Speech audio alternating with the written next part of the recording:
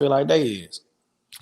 Yeah, I think they are. Yeah, it's all good. It's all good. I Hey, mean, everybody. besides Blake, who getting views? Who getting more views than that? Oh yeah. I got something for you. I probably should have showed you before I went live. Oh Kyle shit. seen it. Kyle seen it. uh, Blake, Blake. Let me wait until I see one eyeball up on here because Blake's usually like the first one who starts watching. I think Blake had a nigga wake up call, Euler. I think You he did. mean? Blake, if you are out there, comment. Blake, you guys tag Mix. Tag Mix. Blake, if you out there, did you have a nigga wake up call Friday before our show on Saturday? And you didn't tell us about it, Blake? Somebody out there, if you're friends with Blake Smith, if you're friends with Mix, are you in the group? I want to know, did Mix have a nigga wake up call and he didn't tell us about it? That's what I want to know. Bro, what's a nigga wake up call? Oh, he had a run in with the popo. Dash Digla. Ooh. He ain't want to tell us, dog. Dash Digla says he here. Digla. Diggler. That's my guy. I like Digla. Yeah, Diggler hard, man. On today's episode, we're going to talk about Jay-Z regretting one of his biggest songs that he's ever been on, Big Pimpin'. He's regretting the lyrics. We're going to talk about why is he regretting those lyrics. Is it deeper than just what the eyes can see? We're also going to talk about Dr. Umar Johnson and my guy. I love Kevin Samuels. I love him. I'm in love. If he was a woman, I think I'd take him or her out on a date. But I like that guy. He keeps it real. We're going to talk about their little beef. I got that shit on deck. We're also going to talk about the Tokyo Olympics saying do not bring that Black Lives Matter shit here. We're going to talk about Black Lives Matter demands and does having a white Jesus even fucking matter? This is inspired by the Raw District's own Drew Dawson. He posted a picture of a white Jesus and an Arabic Jesus. So I want to know, does it even matter? Shout out. Go ahead, bud. Shout out to Drew. Shout out to Drew for the great content. Dash Diglas says, Kevin, the rundown guy. Yeah. Oh, we're going to get to it. Yes, we are. We're going to play a song before we get to it. This song is Clinch, Entrepreneur Shit featuring Lee Genuine. I might not play all of it because I want to kind of get into this. Everybody pour your drinks up, share, and let the conversation begin.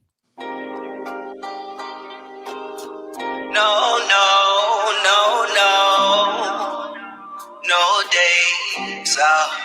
When you on the business, man, they can't No day. They can't lay you off, man. No days out. The way this blip hit is like 8 off. The way I work hard is for a payoff. And when you running payroll, they can't lay off. And when you really want to take no days off. Stay right here, Drew. Stay right here. The way I work hard is for a payoff. And when you running payroll, they can't lay off.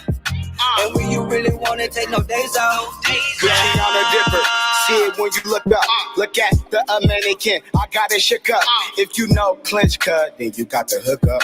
I was reading into things trying to get my books up. Barbecue these beats cut, yeah, I put them on grills. I don't do no rap beef, bro, a nigga too chill. Praying on a predator, yeah, I'm going for kill. Running these drills, all sides of the field, you know the deal. If we fake it till we made it, that cause we know the real. Dipsy, 2 trill, make that shit that they can feel. I can drop every month if I want like a light bill. She can drop her down if she want like her, I might kill. I just love what I do, it's feeling so right. Might not be your favorite rapper, but someone you like. I just got cool flavor, I throw it like rice. I just might be your favor, I know what you like. The way the split hit is like 8 off. The way I work hard is for a payoff. And when you running payroll, they can't lay off. And when you really want to take no days off. All right, we're going to get into it. I took Tuesday off. Mentally, I was fatigued. I've been doing a lot behind the scenes. I've been moving, jigging, as they say. This is what I do nowadays. I have Euler and I have Kyle Wade here. These are my guys. Drew, good timing. Great timing. We'll start with the Jesus thing then. The Jesus thing. This comes from a post that you posted, Drew. It was a white Jesus and an Arabic looking Jesus. If I'm wrong, let me know I'm wrong. But I want to know out there, to you and as well as the guests I have on the show, does it even fucking matter if Jesus is white, Arabic, black? Does it even fucking matter? Let's go with Euler first, because Euler, you are like I'm gonna call you a Pan-Africanist. You love everything black. You respect everything black. So I want to go to you first, know your input, and then we're gonna go to Kyle because Kyle's white, and I want to know, does he praise white Jesus? Does having white Jesus mean something to me? Yeah, does having anything to you, because you're pro-black, does having anything to you other than being black, is it worth serving? Is it worth praising?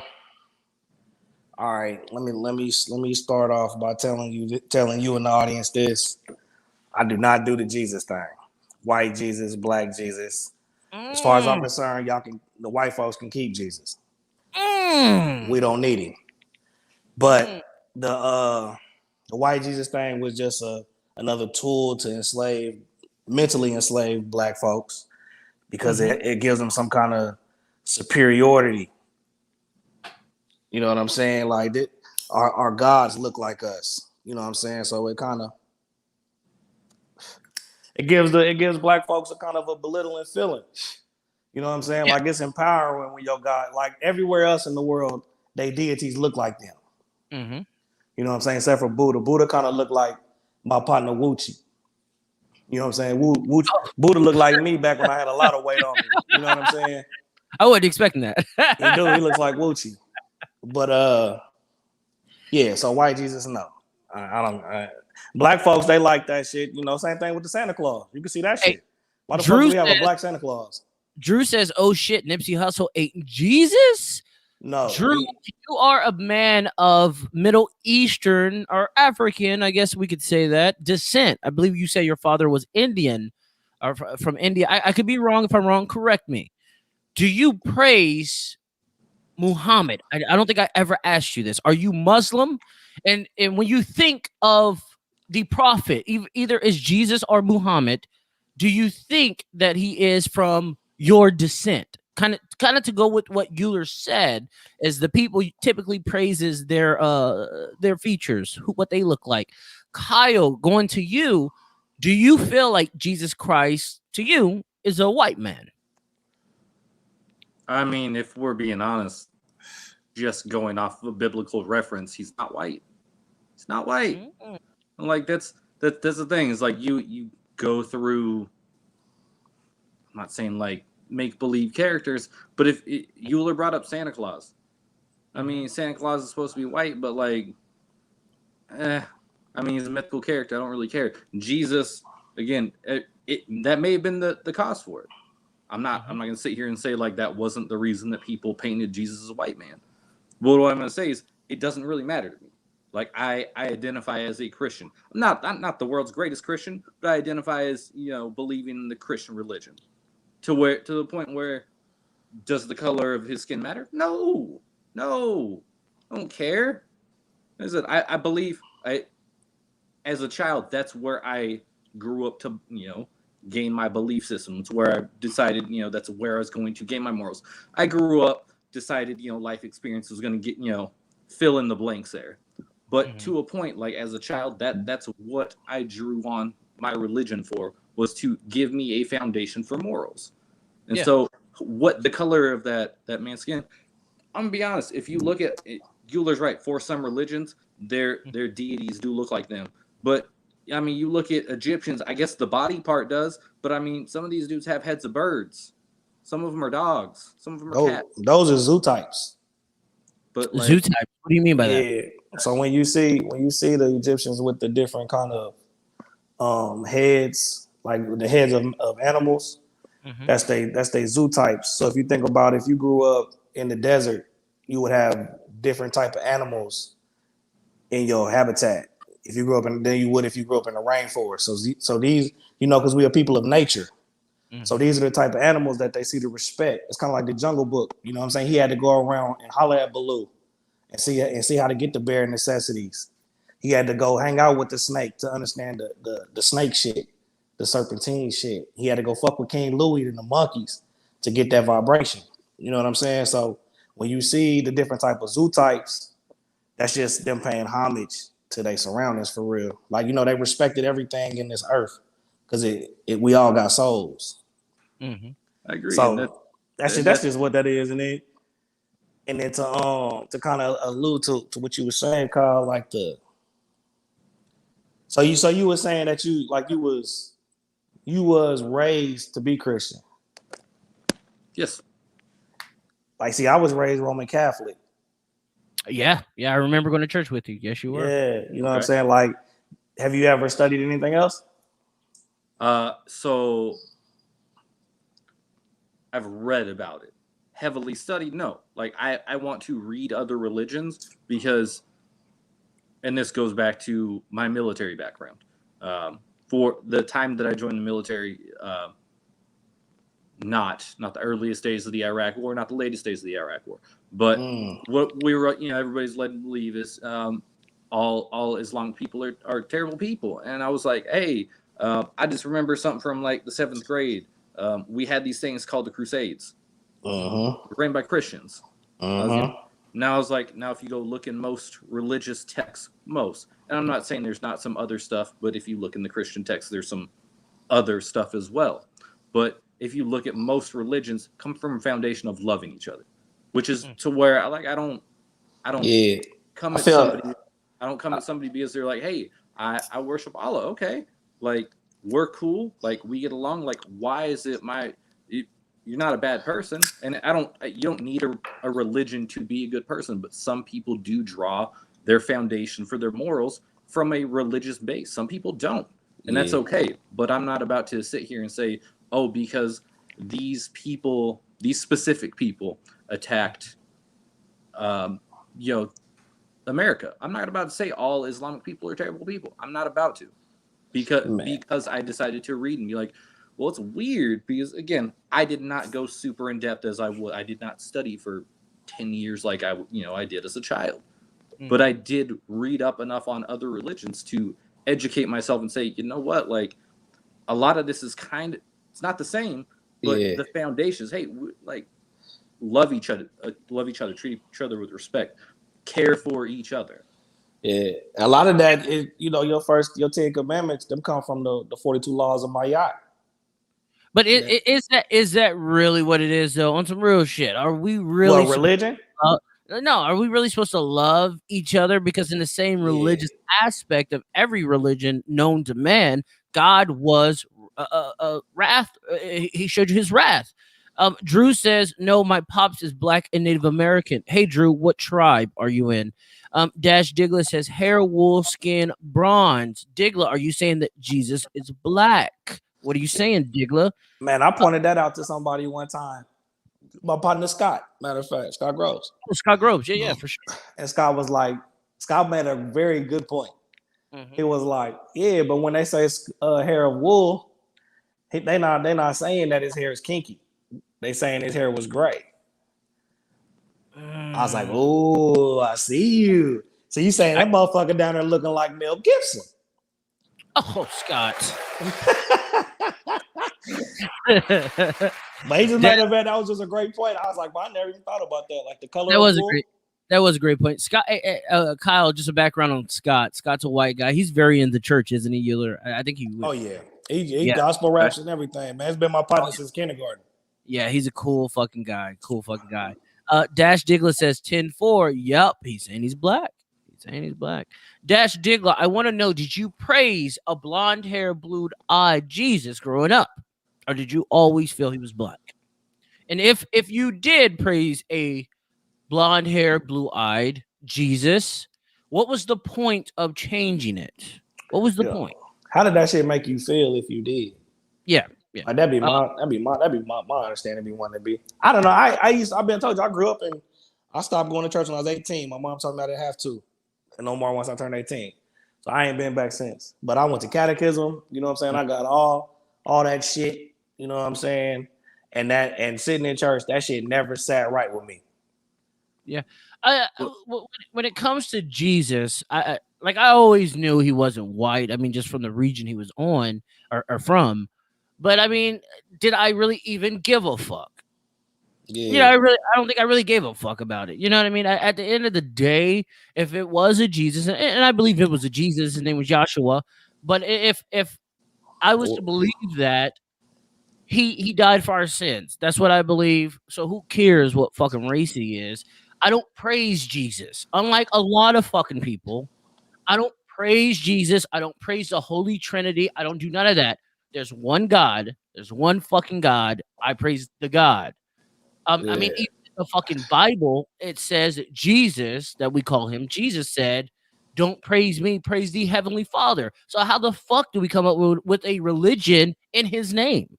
It's not what he wanted. You know what I mean? So that's how I see it. Hey, does it? I don't even think it says Christianity in the Bible.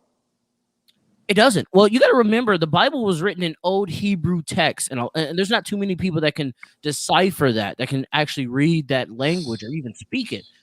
Right. So they all put their twist on it. Everyone put their fucking twist on shit. So we'll never know well, I mean, we'll probably know when we die, but we never know the true fucking essence of the Bible and what the Bible is about. I know the Israelites, the Hebrew Israelites, believe the Bible is for black people. It's their guide to salvation, this yada yada yada. But if you think that, then you were okay with slavery, because the Bible does state that slavery is okay.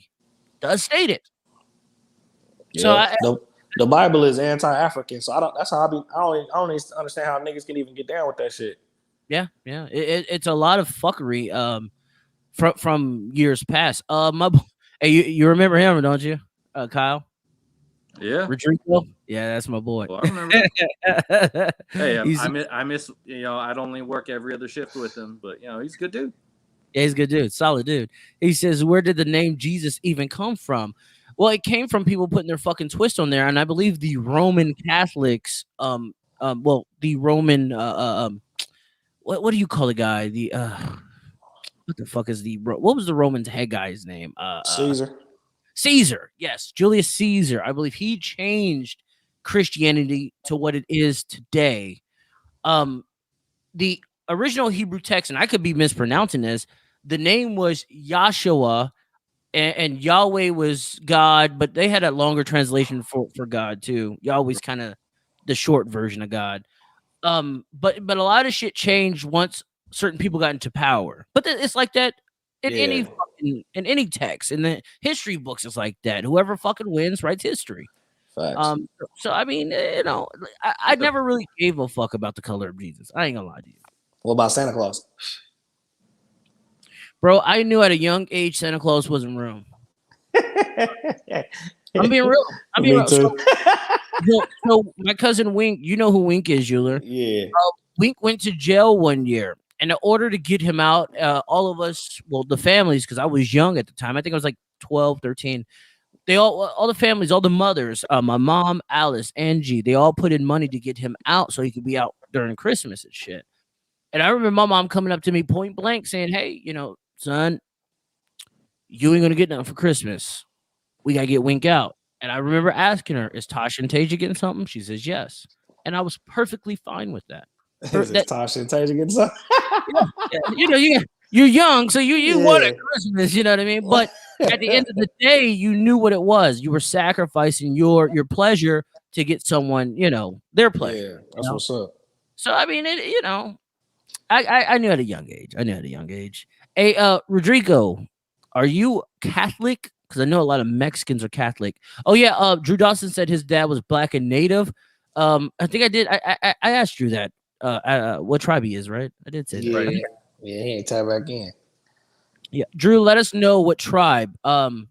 My kids are half Navajo. Euler, I believe you got Cherokee in you, right?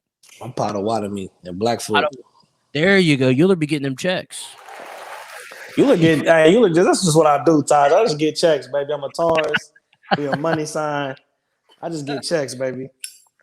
That's what it is. All right, so we're gonna get off the Jesus thing, and I want to get to. Let me share the screen. I really want to get to Dr. Umar Johnson and Kevin Samuels. I'm going to play some videos for everyone. Fellas, did you guys do your research on these two individuals on the beef? Oh yeah. Dr. Umar and Kevin Samuels? Yeah, they beefing. Yeah, I like it. I love it. Yeah, I like it. So I'm going to read to you what Dr. Umar said first. Dr. Umar started this. There was a caller. She did call into Kevin Samuels' little YouTube thing and asked him why he wasn't like Umar Johnson. And he politely said why he wasn't. And then he went off after she didn't. On the next caller that asked him, I should say. Dr. Umar says there is a growing beta male YouTubian community. Remember, we talked about this beta and alpha male aspect of life, but he says there is a growing beta male YouTubian community that is creating a sector dedicated to slandering and criticizing Black women who don't emulate Eurocentric standards of beauty and success. Unfortunately, many sisters have become prey for these coons due to an unconscious need for male validation. Black women, you don't need a man to validate your worth. We're going to play the video of what he says. It's a little short video, but it's titled Dr. Umar on Instagram Live with all the smoke for Kevin Samuels. Black women, I count about a dozen. I'm going to call them the dirty dozen of division. The triple D, the dirty dozen of division. There's about 12 members of the dirty dozen of division, 12 beta males, YouTube life coaches, who are trying to build a platform by making Black women feel bad. I don't like it. I can't appreciate Black men trying to make a dollar off of making Black women feel bad. And unfortunately, our Black women, some of them are so thirsty for validation that they're participating. They're participating in the attacks and slander against the Black female community, and that's not acceptable. That's not acceptable. No Black woman should ever subject herself, even for amusement, even for amusement, the Black. Oh, that's him. So let's get to my main Negro, Kevin Samuels. Right? You mean Dr. Umar Johnson, the man who has 2 children by 2 different women that he never married? Dr. Umar Johnson, the guy that for the last 10 years has not built brick one of a school he's collected money from. Dr. Umar, hold on, ma'am. Dr. Umar Johnson, the man who calls you queen, mother, goddess, and all this other kind of stuff. And again, for those who are keeping score, this is another woman who comes on and says, talk to us more like Umar. The Prince of Pan African. Big Papa's in the house. Run my donations. I mean, shout out to Umar. I ain't got no problem with the dude, but I think it's funny. Y'all keep coming over here asking everybody to talk like Umar. Queen Mother Garland, Cocoa Butter, and sea moss gold and shit. Right? You mean Dr. Oh, wait. That nigga brought the heat. Man, he got some smoke. He got some smoke for Umar, don't he? He got some smoke. Rodrigo says, I was raised Catholic, but since I was a kid, I would argue my way out of church. Good job, bro. Good job. Yes. Sounds all right. My mom's wasn't going for it. Get your ass in this car. I stopped going to church when I was like 9. As soon as I told mom, hey, I'm not with that shit, she's like, all right, nigga. My mom wasn't going, boy. No. Yeah, your mom. I remember going with you. Me, Lil Daddy, Lawrence. Yeah, she wasn't going. She was like, no, get your black ass. Yeah, all y'all going. All y'all going. Oh, y'all don't believe in Catholics? Get your ass up. You're going. You know, the one thing with Catholics I didn't really dig is all the goddamn up and down. Like, yeah, man, that shit's bullshit. The songs be bullshit. I just was going for the breakfast. And get a little bit of that wine. Yeah, that was it too. That was cool to drink wine and shit. Get a little lit, you know. Mm-hmm. But all I'm hearing is I was missing out. Oh yeah, you was. You was raised Christian, huh? Yes, sir. So y'all did the grape juice?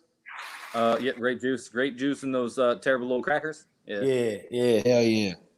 Catholics had the best crackers, bro. Light and flaky, melt in your mouth. Oh, fuck, that shit's cannibalism. Oh yes, it is eating the flesh of a man. Yeah, that shit cannibalism.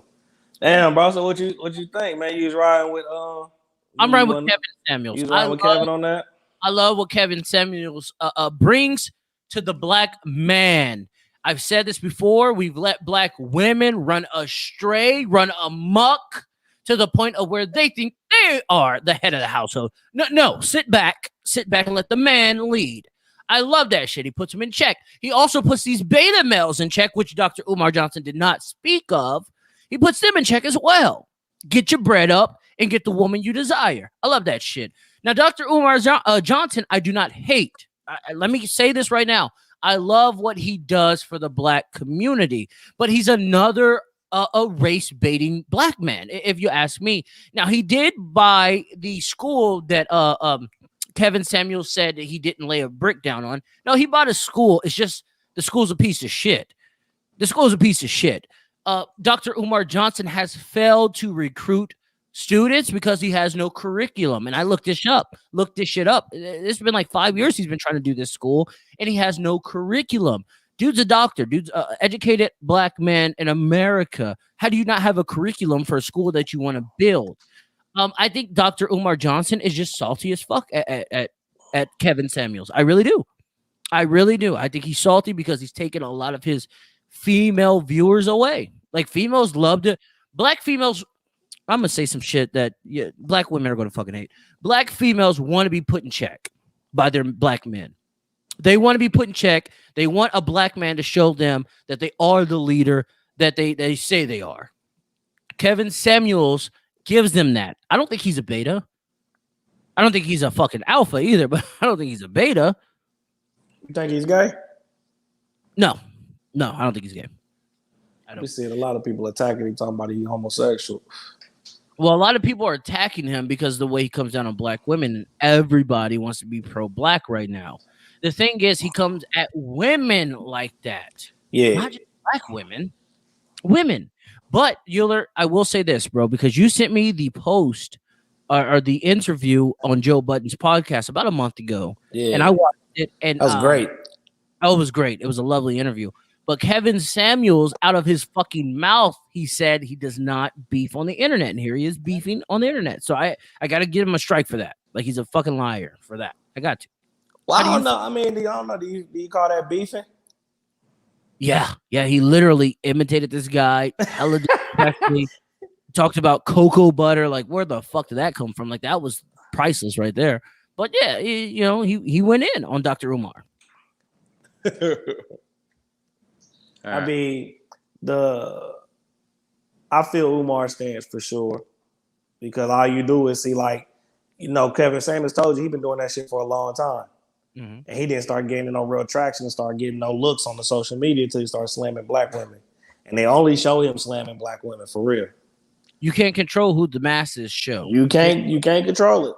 You know what I'm saying? So I see why, Umar up in arms about this shit. You know what I'm saying? He got to put his cape on. I told you I'm putting my cape on anytime it comes to the goddess. Okay, Kyle, how do you feel about that? He's calling black women goddess. Kyle, how do you feel about that? Shit, he come from black women. I don't care what you call your women, but like here's where I sit with it. He come from black women. What's that? I said you come from black women. I mean, maybe. I don't. I mean, I came from a white woman, but I mean, that's as far back as I really care to like go back. You don't go too far back. I'm worried about. Here's before we get into my feelings on all this beef and shit. Like, I mean, when I look at it, I like going back thousands of years. Like, I don't do it. Like, I understand. Like, there's a history there. I don't go back thousands of years. Like, hey, like, you want to get into semantics? Maybe I came from a black woman. I don't. It's just not something that concerns. Like, I don't. Okay, so if I came from a black woman, like, okay. Do you feel like? If we all, because we all came from the black woman for one, but do you feel like if we all, because that's the only reason why God was created, They only created God so men would have something higher to rise to. And without God, we all can't be brothers and sisters in this world, like Christians and everybody wants us I to mean, be. I would look. You know what I'm like, saying? But I'm we saying though, all- if we all would just recognize that we all come from one cream of the crop, do you feel like that would help humanity see each other as reflections? Because that's where that love should come from. It's because I'm supposed to see y'all as my reflections. So here's where I'll disagree with you there, because it's going to upset somebody. Is it if you say you come from a black woman, you come from a white woman, you come from a green skinned woman, it's gonna upset somebody. It's gonna upset them. For all I know, the Big Bang was a real thing. And that's how we all came here. I think that's bullshit. But it's one of those things. You're gonna upset somebody. I don't want to get. I agree. If we all knew definitively we came from one people, that might shut some people up. I also know some people would just slam against it just to slam against it. It's what people do. Yeah. It comes from the whole education thing. Like you'd be so mad if you was told your whole life 2 + 2 is 6, and I told you, nah, bro, it's 4. Look, 1, 2, 3, 4. Yeah. Right. You'll be tight. You know what I'm saying? I know where you're going at with that, Euler. I actually, I'd be happy to be corrected. I looked that shit up. That's crazy. Yeah. I'd be happy to be corrected. Here's the thing. Go ahead, Kyle. I want to hit back on the subject though. Yes, sir. Umar Johnson, he's a doctor from PCOM. Like he's an educated man. However, he kind of says stuff that I'm like, I don't know if he believes it or if he also wants content, because some of the stuff that I know he said, I'm like, brother, you seem like you want the clicks, which if that's what he wants, that's fine. So on the other side, you have Kevin Samuels, who is an image consultant. That is his job. Like he literally has people call them and they ask him stuff. So when he does that, he's not shortchange people. He's not lie to them. He does not tell them. He sets the expectations and then he delivers them. He's like, you want to call in and ask me what's wrong with me? I'm gonna tell you, black, white, whatever. He's setting expectation, and I'll be like, that's been a big thing for me. Is if you set your expectations with people and people get mad at you, you are not the problem. Thanks. Kevin Samuels may not say the most popular stuff, and I understand Umar Johnson. There is a sect of people that get off on taking down black women. I don't think Kevin Samuels is one of them. I think Kevin Samuels has found his niche in black culture. He said, hey, you know what? Like, I found my way in the world, but it's what gets publicity. But he sets those expectations and he delivers every time. And I can appreciate that out of both men. It's just, I think both of them, would it shock either of you if they're both sitting in a room right now having a drink? No. It wouldn't shock me, but here's my thing. Like, you hit the nail on the head, Kyle. Kevin Samuels is an image consultant.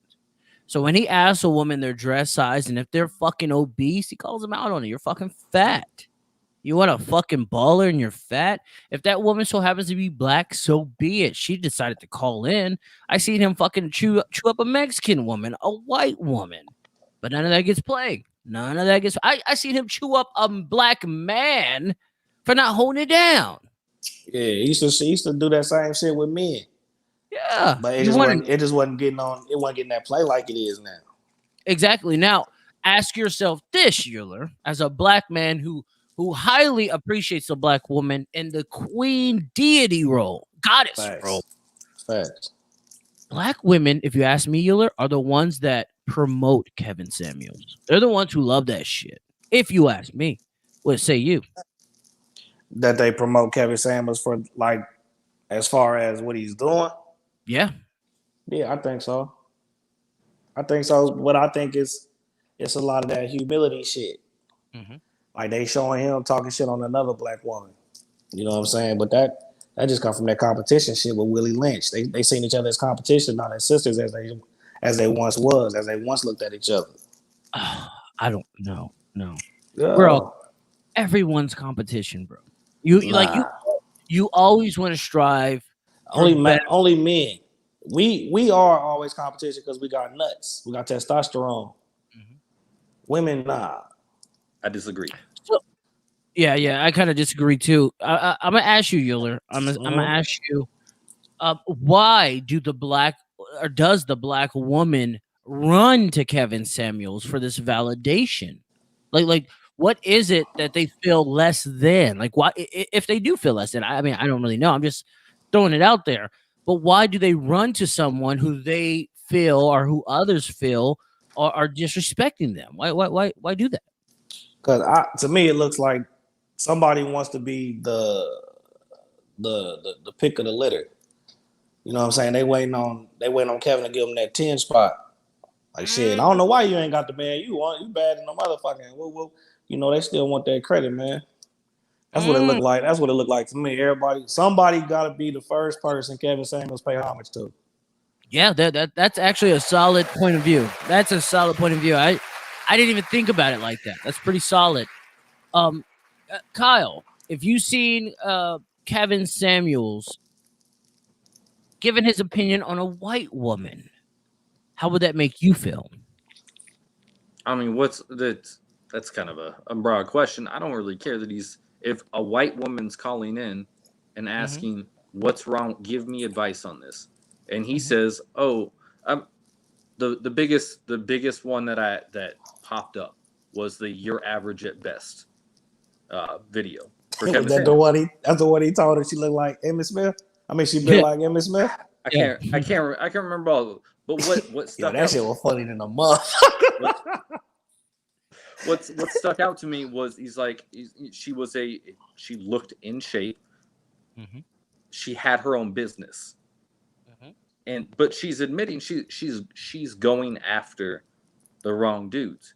And how do I catch the right dude? And I was like, well, I mean, that's kind of stop going after stop going after those dudes beneath you. And more or less is what Kevin Samuels said. He said, the guys you want don't want you, but the guys that you get, you don't want.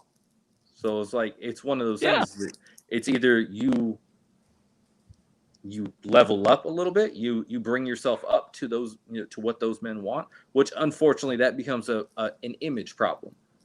That's where you get into the image issues of women wanting to change how they look and how they're made and everything, which I think I've said before, I have an issue with anybody really saying like, hey, like I don't like how I look. Like that, it hurts my heart. Like that's a different type of hatred. And that's the thing is I will appreciate anybody that says they want to, but to me, like it hurts my heart for anybody to say, hey, like I don't like the way I look. Like I look goofy. I'm okay with how I look. Kyle, did it hurt your heart to see Michael Jackson transform the way he did? Yes. Yes. You think that was really Mike though?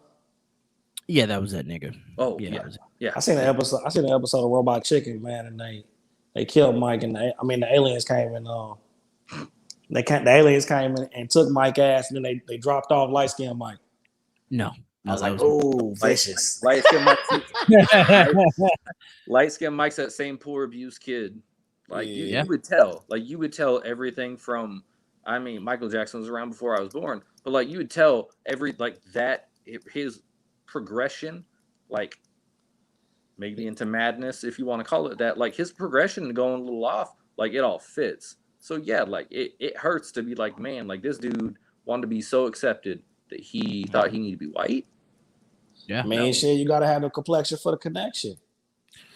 Look at Beyonce. Beyonce don't look like how she used to look from Destiny's Child. Okay, so all right, so we're gonna she's a little whitewashed. Well, all of them are, and that if you ask me, that's the reason why Jay-Z's where he's at. He's a low melanated black man. But let's get to Serena Williams. Hey, is that shit real? Before we start into that, oh, it's real. It's she real. Really looks like that. Kyle, did you see the picture of Serena Williams? No. Yo, pull that shit up, G. Let me pull it up because she looked like the Kyle, goddamn. You haven't seen that? No. Yo. She looked like the lion off of the Wizard of Oz. Yeah, I'll give you that. Yo, this shit can't be real though. Oh, it's real. It's real, bro. What the fuck? I'm gonna have to see like I'll see this picture, but I mean, I need to see like a public appearance. Yo, she looked like Marlon Wayans on White Chicks Yeah, it's bad. in the face. What call like what? I'm gonna show you guys a Dog, side. I was just bigging Serena up to my daughter about being the, you know what I'm saying, the tennis and all that. Hold on, let me get to it. And she does that? Rodrigo says Beyonce issues might be the 10 pounds of makeup they're wearing nowadays. That could be it. That could be it.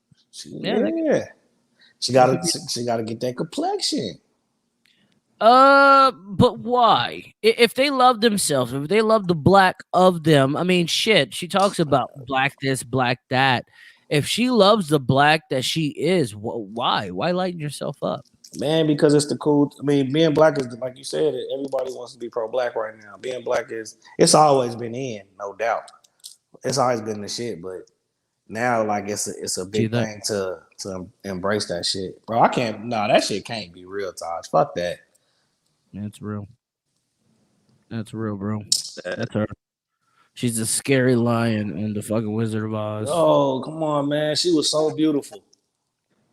I'm not gonna go that far. I ain't gonna go. She was, bro. Look at the cheekbones. Look at the lips on. I mean, so this is where like I don't know how you look at Serena Williams and you're not like she like maybe you don't like the fact that she was muscular. Like I could understand like that's not for everybody. Yeah, I can see that. But anybody being like, oh, she wasn't beautiful, out their mind. I was ready to knock a motherfucking head off when they was talking about Bruce Jenner would look more like a woman than she did. Oh yeah, that's fucked up. Yeah, I was ready to give a motherfucker the blues over Serena. That's crazy out your mind. That's a little too much. That's that disrespect. You know what I'm saying? Oh, my boy Rodrigo says, "God damn!" Oh. I mean, and so this is back to the why.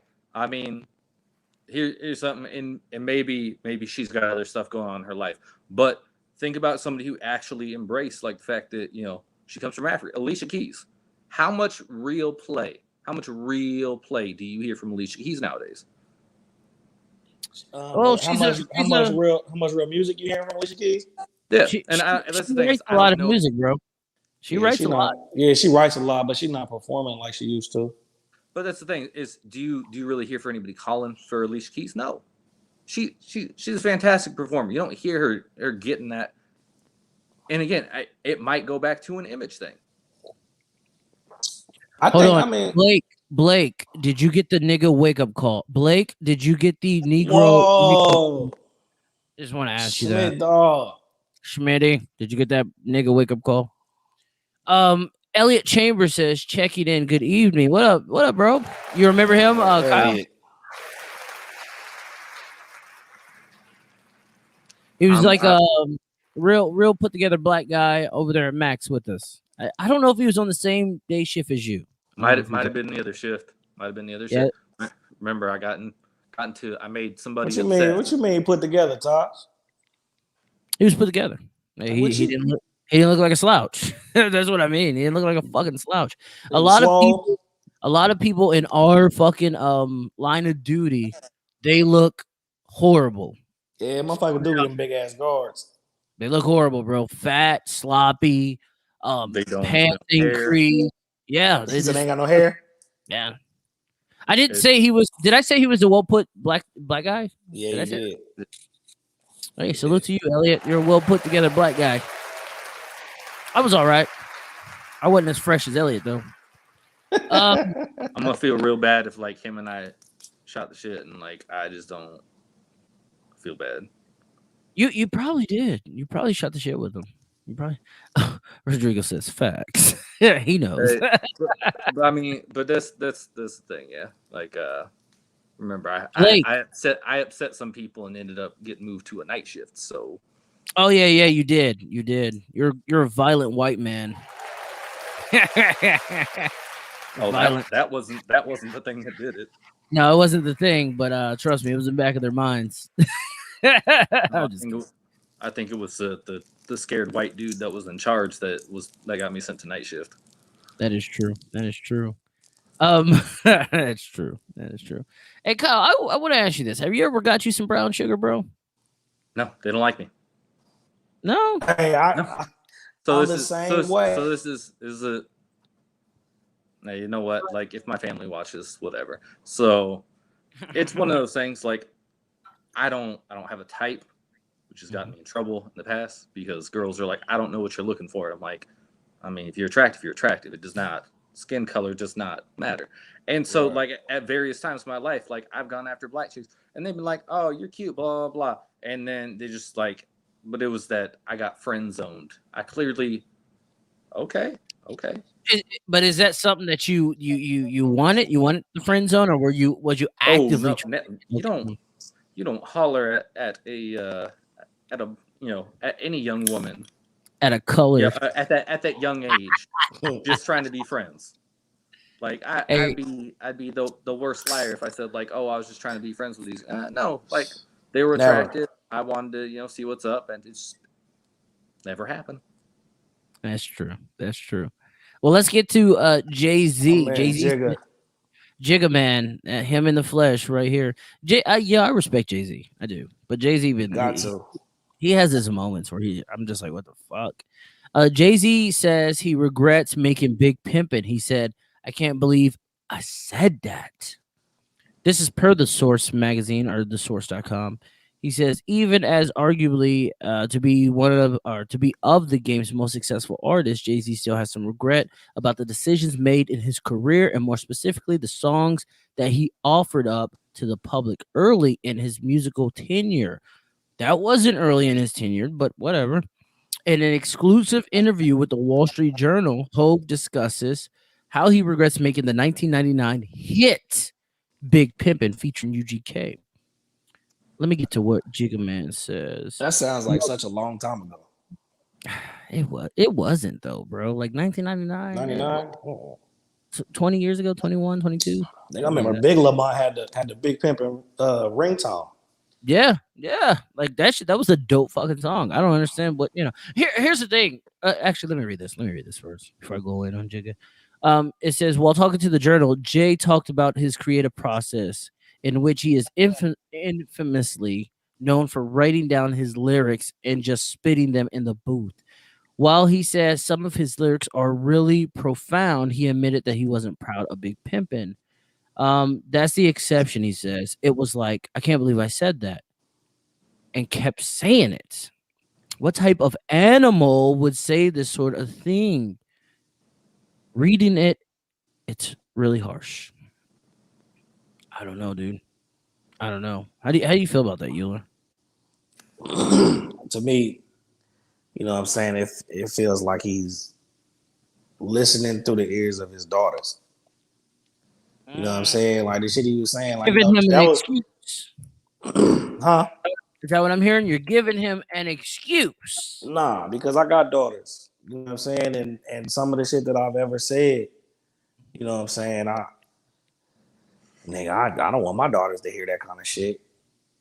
You know, I don't want them to see me in that light. You know what I'm saying? Because your daughters, you know, shit, you their first love. Mm-hmm. You know what I'm saying? And she gonna go get a man that's just like you. From whether it be he walk like you, he might not be exactly like you, the man that you is now, but he could be like the young you. Mm-hmm. You know what I'm saying? Your daughter finds a young Taj. Mm-hmm.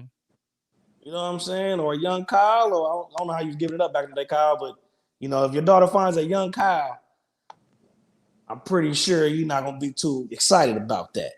Hold on, let me read off some of these lyrics that he's saying he can't believe he said. He says, I thug him, fuck him, love him, leave him, cause I don't fucking need him. Take him out the hood, keep him looking good, but I don't fucking feed him. First time they fuss, I'm breezing, talking about what's the reason. I'm a pimp in every sense of the word, bitch. Better trust and believe him. And the cut where I keep him till I need a nut, till I need to beat the guts. Then it's beep, beep. Then I'm picking him up. Let him play with the dick in the truck. Many chicks want to put Jigga's fist to cuffs to force him and split his bucks. Just because you got good head, I'm going to be... Now, fuck this shit. Nigga, he was busted. That nigga was busted. What's he tripping on? That's what I understand. Oh, man, that nigga was busted. That nigga was busting. What the fuck is he... Look... My boy says savage as fuck. Exactly. Yeah, What you Jigga tripping was on? busting. So Kyle, I'll- you just had a daughter. How do you feel about that? Wow, you Okay, just had a so- daughter? I mean, she turns 2 in another 2 weeks. Oh man, congratulations! It's your first one? This is my third. Your third daughter? Oh, no, it's my second daughter. Second daughter? Oh, okay. Second daughter. So I want to point out this isn't a new thing. I don't know why it's getting reported. This interview where he talks about regretting it was from 2010. Yeah, it was, but it's being brought up. 2010, before he had children, when at the time Jay-Z was really making his big business push. Yeah. Where I'll point out, like, I understand, like, you might be led to condemn yourself if you're like, hey, how does this affect my money? Hey, how do you feel about those words you said? Oh, they were bad. I mean, he paints himself as an animal, which I think is ridiculous. Yeah. Like, I understand if he heard him through the ears of his daughter, his daughters weren't even a thought at that point. But like, he has money to look after. He's a smart businessman. If you have to backtrack on what you did, I mean, we all see it now. That's what especially with the cancel culture. Right. I mean, and that's the thing is, I don't know why it's getting brought up in 2021. Like, I know Trying to cancel him. Sounds like. Which is silly. It's silly. But I mean, you also have to remember how first thing that pops in my head. How long ago was "Baby It's Cold Outside" written before they tried to take that shit down? The Temptations? Baby It's Cold Outside. I think it was a Bing Crosby. Oh shit, I don't know. Yeah, you got me there. This shit was written a while ago. Bing Crosby has been in the ground for a while. I'm pretty sure. Shit, you see, Michael Jackson just called a new case. Did he? But that's no, the not thing. a new one. But he called one after he's dead. Oh yeah. I mean, I'm not shocked. I mean, he's got. Hey, people thought he had money. If people think you have money, they're gonna come after you long after you're dead. Yeah, that's true. I get it. It was more than likely a business decision, but like, bro, my man Jigga just got some head from Superhead right before the video shoot. That's what I'm saying. You know what I'm saying? That, you can't take that back, bro. That was the first video. Superhead wore the pasties. That's what brought the pasties out. Yeah. It's an iconic video. Come on, Jigga. Yeah, Jigga was busted. Know, like, all right, you Jay-Z, right? Mm-hmm. You go in your daughter's room, Mm-hmm. and she's slapping that. Granted, this your song. Mm-hmm. You ain't gonna tell her to turn it down? Like, what are you doing? Why are you listening to that? No, I got so many other songs. No, I'm gonna say this is why you're balling right now. And realistically, like, you got to think, like, a lot of artists have kids, and they may have that conversation behind closed doors with their kids. Like, hey, look, Dad was a different person at the time when he wrote that. However, I did come up from it to where it's like, hey, like, maybe not my greatest moment, but I'm not where I'm at without that song. And I don't think he is, realistically. Yeah, like, that was a side, like, and I hate the fact that they try to put jackets on artists. Like, stop trying to put jackets on art. Yeah. You know what I'm saying? Like, that shit is crazy. Like, man, nobody said shit to Picasso. You know what I'm saying? That motherfucker robbed his style from Africa. Hey, didn't Picasso kill himself? Shit, I think so. I ain't gonna put that on him. No, I don't know. That sounds like a very Picasso thing to do. I'm gonna be honest. That's crazy. Maybe the chickens came home to roost, as they say. Hold on. Rodrigo says, agree. The cancel culture is going after him. It sounds like everybody has shit they regret doing, saying in today's eyes is a huge no. I agree. But at the end of the day, I mean, you did it so fucking long ago. It's like, hey, whatever. But shit, look how they did Kevin Hart. Kevin Hart was fucking up, bro. He was about to do something very big for himself. He couldn't keep his dick in his pants. No, I'm talking about with the homosexual tweet 15 years ago. That all stems from him not being able to put his dick in his pants, dude. From fucking with old girl? Yeah. That after that story came out, and then him being held up by his friend, trying to get that money off of him, like the fucking the waterfall begun after that. Like it fucked his image up, huh? Yeah. Well, you're gonna be in trouble then, Taj, when you make it. Yeah, I don't give a fuck, bro. I already told you that. Bro, what's one thing I said? I said I'm a piece of shit, and my viewers who watch me are probably degenerates and shit like that. They're fucking roughnecks. They don't give a fuck either. You know what I mean? Like, I'm not here to fucking soothe people. You know what I'm saying? I'm not here to soothe people. Salute to me because I made T-Rail fucking talk about him being a fat motherfucker. Salute to me. Let me get that out the way. Even though he won't say me by name, salute to me. I said it. You know that you spearheaded that. Yeah. I'm a fucking trendsetter. I keep telling people that. Hey, Kyle, do you got to run right now, bud? I do. Unfortunately, which sucks because we're coming up on that topic I want to talk about. But Which one? Which one? Because I'll go to it right now, bro. I'll go to it right now. Black Lives Matter demands. Yeah, get into that. Let's go to the demands. Black Lives Matter demand. Jeweler, did you read them on the Black Lives Matter website? Only one I read was that they said they wanted to cancel that shit. Hold on. I'm going to get to it right here, right now. We're going to let Kyle go first, and then we're going to let Kyle head out of here. Let's start. It was 7 demands from Black Lives Matter. Number 1, they wanted to convict and ban Donald Trump from future political office. Number 2, they wanted to expel Republican members of Congress who attempted to overturn the election and incite a white supremacist attack. Number 3, they wanted to launch a full investigation into the ties between white supremacy and the Capitol Police, law enforcement, and the military. Number 4, permanently ban Trump from all digital platforms. I think that's actually happening right now. But number 5, they wanted to defund the police. Number 6, they don't let the coup be used as an excuse to crack down on their movement, the Black Lives Matter movement. Number 7, they wanted to pass the Breathe Act. Kyle, the floor is yours. I'm shocked. I mean, I shouldn't be shocked because I think we've discussed. I think they're just at this point, Black Lives Matter. The movement is they're profiteers. That's what they're doing. That is to me what the Black Lives Matter movement is doing now, and these aren't black issues. These are not black issues. Some, like 1 or 2 of them are. But you're going after political figures at a certain point, to where to me it's not. These aren't black issues. You don't like a guy. You have the power to do it, and they do. If anybody tries to say that Black Lives Matter does not have the power to get rid of people now, they're full of shit. Yeah, they do. But it blows my mind because Black Lives Matter, the movement itself, not the organization, not the people in charge. Black Lives Matter is a good movement.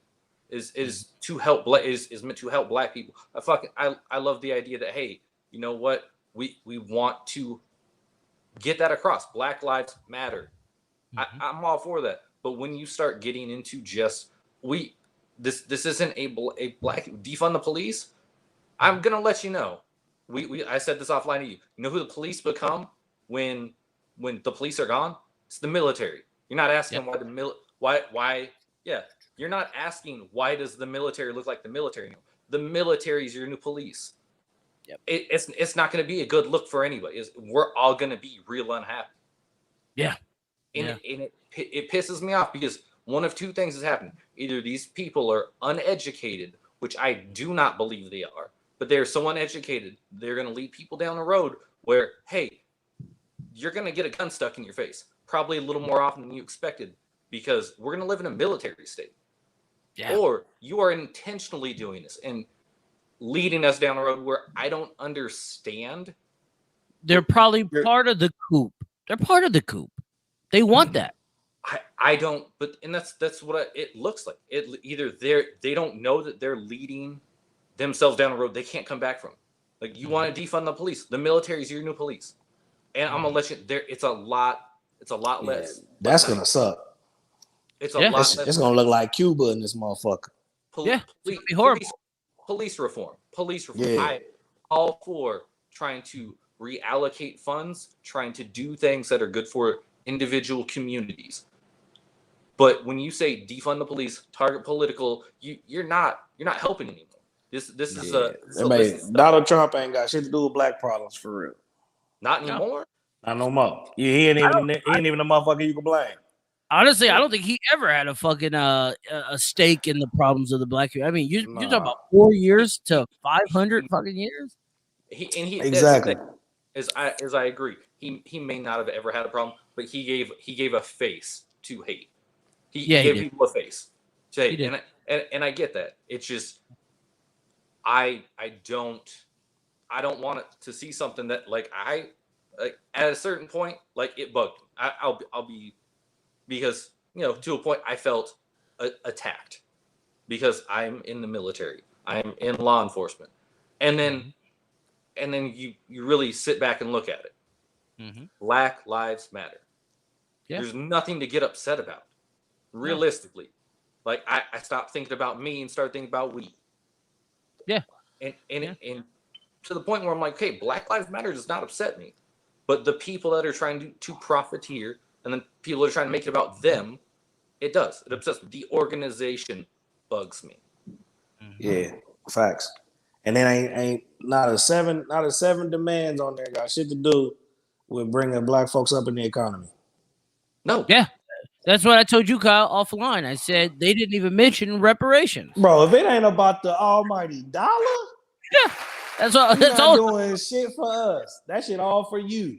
Yeah, demand you did some shit. Yeah, demand number one and only one is reparations. Give us the money for sure. If we ain't got nothing to talk, if we ain't talking about that money, we ain't got shit else to talk about. Yeah, but they didn't even do that because they're so good and complacent living high on the hog. And I'm talking about the leaders. That is, they're all buying $1 million homes, multiple. They're all living in luxury houses, driving luxury cars. You have Tamika Mallory. She's one of the founders or one of the leaders of Black Lives Matter. She's endorsed by Cadillac. Get the fuck out of here. She has a fucking endorsement, bro. A fucking Get endorsement. the fuck out of here. By Cadillac? Yeah, by Cadillac. That bitch is living, styling, profiling. That ain't the most stereotypical shit I ever heard. On the black man's death. And this was my fucking whole issue with Black Lives Matter anyhow. But before I rant, Kyle, I'll let you go. Promote where you're at, promote your brand and everything like that, bud. All right. Kyle the Wait on pretty much every social media platform. Again, once I actually get this podcast up and running, I'll start dropping that name out there. I appreciate you guys. Euler, hopefully we get to do this again, brother. Taj. Hell yeah, man. We about to start going. We about to start cooking, baby. Yes, sir. Yes, sir. All right. Hey, y'all have a good night. I appreciate you. Hey, Kyle, before you leave, just say fuck Black Lives Matter organizers. Just say, bro. Don't do it, Kyle. Hey, I got you. Taj, you got that on the front. All right. I got you, bro. I'll do that. Y'all have a good night. All right. All right. Take it easy, bud. That's my boy, Kyle Wade. Follow him, subscribe to him. Good dude. He's a solid. Shout out to Kyle, man. Solid guy, man. Me and you are going to go hard in the paint on these demands here in a second. I want to play a song. Everybody out there, if you're out there, like, subscribe, share. Let's get this out there. But for right now, we're going to play Clinch Bargain. I fucking dig this song. Now, Euler. Actually, you know what? We'll talk about this after the song. All right, bet. Let's play Clinch Bargain.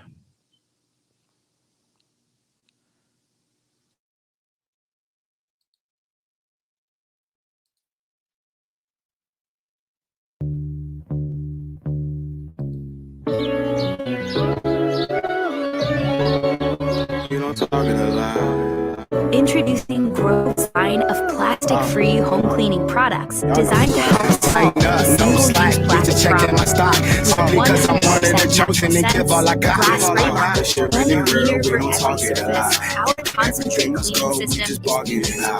Tell me you're good number. Price match ain't go under. No letting go ain't wonder. For over 20 summers, spoke orders but was younger. I sat and watched them crumble. I did it with a mumble, just a swing and a stutter. Look up, that's the skyline. We don't mind time. We just got the fine grind like a pipeline. Look at I shine at the headlight. Don't mind, lady, baby. That's only just my 9.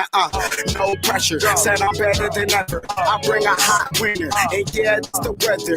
TNT, thoughts and a thought make rap like crack. How I cook it in a pot. Never gave 2 fucks. What about them? If it's not positive, I'm okay. I can do without it. When I go through shit, and I might tell my Uber about it. Better than telling this motherfucking Luger about it.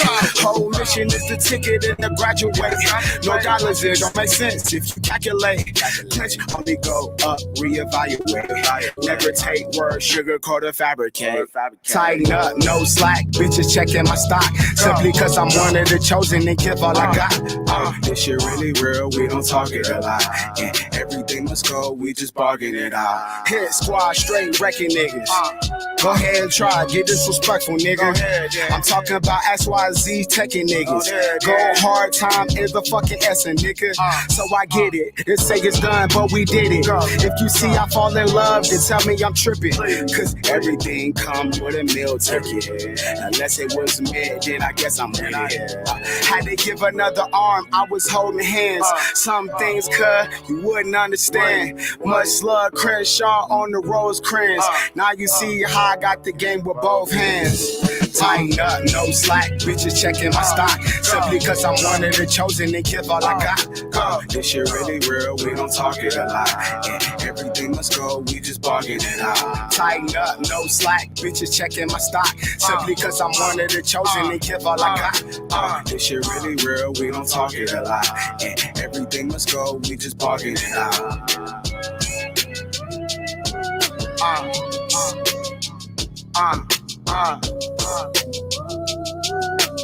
Everything must go, we just bargain it out.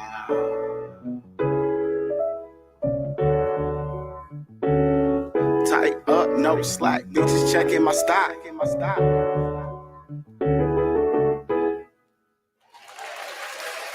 That's my young guy, Bobby. We call him Clinch. My dude. Hell yeah, shout out to that boy, young Clinch.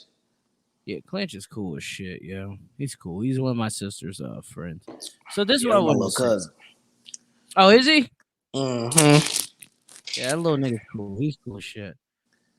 What I want to say, really, bro, is I think I'm about to branch out. About to branch out? I think I'm about to start focusing here in Arizona where I'm at. Hell yeah. As There's far as been- your audience? Yeah. So the Topeka audience is fickled. They don't appreciate. These niggas don't appreciate. Not all of them. Not all of them, but majority of my hometown, Topeka, Kansas, the audience, they don't appreciate what I bring to the table. I've brought guests on here. I have promoted the shit out of people's shit. Their shit's taken off. Taken off. Mm-hmm. No one ever salutes me. No one ever shows you the love? No one shows me the love, dog. And it's really because they think I hate. I hate. I ain't gonna lie. I hate. But I also salute in the same breath. I give niggas their props. I give them their props. It's just I gotta be constructive with this criticism. I can't be a fucking ass kisser like that. Now I'm not saying that a lot of niggas want that or that's just what it is. I mean, a lot of niggas do want that, bro. We gotta call it like how it is. Yeah. So I think I gotta, and this was me thinking about like when I didn't do my show Tuesday. Like I said, mentally I was just drained. I overthought shit. I said, I put Topeka on the map. Not me specifically, but I should say. Yeah. I try to do whatever I can to put Topeka on the map. I try to fucking give niggas voices.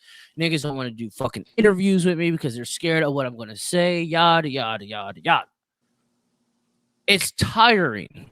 Doing what I do, Euler, the avenue that I took, it's tiring mentally because it creates envy.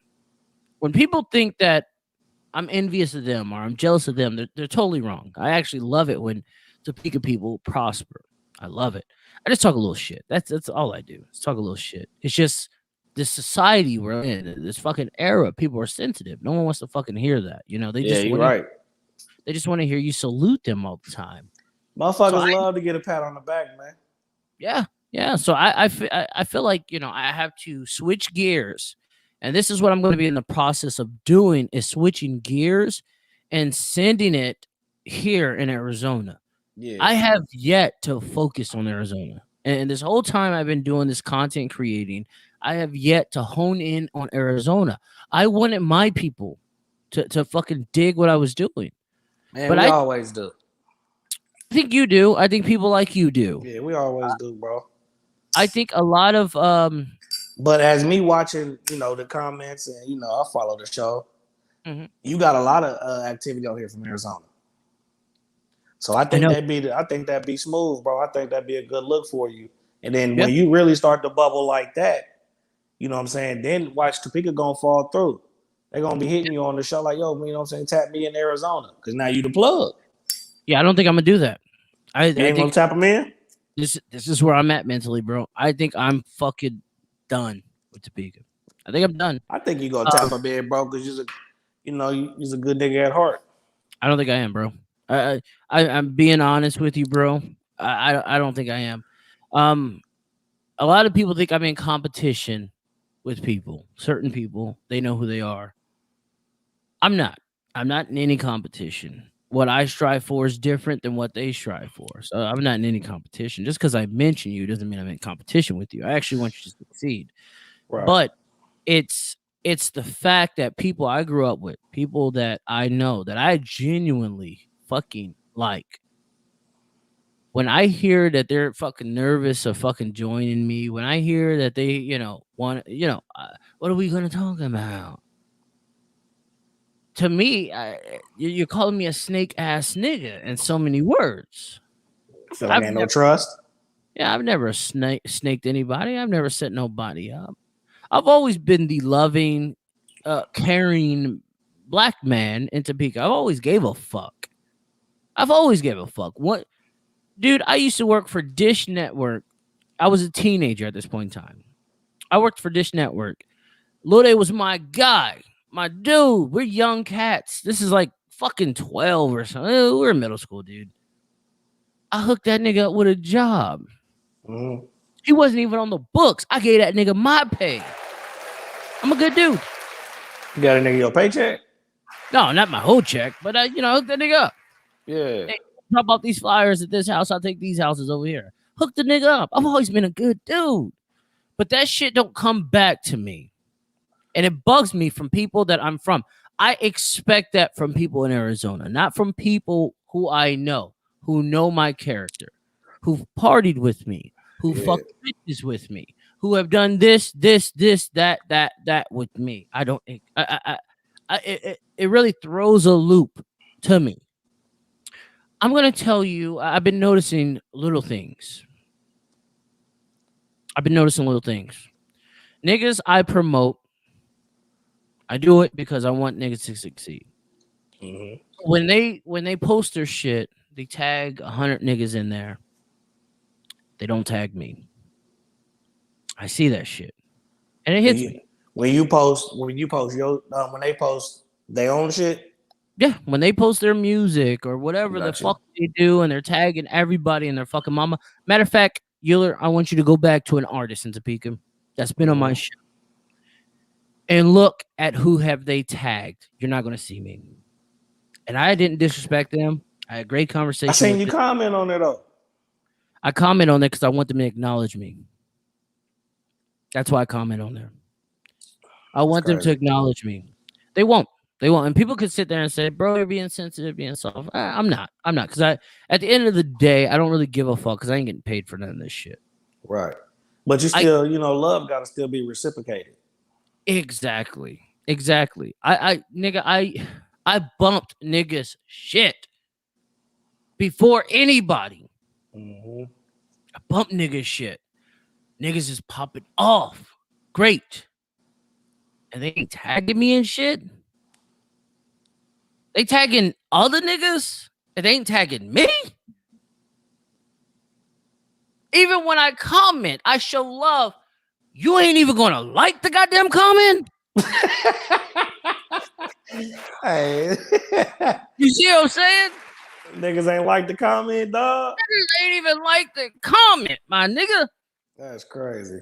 That's what got me on this. This is what the mental drainage was. It's just me soaking this shit in and saying, you know what? I think I've outgrown Topeka. I think I've outgrown. Bro, you probably want to focus some of that love that you putting out, focus that energy that you putting out, you probably just want to pour it into yourself, bro. Yeah, I think that's what needs to happen, and that's why I really took the day off Tuesday. Hold on, Elliot Chambers says, "Send it. Happily bring some knowledge for the podcast, bro." Yes, I'm gonna hit you up, Elliot. I've already been thinking about it. Yeah, I seen. He said he missed the Jesus talk. Yeah, that's my guy. I like Elliot. Elliot, I like you. Elliot, you used me as a reference to get hired back on. I never brought it up, but I gave you a good word. I'll let you know that. He also says, "Man, I hear you, bro. Got a YouTube channel and biggest fans. Ain't from the hometown at all. Damn shame." Yeah, that's how it is. That's how it is, though, man. I mean, and you got to look at it from the aspect too, bro. Is you trying to come out the mud, out the soil with something and flourish? It's kind of like I told you a while ago. You know, when we did the first part. That's kind of the same look that niggas was giving, that the slaves was giving niggas who was running away. Yeah. Damn, nigga, you trying to leave? And it doesn't have to be like that. Now, I do understand a lot of this hate comes from years ago. A lot of this hate comes from us doing what we did, and you know what we did. Yeah. We fuck niggas bitches, we put it in their face. That's what it comes down to. A lot of this is deep-seated hatred. But if I bring you on here, that's me extending the olive branch. Now, yeah, I don't really care if you talk shit on me, whatever. We joke, we talk. My problem is salute me the way I salute you. If you don't salute me, why not? Why not? What is it? And I really would dig it if you fucking told me. Mm-hmm. Don't be scared that I'm gonna fucking talk about it on air. It is what it fucking is. But I'd dig it if you fucking told me, hey, nigga, I don't like this, I don't like that. But when these niggas bullshit me and they fucking use me for fucking promotion, but yet they won't fucking promote me, that's a fucking problem. That's when I figured my time here is over. I've done what I could do. It's not my lane anymore. So you're not gonna reach out to niggas in the town no more? No, I think I'm done. I have gotten emails from other cats, different countries. The UK specifically, yes. The UK specifically saying that they dig me, yada, yada, yada. I've gotten voicemails from my fucking number right here because they just didn't call in at this given point in time because you remember the time difference zone. You know, you think I'm live at that point in time. I've gotten voice messages where they dig this shit. And yet niggas I grew up with, niggas that I promote, niggas won't even fucking share my shit. Man, but you gotta, I mean, I can't say that because you said niggas had shit going on. If I say, you gotta think to it. If you got something going on and they don't, they not going, they too busy focused on self. They're not going to sit there and promote you. But you said niggas had shit going on too, though. Well, that's all fine and dandy. Like at this point in time, I'm not even talking about friends. I'm not talking about our common friends. I'm not talking about friends. I'm talking about niggas that I literally fucking promote. Not all of them, but there's some of them. They'll go on other fucking platforms and post their shit. Won't post my shit. It's something about me. And I made the comment that I don't have the complexion. I made that a while ago. I don't think it's that anymore. I don't think it's that, bro. I don't think it's that. I think I'm just not popping. How about you might just be too disconnected from the town. No, I'm just not popping. I'm not popping in niggas' eyes. Hold on. Elliot says it took me 2 years to hit almost 5K subs. Time and patience, man. It comes. I've noticed all subs come from other countries. They show love. Yeah, they do. Damn, Elliot, you got 5,000 subs, nigga. What your channel do? What you got going on? I think he games, bro. Man, them fucking gamers, man. I gotta play a fucking video game one of these days. I know, right? When I seen fucking Blake or Mix doing his thing, I was like, fuck, I need to get a controller. Kyle says, like we talked about, set expectations and don't move. Yeah, that's where I'm at. That's a fact. That's where I'm at. That's why my clothes don't sell, man, because I don't discount my prices.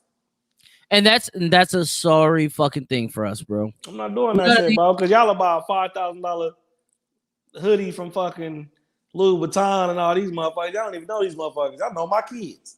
That said that they hate black people. They'll still buy it. Yeah, They'll still buy that shit. Yeah, man, I'm not doing that. But that's my problem. And this, since you're going through kind of the similar thing as me, I would say you're in Texas, bro. You're in the largest state, if not the second largest state in America. Yeah, I would push it down there. I'd push your channel. I push your brand. I would push it down there and make it the Texas way, bro. Because I think you have a real good shot at making it. man, you got just as good, man. You got the gift of gab like I do. I do. But here in Arizona, And you kind of multicultural now. I am. But here in Arizona, the thing is, Mexicans, like, you know, you got to vibe with them. They're the majority. They're the majority here by a lot. Like, there's not a lot of blacks here where I'm at, bro. Shit, there's not a lot of blacks in Arizona altogether. Like, in Kansas, everybody's black, or at least know someone who's black. Here, Yeah, that's true. it's Mexicans, bro. Like, Mexicans reign supreme here, bro. So once you make it in with them, like, you'll be good. Like, I think I'm making my way in with them, so I think I'm gonna be good. I just my gripe is, bro, I just wanted it from the hometown. I didn't want to always do. Yeah, I didn't want to be number one. I just wanted it from my hometown. And at a point in time there, I thought I was gonna get it. You know, promoting people. You still probably could, bro. No, That's bro. why, that's why niggas like it. You know, like the home No, bro. games. No, bro. Fuck all that. Like, I've gotten to this notion of fuck that. Fuck that shit. I love Topeka. I love niggas in Topeka, but as far as me promoting niggas from Topeka anymore, I think I'm done. The reason why I only played Clinch told me he ain't from Topeka. He's from Atlanta. That's crazy. That's the only reason I only played him. I think I'm done. Yeah. No, I think I'm checked out mentally from Topeka. Yeah. Now you got a nice audience though in Arizona. I do, and I got a solid support in Topeka. Not everyone, like niggas hate my guts there. Come on, niggas, man, you was out there hitting niggas bitches, bro. Niggas hate my gut. Yeah, niggas ain't forgot about that. No, they haven't, and they're acting like real bitches about it. Like, niggas fucked my bitches too, and I ain't give a fuck. Right. You know. Right. But that's what I mean. Like, it just seems like it's deeper than what this is. Like, they just can't get over it, which is cool. And they're gonna probably talk about me on this. They're gonna talk about. I was waiting to hear you on the Raw District. I don't think that's ever gonna happen. I don't think that's ever gonna happen. I think I wanted to hear y'all niggas on the Raw District give it up, bro. They was on there the other day talking about some shit I knew you'd been into. Huh? They was on there talking about asking them questions like how you be playing them little games. Mm-hmm. I was like, yeah, Taj would have killed this shit. Yeah, but I don't. That's what I mean, bro. Like, no salt to them. We gotta make that happen, bro. No. I think I'm moving forward. Bro. This is shit that I've expected. You know, I've brought two of them on. I don't know Eli. I don't know Tony Fontana. Taj, because his name's Taj. I don't know him. I wouldn't have a problem bringing them on, but I want this shit to be reciprocated. If I show you to my audience, I want to be shown to your audience. This is how this works. It's how this works. Yeah. But when I'm not getting shown that, you know, it is what it is. I get it. You're popping. I can't fucking stop that, and I don't want to stop that. I actually want you to fucking really go. But I'm not going to sit here and continue the fucking buffoonery. I told my audience before, I don't fucking kiss ass and suck dick. That's not who I am. I'm very objective. I'm very objective to everything I think about. This is why I say I think I thought too much on Tuesday. I was just thinking too much. I think about all this shit, bro. All this shit. Like I know when you get going, you're gonna fucking extend the olive branch. I already know it. We've talked about it. We've had great conversations about shit like that. Facts. But there's a lot of niggas when I see them move, they're not doing that. And they're handling their business. They're making moves happen. And niggas will not fucking extend the olive branch. And I get it. I talk shit. Niggas is like, well, you a hater anyway. What you complaining for? I get that shit. Nigga, at least call me a bitch ass nigga on Facebook by name. Tag me. You sound like 50 Cent. Tag me. Nigga, I need the exposure. Give me that goddamn audience. The thing is, they don't want me to talk. They don't want me to talk about them. They don't want to do that because then if I talk about them, they're going to talk about me. It's just going to be a circus. I'm going to get their audience. They're going to get so, they don't want that. I get it. I get it. And it's not about that. It's about shining, as they say. It's about exposure. It's about helping each other, as they say. So you ain't got no more faith in the town, man. The town about to do something big, it feel like. Yeah, the town's going to do something big, and I'm not going to be there. Because even if I was there, they wouldn't notice me. Man, they might, bro. They got to, bro. You done had, what, 7 guests from the town? They would notice me, but they would intentionally not notice me. That's what I mean by that. Oh, okay. Like they would make sure. Yeah, they would make sure I'm black sheep the fuck out. They would make sure. And that's fine. But nigga, call me a bitch ass nigga online. Tell him, man. Tell him we ain't gotta be friends, but we can damn sure be enemies. Yeah. Yeah. Like I fucking respect everyone that much. But they don't respect me that much. It is what it is. It is what it is. I get it. I get it. So that's what I wanted to rant to you about was, I fucking understand it. And my mental now is shifting gears. When something doesn't work, not to say that this didn't work. It did. A lot of people listen to me. A lot of people from Topeka dig me. They comment and everything like that. But it isn't how I feel it should be. And I have been talked to by other content creators, and they have said, hey, bro, you should probably focus where you're at. Mm-hmm. And I agree with them. I should probably put my focus on where I'm at. That'd be a good look, bro. Because that episode you had with the young boy, what was his name? The little young rap dude. Which one? From Arizona. Who did I have on here? You said you knew him when he was little. Oh, Russ. Yeah, bro, you had a lot of activity on that motherfucker that night. Because where that's at, I did the most. Yeah. Remember, I left the jungle of Topeka and did the dumb shit in fucking Winslow, Arizona, small ass crap town. But yeah.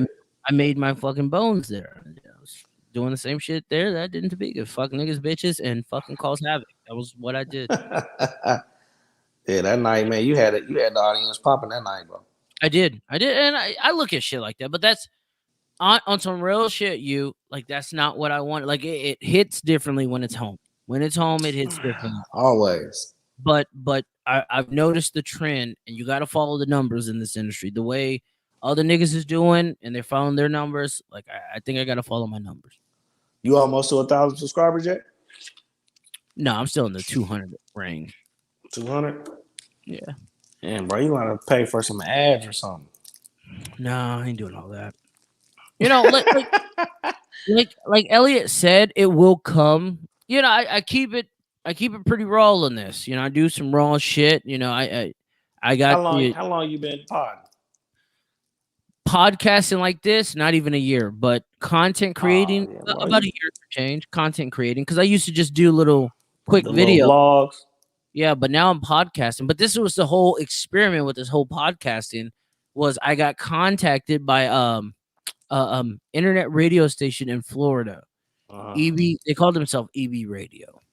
I did some little research on them. They're not that big. It's like an app you can download. They just, put your shit on there. They wanted me for a time slot. They was going to let me pick one day a week for about an hour and a half a day. The kicker is they wanted me to pay for it, or they wanted to cash in on any promotion. How can I say it? What's the word I'm thinking of? Not promotions. God damn it. Streams. No, not streams. Ads. Advertisers. Yes, advertisers. They would cash in a percentage of the advertising. Well, I sat back and I was just like, if they're willing to fucking cash in on advertising that they think I'm going to get, or they want money from me, and it was fairly cheap. I mean, it was $200 for fucking a quarter of a year. It was fairly cheap. Yeah. But here's my thing. If you got faith in me, and I kept in contact with this guy, and I still do, you got that much faith in me that he told me, bro, all these little 15-minute, 10-minute videos you do, you should combine them into one. He's like, I love your shit. He talked to me about my shit. He expressed episodes I did and what he liked and what he didn't like. Like he did his research, and I respect that shit. Sent me a contract and everything, bro. I still have it to this day.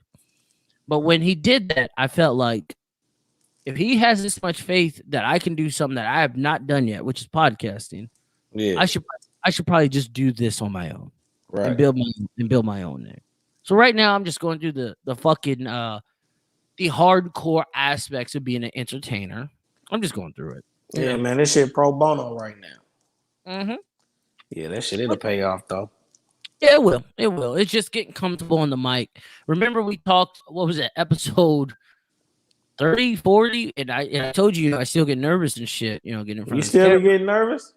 I still get nervous. Uh-oh. My boy fucking says, fuck all that. Do you? He's down here. Yeah, he's down here in Arizona. But that's what I mean.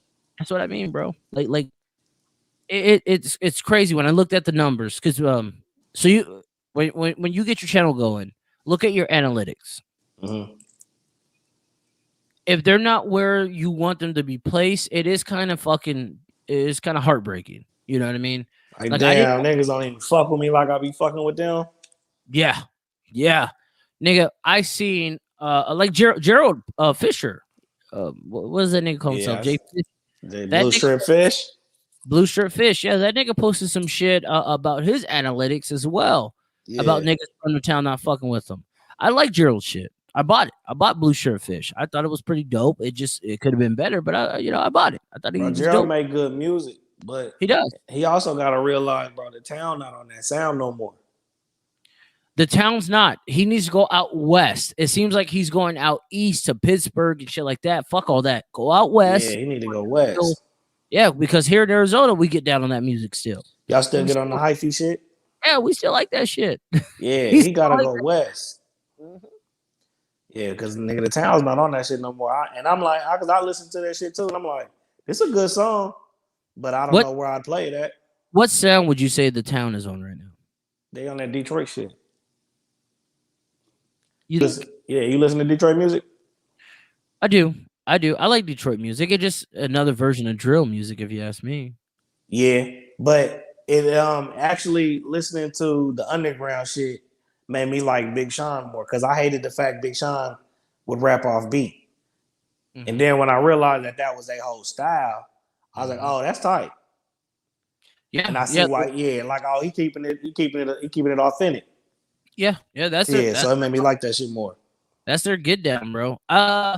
Detroit's cool. Detroit music's all right. I really get down still in New York shit. I like grimy gutter fucking rap. Yeah, and that's why I had or conscious rap. I like conscious rap as well. But that's why I had the likes of Clinch. That's why I had the likes of Payne. The likes of Mike. I don't know what Mike calls himself. That's Max Bet, man. That's muscle called Mike. I called him Max Bet. He said Bet the Max. And then I seen Payne call him Max Bet. I don't fucking know what Mike calls himself anymore, so I'm just gonna call him Mike Douglas. I seen what he does. I like that shit. I like that sound. Fuego. I love that sound. Man, that nigga Fuego hard in the motherfucker. That nigga sound is dope. But like see, him and Clinch got a West Coast sound. Yeah. Yeah, that's like what I really I asked Clinch, I'm like, bro, you still because when I lived in California, he was always fucking around in LA. Mm-hmm. So I thought he lived there. So I'm like, you still in LA? He's like, nah, bro, I'm in Atlanta. I'm like, for real, nigga? I know you're in Atlanta this whole damn time. Yeah. He was like, yeah. I'm like, I gotta get to Atlanta then. Yeah. But that's the thing with Atlanta is they take care of each other from podcasting to fucking rapping. Like everything, bro. Like they're like how New York is. Exactly. You could blow up, and you could blow up in that circumference. That might be something that you might want to look into. Well, that's why I'm going to keep it with Arizona. So I've had Arizona people hit me up about certain artists. I just never put in the time of day because my concern was putting in Topeka artists. Like I really wanted to fucking put them in, play their shit. The shit that we do, the shit that I want to do. Fuck what we do in podcasting because what I do here should be banned on YouTube. Because as soon as these niggas fucking complain that I'm playing their music, I'm banned. I'm out of here. So what I want to do is I want to be on talk radio, play music and shit like that. Yeah. Talk a little shit. So my thing was conditioning. I looked shit up. How you have to fucking program people is you have to constantly, repetitively fucking play the same shit, talk about more likely the same shit every fucking day or every time you're on the mic. That's how you program people to know who you are, what you like, what you're going to do. So that way, they stick around. So I was dedicated to playing over and over and over the same songs to get them traction. Even if it's 100 niggas that I'm fucking playing it for. Yeah. But again, if I'm putting in all this fucking work, if I'm looking up shit, I'm doing this, not to benefit me, I don't get paid off this. I do it because I like doing it. If I could play Busy's music, I would. I'm not too sure Busy would let me play his music. That's why I don't. I know for damn T-Rail won't let me play his music. Nah, T-Rail not going. You see what I'm saying? So this is why I don't play their music. If they would fucking hit me up and say, hey, bro, you can play my music, I will fucking blast it. But they won't. They're so worried about what I'm going to ask them. With Mike, with Payne, they allowed me to do it. They were the first catalyst to allow me to do it. So I fucking looked this shit up into programming people. You have to repetitively play certain songs, not all the songs. Did you notice with Mike, with Payne, I only played certain songs over and over. It was to program people who was watching. Yeah. If I'm putting in that fucking work, if I'm looking this information up and niggas ain't feeling that, the niggas that I'm doing that for, if they're not fucking reciprocating that, then fuck it. What am I doing it for? What am I doing it for? Now, do I know Fuelo? I don't. I know Bobby. Bobby's cool. All it takes is one of them niggas to fucking complain and all this shit, and my YouTube shut down. You over with? This YouTube page over with. I'll just start another one. Gonna make another one on their ass, huh? I'll just make another one. And then I really wouldn't fuck with niggas. But I'm gonna break it down all the way to this Trump thing. Because all this shit stems from Trump, if you ask me, bro. I think as soon as I said that I was going to vote for Trump, niggas switched up on me. Bro, you think niggas switched up on you because of that? Bro, I be on Facebook killing Jesus.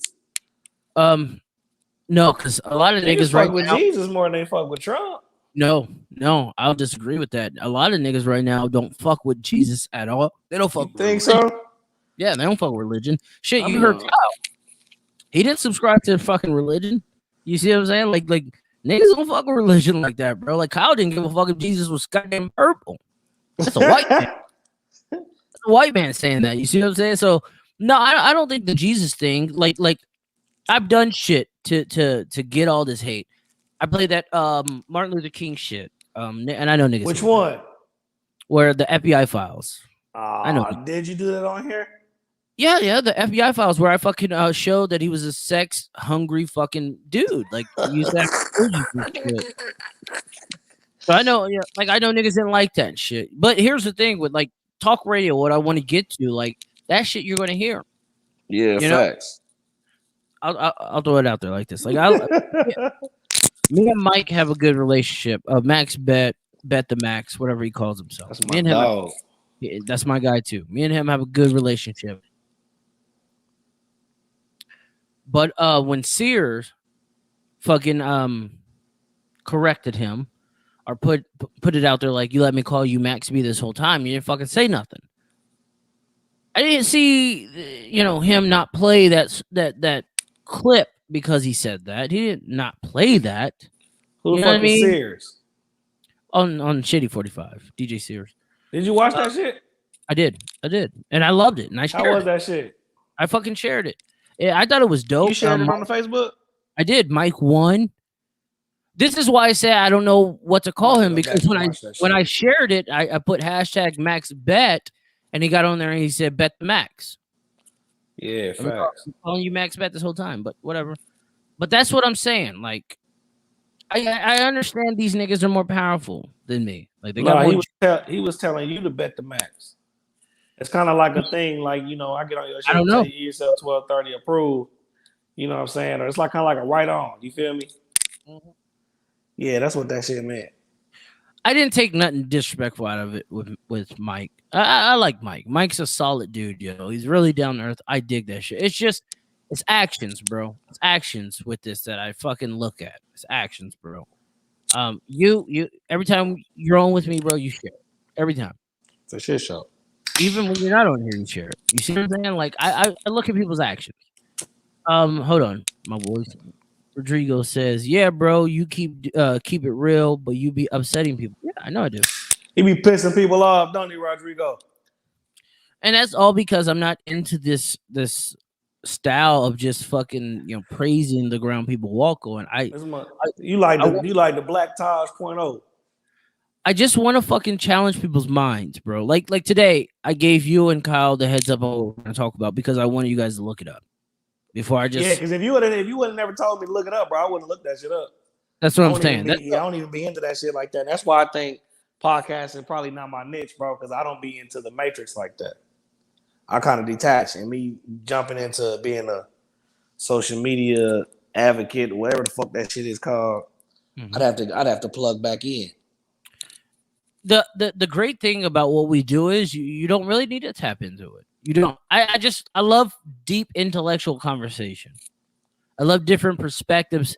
The questioning that I gave you guys, I didn't end it with just that. In between these, I would ask him about this, ask you about that. Like I would. My niche is try to break it down to the point of where you think about this shit in a conscious realm. Right. That's what I want. Not necessarily a pro-black or pro-white or a pro-Republican, nothing like that. Like I want you just to talk about what you feel. Yeah. That's the whole niche I'm going for. I want motherfuckers to talk about what they feel and how they feel, and that's why I don't give niggas the questions. This nigga said Taj.0. Taj.0, you feel me? That's my guy.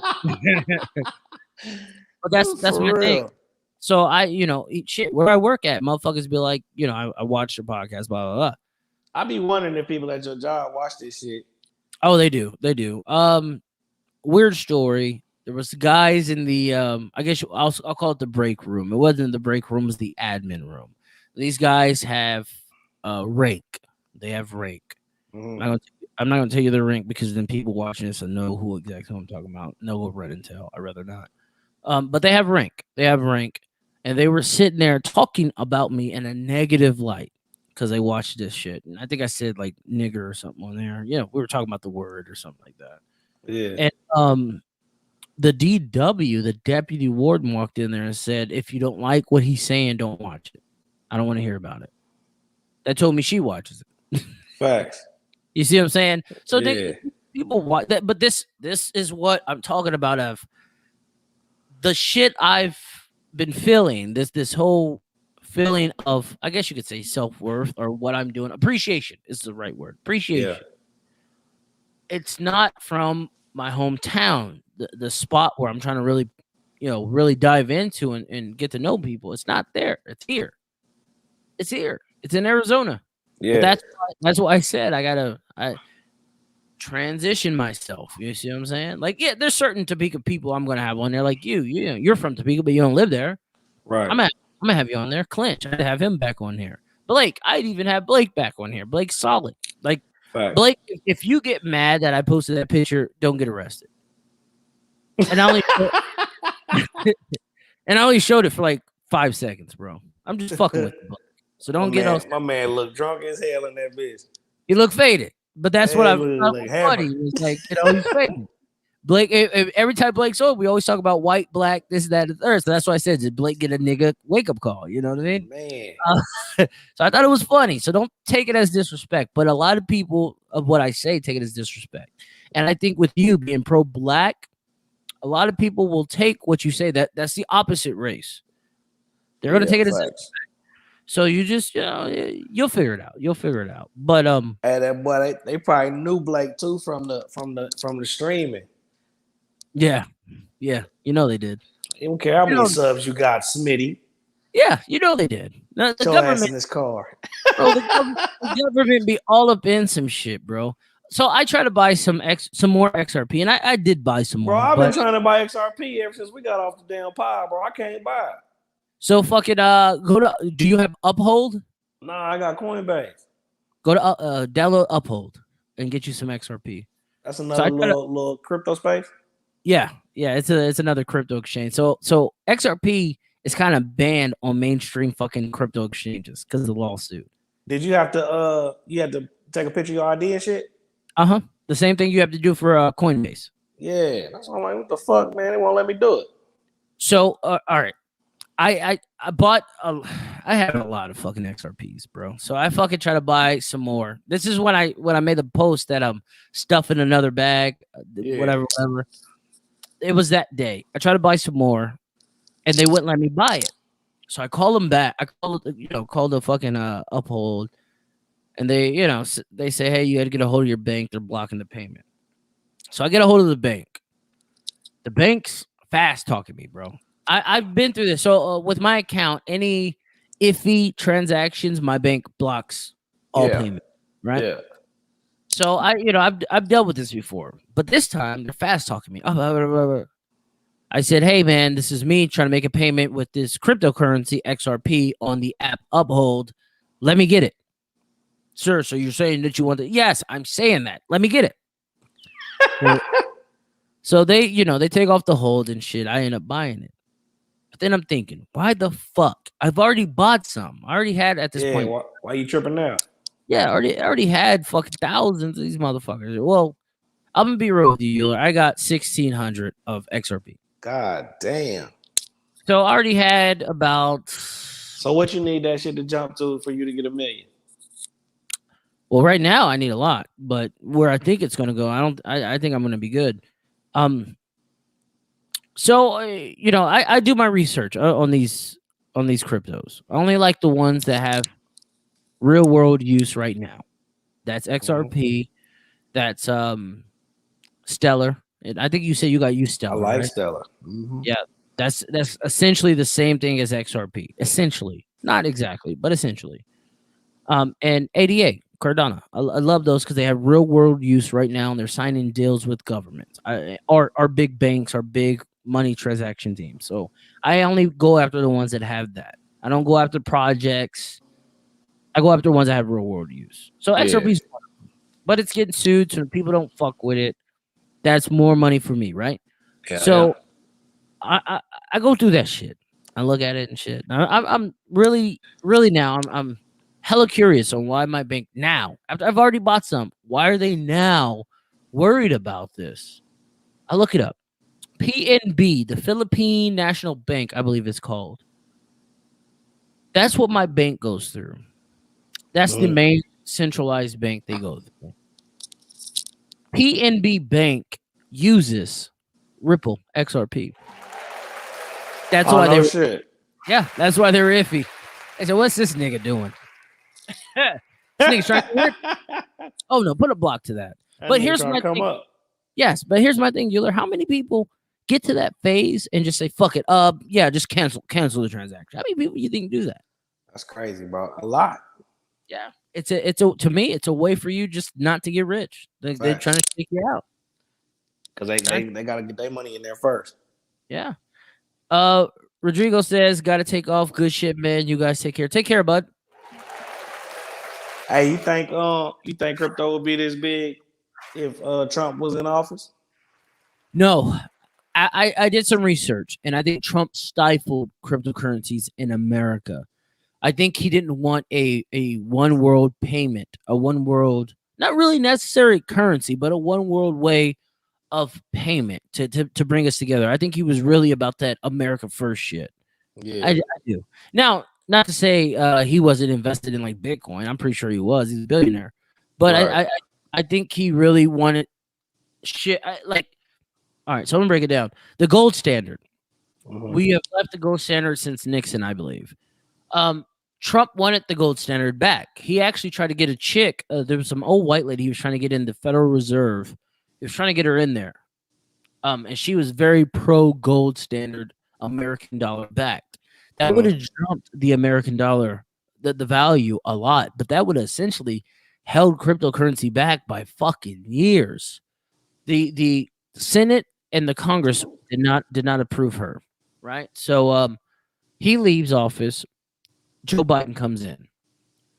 Ripple sued. Now, the last day of the chair of the SEC, the last fucking day is when he brought the lawsuit on Ripple XRP. I think that was all by design. I think it was a vetting process. They're vetting this company because they're going to fucking figure out that this company is the best at what it does. And they're going to fuck. And this is my personal belief. I think they're going to fucking back XRP with gold. That's what I think. No shit. There's I want you to look up after we get off a female Rosie Rios. Her last name's Rios. But she got hired by Ripple, the parent company to XRP. She got hired to be on the board. She was the treasurer of the United States under who? Barack Obama and Joe Biden. She talks about gold quite a bit. Her name on those blue face hundreds, her name is on those fuckers. So if you got one, look up look up in the left corner, left bottom For corner. real? Yeah. God damn. Ripple fucking hired her. I don't think they hired her for no fucking reason, and I don't think she took the job for no reason. I think they're fucking making shit happen, bro. I really do. So do you think the Black Lives Matter shit with trying to excommunicate Trump has to do with that, with the crypto space? No, I think that's just pure black rage. Pure black rage. I think they don't understand what Trump was trying to do. If you look at what Trump I did, don't think nobody does for real. I kind of do. Not 100%, but I kind of. I mean, motherfuckers that hate Trump. Yeah, I mean the shit. They hated him from day one. Yeah, they hated him for just personal reasons. Oh yeah, I don't think he was as racist to Black Americans as we think he was. Now, Mexican nationals, yes, and they have every right to protest and fucking say fuck this nigga and all this shit.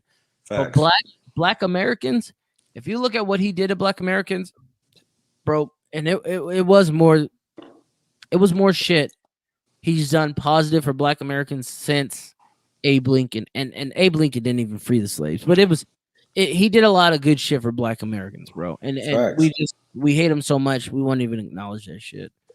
I like Trump. I think with the way of the new world is a one entity world. It's a fucking unity filled world. There is no nationalism anymore. It's everybody is everybody. And I think they've been moving that way for a minute. It's just that Trump didn't want that. He wanted American supremacy, as American presidents should want, if you think about it. If they are indeed an American, a president, yeah, like that's what you would want. But I think Trump was the old school white male of America, and that's why he had to go. Have you ever heard of the phrase "presidents aren't elected; they're selected"? You ever heard that? Yeah. I think that's what we just ran into. That's a fact. Yeah, I don't think Joe Biden's any better than Donald Trump. I just think he's willing to set in motion the new world. I mean, every president has talked about the new world order. Do you think Trump would have signed them, a lot of them transgender bills? No. He wouldn't sign that shit on. No, he was your American white male. He wasn't going for that shit. No. Oh no. He wanted. And did he want? I guess you could say a little bit of white supremacy. Yeah, no doubt. Yeah, no doubt. But he's a white dude. He's a white dude, so it's to be expected. Yeah. The same thing with Joe Biden. Like I would expect. Yeah. Want that. Right. Like, you know what I mean? But this is why I give Obama a hard time. And people like, I love Obama. I love that he made it able for our kids to become president. Like, I love his wife. I think she's beautiful as fuck. But when you look at his policies, it wasn't beautiful to us. like we were last on the goddamn totem pole. And it's awkward because white presidents take care of their people. The nigga president was just like, nah, I'm good. I got to do what I got to do. But do you feel like his hands was tied and he couldn't actually do what he wanted to do because they wouldn't let him? I think he was scared. Yeah, kind of. I think he was scared. We all know how this goes. If you don't comply, you die. You don't comply, Facts. you die. And I think I he knew wanted what to tell you about that too. I watched you in Kyle's show when you said that shit. When you was talking about we all talking about that 16-year-old girl. Yeah. And that's exactly what the fuck going on. Well, it's a sad reality, It's exactly but what's going on. yeah, it is. It's a sad reality. But when we say defund the police, we think it's going to get better. It's not. It's going to get 20 times worse. Because now you're asking military to fucking handle civil disputes.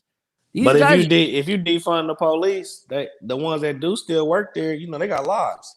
They now become criminals. They do. They do. They got lives to uphold. I'm going to be real. Fuck their daughters and their sons tuition up. I think communities that don't want the police should govern themselves like the Western days. Yeah, I'm with that shit. You deputize someone who you fucking have faith in, and you fucking you do it that way. But I like that. You cannot call on help. You have to rectify that shit. I like that. Yeah, I think that's what should happen. That's just me. But here's the thing. Black Americans are so far against authority. Do they even want that? Do they want that? To do the government themselves? Yeah. Do they want to govern? Nah, they don't want no fucking wide earth running around this motherfucker. Yeah, I think black Americans, for the most part, when they talk about defund the police, they're talking about just getting rid of all authority. That's never going to happen. Nah, that's not going to happen. I feel like when they say that shit, they just mean, because, you got to hit a motherfucker in their pocket, man, to make them change. True. But that change can either be for the good or it's going to be for the bad. Now, if I'm a police officer, I done built a life for myself, and you defund me. Mm-hmm.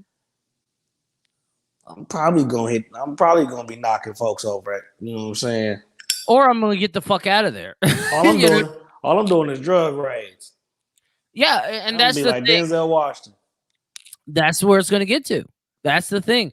And there's more good cops than bad cops. I'm gonna throw it out there. It's just we don't like authority because of the history of Black Americans in America.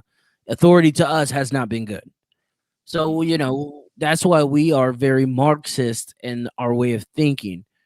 But if we get rid of authority in the manner of protecting our communities, if we get rid of them, abolish them altogether, all we're doing is asking the savages of our community to take over. And they will. Facts. And they will. They'll take over like what's the movie? The old sci-fi movies where the gangsters ran the goddamn street and the government just kind of leave them alone, and the fucking whole city was just like gangland. It's a fucking Batman. Yeah, that's like Gotham City. Gotham fucking City. Yes. That's what I think is going to end up happening. That's what I think is going to happen. But here's the thing: all those resources that we're protecting communities and officers doing it the right way, they're not going to want to just lose their jobs. They're going to be given an option. Go to Beverly Hills, patrol the streets there. Yeah. So what in turn is happening is the privilege and the white, because the majority are white, they're going to be taken care of. Right. They're going to be safe as fuck. When the rapture comes or famine comes or the plague comes, you niggas are on your own. Yeah. You didn't want help, you ain't getting help. It's a fact. You see what I'm saying?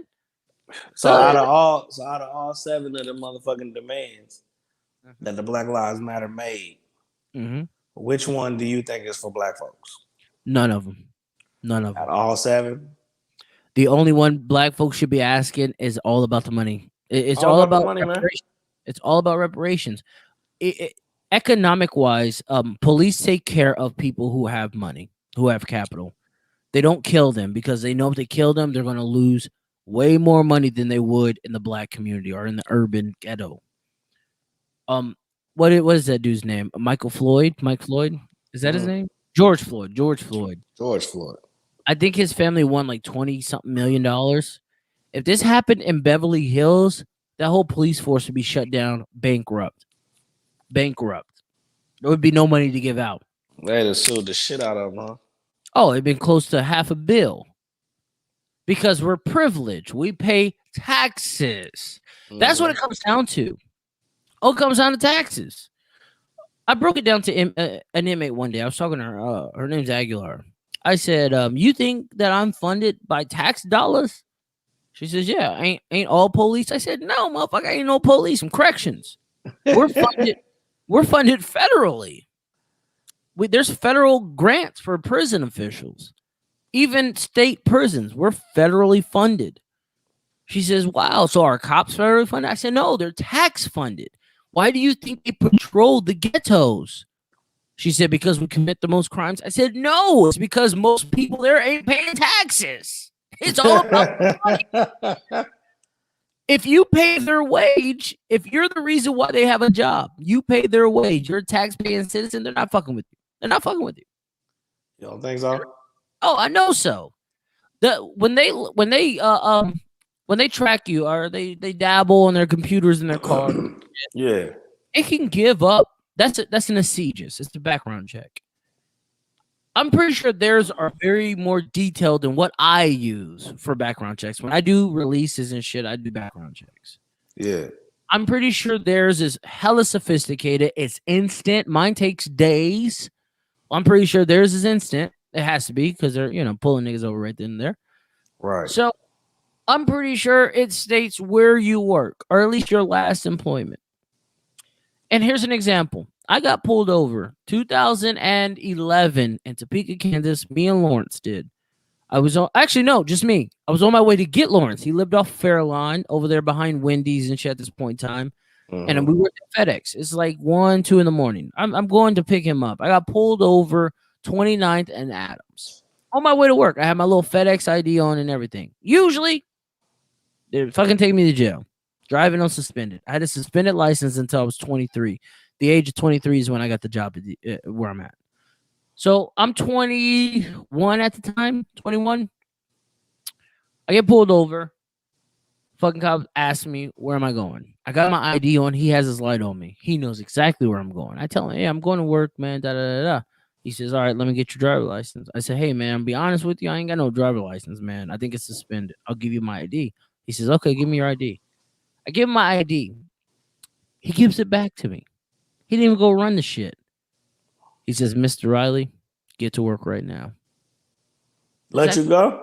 Let me go. Let me fucking go, bro. Ain't that a bitch? Told me to get to work. You know why? Because I paid his fucking salary. Get your ass to work. Get my ass to work to pay his fucking salary. That's what I mean. Most people in the ghetto, and this is what they don't want to hear. This is why our people are so doomed. No one wants to hear this. Most people in the ghetto don't have jobs. They're hustling. They're under the table getting paid. If you're under the table getting paid, you ain't paying taxes. You ain't paying these motherfuckers paychecks. You ain't paying their paychecks. The rich people who get taxed, they're paying their paychecks. So That's why they be blowing on the cops too. I pay your fucking salary. Yes, they know what it is, and the cops don't ever dispute it. They don't ever. They sure don't. Because they know what it is. You see what I'm saying? You are correct. But imagine, Euler, imagine a whole community with no law enforcement that doesn't even do that. They don't care about taxes or not. You're talking about pure popularity. That's it. If you're popular, you're good. If you ain't, you're fucked, and you might die tonight. It depends if I'm bloodthirsty. Yeah. And this is our own people. This is our own people that would end up doing it. Do you trust another gang nigga to fucking pull you over? Another gang member? Yeah. Do you trust a GD who's just popular to pull you over? I don't trust nobody to pull a B over. No, I don't. That's crazy. You see what I'm saying? But that's where we're headed. You ever seen the book? The GD. I'm just throwing it out there, bro. I'm just throwing it out there. Another gang member. Someone who could have something against you, pulling you over. Let's say he don't like your podcast. You spitting that real ism. He doesn't like that shit. You don't like that. He's waiting to pull you over. Matter of fact, he knows your schedule because he's got behind you before, ran your background. He knows where you work. He's waiting on you. As soon as you hit that main block, whoop, you'll never make it. Man, that's cold. Just being real. And we That's worry about cold the right cops there. now. We worry about the cops now. Imagine giving that gang nigga that power. It's over. Right. It's over. He's knocking everybody off, even his own people. Oh, nigga, you owe me 20 from that dub bag. Bow. Shut the fuck up. Did I never forgot? It's over. But we worry That's about the crazy. police. I think if black people if we just fucking got our kids, our friends into law enforcement, it'd be way better. I really believe that. Bro, why you ain't never been no cop? Oh, it's too much stress. Bro, I have been in situations where the blacks would have an issue. This is in Winslow. The black inmates would have an issue. Major issue. They're refusing this, refusing that. I'm the only black male officer there, bro. My fucking lieutenant will call me. Wherever I was at. It didn't matter if I was in a control room, if I was out on the perimeter, it didn't fucking matter. He'd be like, hey, Rob. Like you speak just some secret language that motherfucker understand. Riley, I need you to get over here right now. I go over there. He'd be like, Riley, can you talk to them, tell them to lock down? I was like, one incident. There was an incident on Black History Month, or Juneteenth, actually. It was Juneteenth. The blacks were granted to have this little shindig, on one side of the rec field, and they actually they projected themselves as they said they were going to project themselves. It was no shakery. They didn't fuck up. It wasn't them. The white inmates decided we're going to kill somebody. They try to kill somebody. They didn't kill him. The guy escapes. He's all fucked up, bleeding from the neck and shit. They try to fucking choke him out. So he runs up to the officer. Officer fucking obviously he's going to lock shit down. So the blacks were like, no, we ain't lock it down. We were granted this day, these times. We didn't fuck up. They fucked up. Yeah. By policy, you got locked down, bro. Like we got to get to the bottom of whatever just happened and got locked down. So the lieutenant's trying to talk to him. They ain't listening. At this point in time, you got 150, 100, 200 inmates on the yard. Playing horseshoes, basketball tournaments, track and field. Like, it was a big old shindig. They called me out of the control room. Riley, come out to the rec field. I come out there. Riley, go tell them to lock down. I said, what? They said, go tell them to lock down. They need to lock down. I go up to the heads. I pinpoint all the heads, all the gang leaders. And the black race in prison, you got multiple gang leaders. It's not one, just one gang. You got your GD gang leader, your Blood, your Crip, your fucking Traveler if they're there. Like, you got multiple gang leaders, right? Yeah. So I pull all the ones I know that are influential. Hey, come here. I need to talk to you. I need y'all locked down. Riley, what the fuck?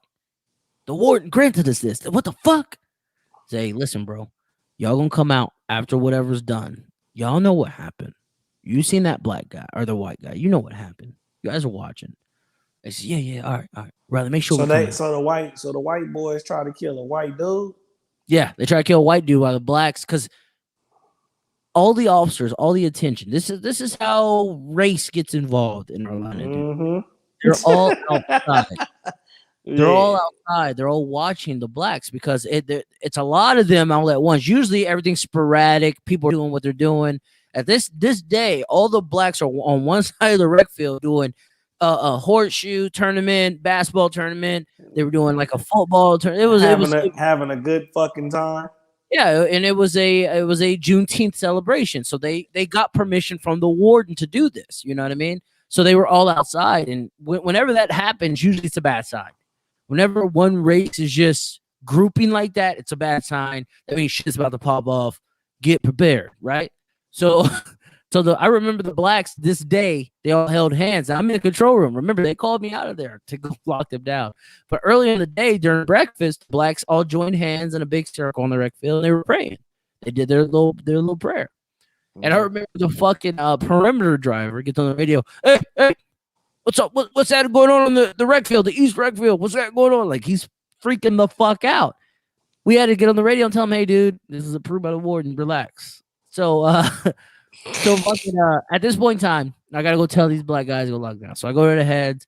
I tell them, hey, you're going to lock down. They say, all right, Riley, make sure we come out. Make sure we get back out. We don't want to be locked down all day. The white boys, they know that this is our day. This is fucked up. Yeah. Make sure. So whenever a hit's going to happen, it has to be approved by the races, all the races. The white boys just took it upon themselves to do this because they knew where all the eyes were going to be. They were going to be outside of blacks. The whites knew that. So we do count at this time. It's already about 10. Counts about 11. We do count, and fucking I called the lieutenant. Hey, we're gonna let these guys out. Well, we're doing an investigation. This guy gave us information. We found yada yada yada. Okay, did you find it on a blackie, mate? No, we found it on a white guy. Are the blacks going to get out? That's my main concern at this point. Right. I gave them my word. Yeah, them niggas the word. Yeah, in this line of occupation, your word is bond, right? Facts.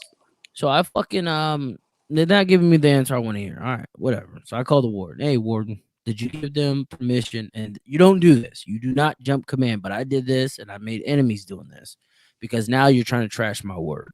So I fucking called the warden. Did you give them permission to be out? Yes, I did. Did you know what's going on over here? Yes, I do. She says, are they coming out? I said, they're telling me no. She says, oh no, they're coming out. She hangs up on me, calls the lieutenant. I get a call. Why did you call the warden? Let the blacks out. So we end up letting the blacks out. That's how fucking political it gets in there. It gotta be, bro, because you're dealing with a lot of testosterone in that motherfucker, bro. Yeah. And you're dealing with men who have morals and philosophies. You know what I'm saying? But that is fucked up. Them white boys knew that it was Juneteenth. Well, it was the Black God Day. If you ask me, it was perfect. If I'm white in prison, it's the perfect time. They call it cleaning house. All the eyes are outside with the blacks. I know that. All the staff here, they're not raised with blacks. They're already at ease. You got 200 black guys out there at once. They might be conspiring to take over. So they're all going to be outside. I gave and this is what they do. Every race does. They give people the heads up. Get the fuck out of here. If you don't get out of here, you're going to die. Yeah.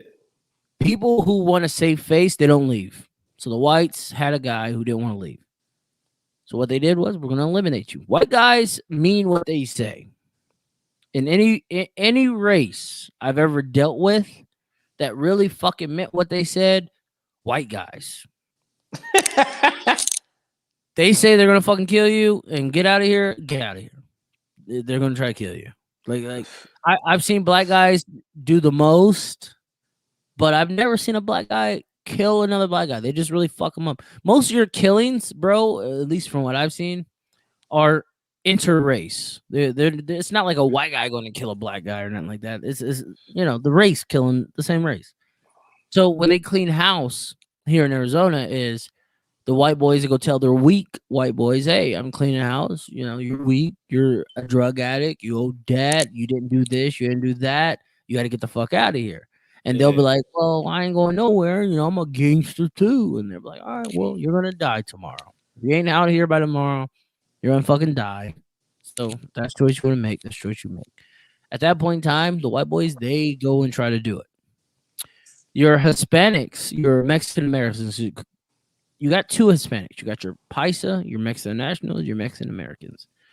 Your Paisas, they'll just whoop you up. They'll probably stab you up. But they like gang jumping you. Like they'll do it like 20. They whooping your ass, huh? Yeah. Your Mexican Americans, they'll kill you, no doubt. I've seen them kill people. I've seen them kill people in prison. But your blacks are just really they embarrass you. They'll stick like plungers and shit up your ass and shit. Like they do some weird shit. Like they embarrass. That's that slavery shit. Yeah, they don't want to kill. Like I've seen them really fuck their own up, but they won't kill them. It's like they try not to kill their own. You know what I mean? Yeah. They try not. That's supposed to be your reflection. Yeah, but they'll fuck you up. I mean, there's rules to be followed in prison. You didn't follow them, nigga. This is what's coming to you. I'm letting you know. Me and you being from a different state in Arizona, if we got locked up here, like it'd be all bad. It'd be all bad. They be trying to whoop our ass. They sent us on dummy missions. They would say, like, we had a Chicago dude. He was a real nigga, dude. Like the streets, real dude. Yeah. He followed directions until he got big head, and they ended up breaking his motherfucking jaw. Like they didn't give him any chance. As soon as he Damn, fucking for real? said, as soon as he said no, broke his fucking jaw. That's how they do it. But I expect that at every state prison. If you ain't from that state and you try to come here acting big and bad, you get fucked up. You're getting fucked up. Man, you gotta just go in there and do your time. Yeah. Yeah. Well, again, it'd be tough for us to do that. Like you remember Vontae Tay? Mm-hmm. I always, because he did time down here. I ain't know that.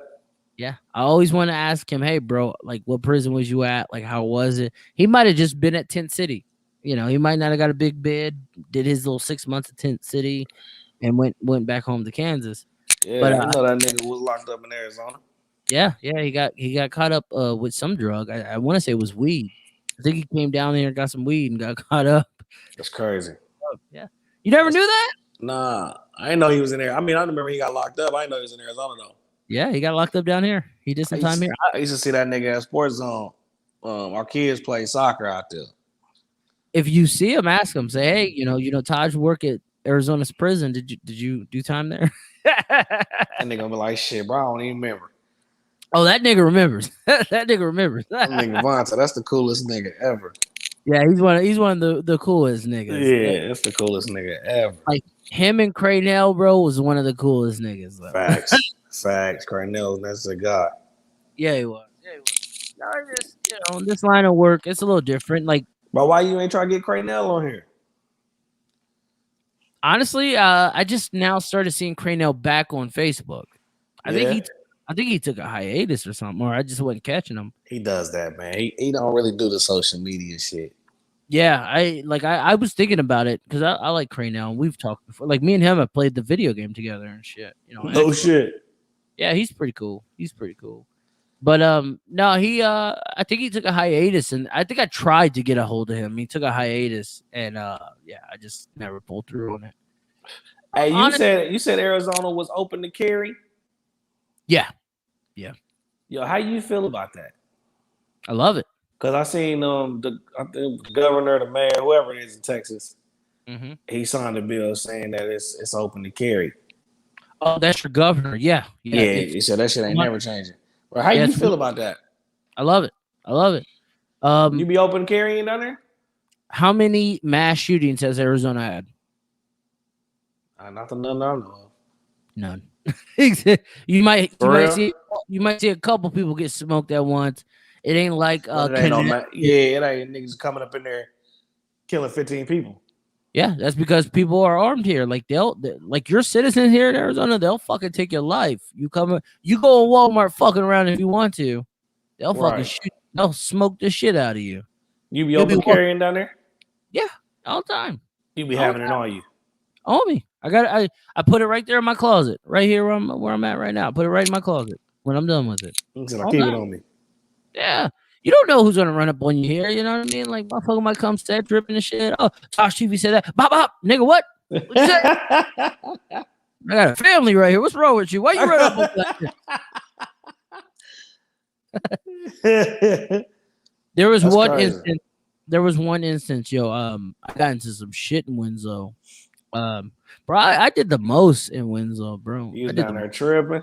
I was doing the most. One instance, I was hanging out with this broad. This bitch's Mexican dude got out of prison. Allegedly, he was looking for me. Somebody was teetering at my fucking door. No shit. This is my fucking back door, bro, in Winslow. I called my boy Woods over, so I ended up pulling out my 9 and I ended up cocking it by the back door, telling him, get the fuck out. My baby mom was tripping. Like she's fucking tripping. And fucking at this point in time, she's kind of mad at me because I had to deal with another bitch. But I call my boy Woods over and I say, hey bro, I need to use your shotgun. He tell I tell him why and shit. He was cool about it. He gives me a shotgun and shit. I set up all fucking night. All night. There was one instance where the handle was moving again. I went up to the back door, cocked the motherfucker. As soon as I did that, I heard my back fence open. I opened up the door and niggas was dipping. They was dipping. No shit. Yeah, I was doing the most, bro. I did some stupid shit in Winslow. Damn, brother, you was down there wild. No, I was. Bro, you left Topeka because of that shit, and then you go down there in Winslow do the same shit. Yeah, that's how it was. But at this point in time, I had already worked at the prison. At this point in time, I was just fucking bitches. I was just doing the most. I wasn't being real to my you weren't getting in no funk. Yeah, I was just doing the fucking most. Like I almost got jumped like fucking 15 times at the bar. It was a nigga. There was this big ass motherfucking Mexican guy, yo. Big motherfucker. This dude was like 6'4". He's like 300 pounds. I guess I stepped on his shoe. I don't fucking know. I was at the bar, and then I go outside with my boy Fabian. He's a Mexican dude. I go outside, him and his old lady, Tia. We talking and shit, and this Mexican guy comes up to me, this big old motherfucker, and he's like, "Hey, bro, you stepped on my shoe." I say, "Hey, if I did that, my bad, dog. Like, I ain't mean to do all that." He's like, "No, fuck that." He's coming at me, bro. Oh shit. Yeah, so I was like, what you trying to do?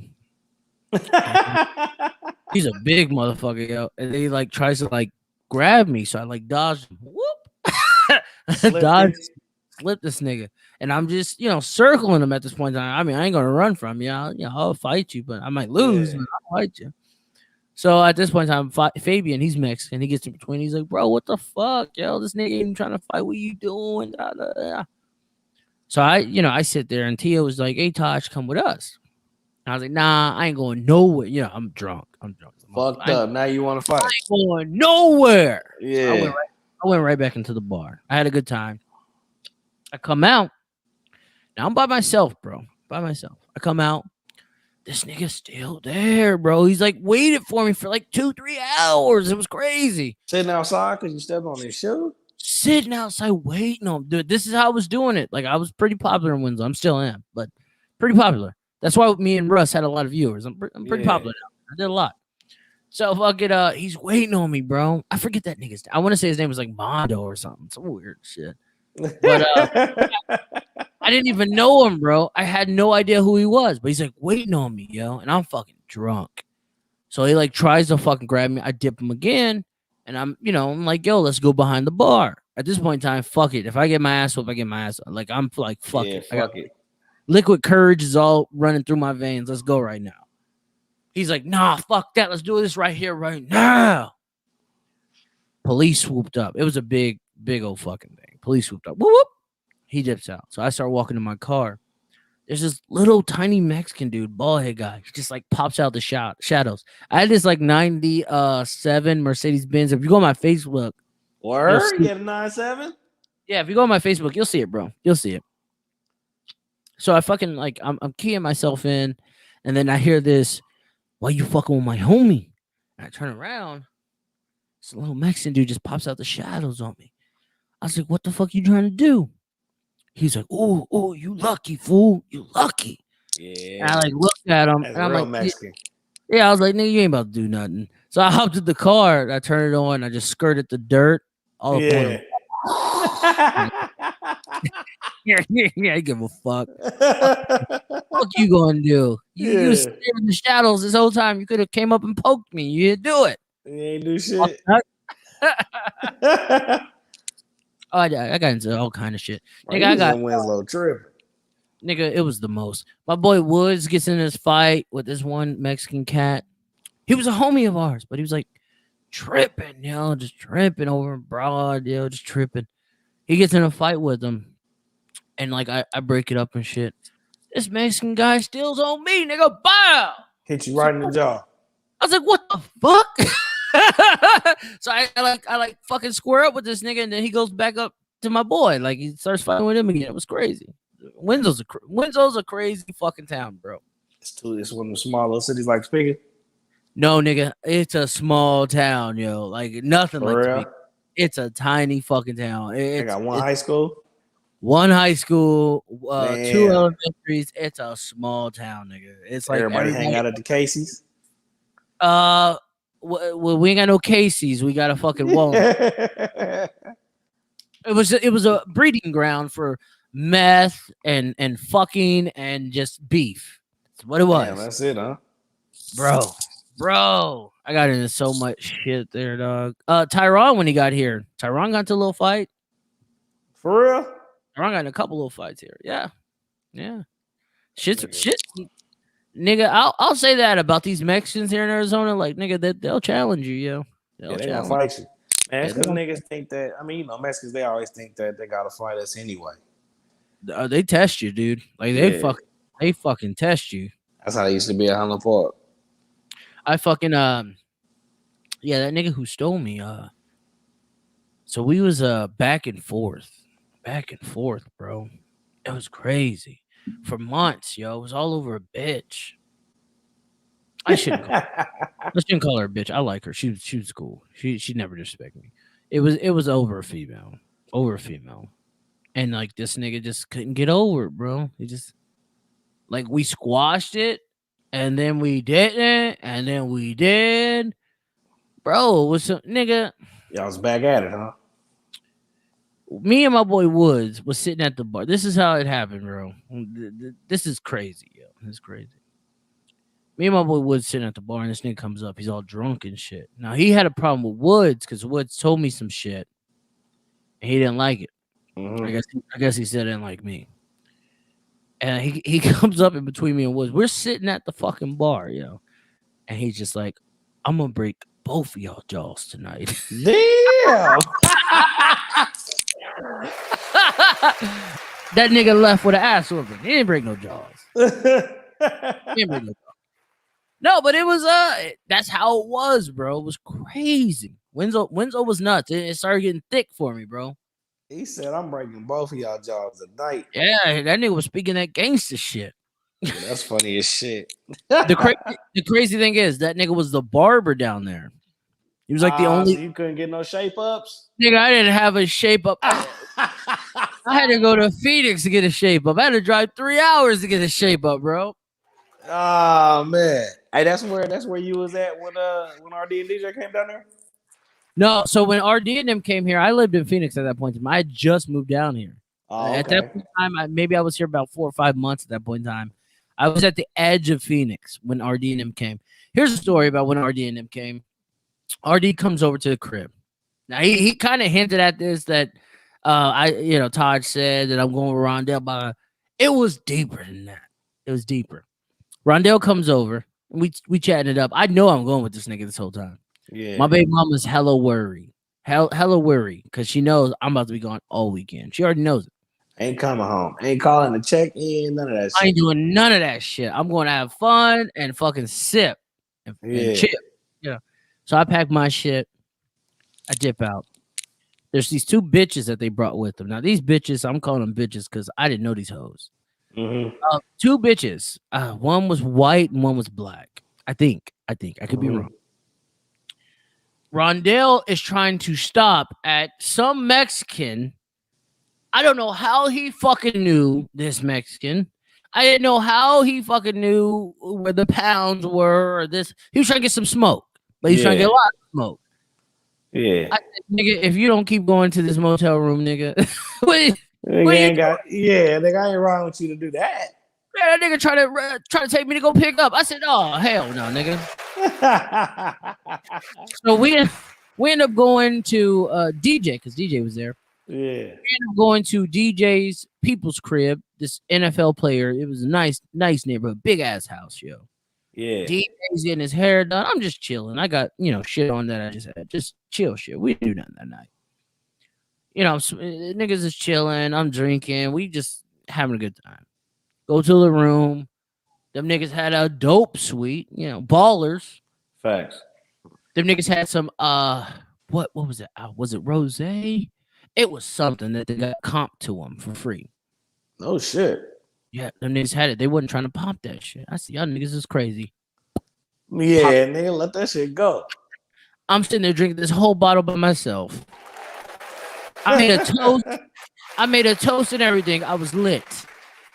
We end up going downstairs with these bitches, chilling and shit. Go to sleep and shit. Next day, we're getting ready. I had to go back to the crib to grab some shit. We end up getting ready, and we end up going into this fucking dope-ass fucking club. But it was hella segregated. So when you first walk in there, it was like the Mexicans were like right there. It had like a stripper pole, little stage, little bitch dancing on there, little Mexican bitch. Where we sat at was like the black section. Ain't It was that like a a black bitch? girl. Yeah, it was crazy. Like a black girl on the fucking stripper pole dancing, all kind of gangsters and shit there. Yeah. Thugs, nigga. Like niggas I knew had money because them niggas was popping it out. Bundles. Wah, wah, wah, wah, wah. Letting said, it go. Letting it go. I said, what the fuck am I doing here? I'm a goddamn officer of the law. So I'm hella looking out your element for a minute. I'm looking around, making sure I don't see nobody. I ran into in the wall, right? Yeah. Looking around and shit. Rondell's like, nigga, drink, nigga. What you doing, bro? Why you being so quiet, nigga? Cause I ain't supposed to be here right now. That's why, nigga. Right. I don't know who's coming up in here. Oh, across from us, on the left side, across from us was like the whites, where the whites were at. But we ended up leaving the place. Had a good time and shit. Like they shouted us out, the DJ and shit. Like shouted out to Pika and shit. It was some dope shit. Yeah, it was some dope shit, bro. So we ended up going back to the suite. This suite was dope. I ain't on front on them niggas. Them niggas had taste. Yeah, niggas got it. So we ended up going there. I was talking. DJ's gonna hate me for this. I was talking to DJ's sister, and he didn't like that shit. Which one? I don't know, but he was just like, "Nah, Taj, nah, bro. She's married, dog. Nah, dog. Nah, she got a phone. No, in person, nigga." he was like, "Nah, bro," and I left it alone. DJ's my guy. I was drunk though. I was drunk in the motherfucker, but DJ's my guy. All of a sudden, I see this little white boy in nigga. The whole black section from the club. Like we walked from the club to the room. It was only like half a block. Oh shit. Yeah, it was crazy, yo. Like them niggas was all up in rich ass Scottsdale and shit. Like it was popping. So the whole black section walks up in there. All these gangster niggas that was at the club are in the motel room. I'm drunk as a motherfucker, yo. Yeah. Little white boys around, just fucking like recording shit. Like there's somewhere DJ Arundel has a recording of this shit. DJ's dripped down in gold and shit. Rondell's looking fresh. There's a recording somewhere, right? Last thing I remember is wrestling with this nigga Rondell in the room. It was just me and him. We was like wrestling, and then I passed out, nigga. Why was y'all wrestling? I don't know. I just remember tussling with this nigga. Like it was on some playful shit. I remember tussling with him, and then I passed the fuck out. I woke up, and them niggas was up. I was hella fucking hungover. I drank a beer, and then I dipped out. I went back home. You went back to the house? Mm-hmm. That was it for the night. That was it for the weekend. That was it for the weekend. I said, mission accomplished. Right. Let me go kiss baby mama's ass real quick. It was great. Oh, that's crazy. It was great. Like most of your baby mama blowing your phone up? No, she. I think she understood. She was just like, that nigga gonna do what he gonna do. Yeah, but I'm gonna be mad at that nigga. Yeah, I'm be mad. That. It's probably good though, man, because you needed that release, man.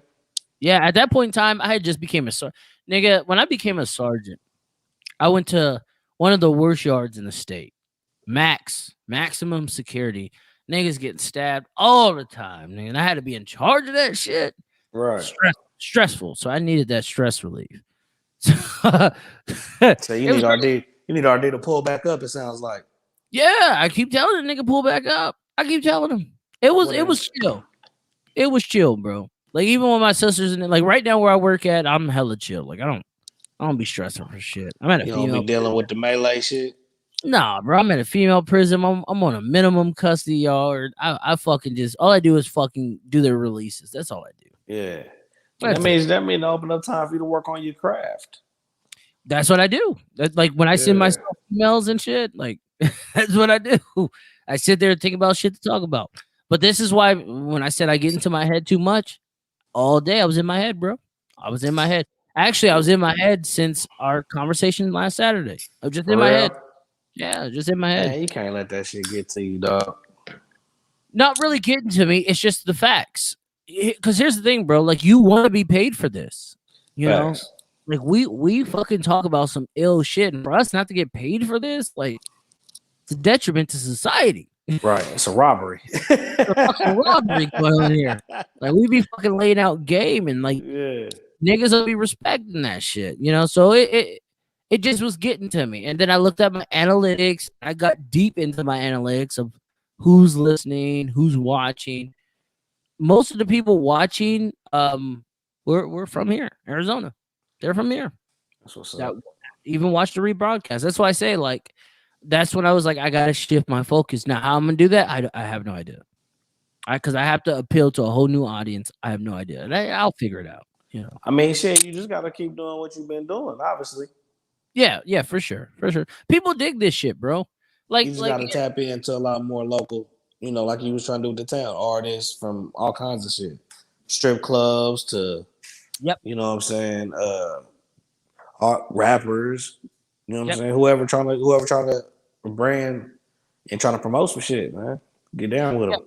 Yeah, and that's what it comes down to. Like that's really what it comes down to. Because I broke everything down to a science. Like I really think about shit that I do. I truly think of like all the way down to the crypto space. Facts.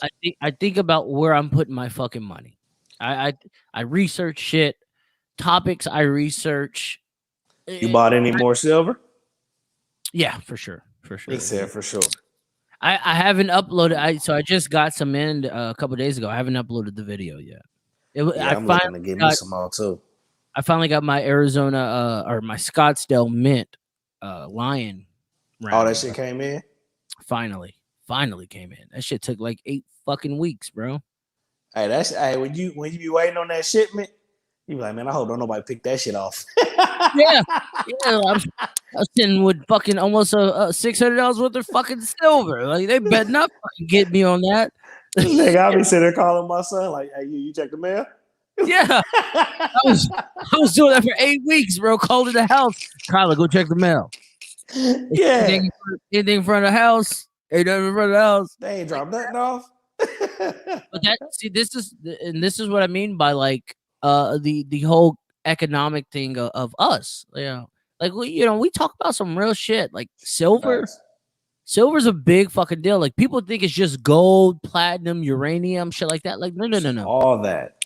It's all of it. Like silver has the best case because you can use silver in any and everything. Yeah, silver is just something that's actually affordable right there. Yeah, and I looked up the fucking like 10 years down the road, bro. Silver might be the price of what gold is now. You think so? Oh, I know so, bro. All right, so you heard about what California's doing, right? No, what they doing in Cali? They always a step ahead of niggas, bro. Yeah, Cali's going to no gas vehicles by 2025, I believe it was. When I lived there, they was talking about giving you $30,000 to turn your car in. They're still talking about it. And you got to switch over to the Tesla. Yep, they're still I'm talking. with that shit, Taj. If they say that shit now, you can have this motherfucker. Give me the Tesla. Same here, bro. But in order to make those Teslas, you need quite a bit of silver. There's a lot of silver in those Teslas. Have you ever read stories about Teslas being stripped down and shit? I didn't know they was busting them down. Oh, they bust them down for the silver, bro. Because there's a lot of silver in Teslas. A lot, bro. But that's what I mean. Because America's trying to follow suit on what Cali's doing, and if they do, the price, the demand of silver is going to be out of this world. There's already a silver shortage. That's why you remember when niggas used to steal Cadillac converters? Yeah. Like that was a big thing. Like niggas was getting that platinum out that bitch. Yeah, and that's what they're doing with silver, bro, with these electronic vehicles, especially Tesla. They're jacking them for that silver, bro. I ain't know that. Yeah. Like houses, like the big thing in Arizona, this was a big scheme that I guess you could say criminals. This is what they were doing. There's a lot of houses, like the housing market in Arizona or Phoenix, at least the Maricopa County, at least, is booming. What they were doing was when houses were getting built, people were going late at night stealing the copper out of these motherfuckers, yo. Yeah, fucking assholes. Yep. So that's what they've been doing with Teslas. If they see you got a Tesla late at night, they've been stripping that motherfucker, yo. That's crazy, bro. Why do niggas steal copper out the houses, but throw pennies on the floor? Well, the penny only is what 30% copper, something like that. But shit, they're all over the place. They are, and they are worth some money, no doubt about it. Oh, speaking of that, I got some free copper from Golden State Mint. When I bought some silver there, they threw in like free copper, bro. That was No pretty shit. dope. Yeah, that was hella dope. That's hard. That's where you got that them last rounds from, huh? Yeah, That so I the had ones asked you about. yeah, the samurais and hold on. No. You're talking about the rounds. No, I got those rounds from what was That it? was Metal Scottsdale Mint. No, it was Metal Exchange. Metal Exchange. From those you talking about from those native those Buffalo, what do they call them? Yeah, Buffalo. yeah. Where'd you get them from? Yeah, those were from the Metal Exchange. Okay. Yeah, Metal Exchange. Yeah. So I got those there. But the last shipment before the Scottsdale Mint, I got them from Golden State Mint. And those are real nice. I got like samurai. So they're not rounds. They're what the fuck? Why can't I think today? They're not rounds. They're not rounds. Are they an ounce? Yeah, they're ounces. They're ounces. I got a couple 2 ounces. I got some 5 ounce. What do you bars? Bars. That's why the fuck can I think today?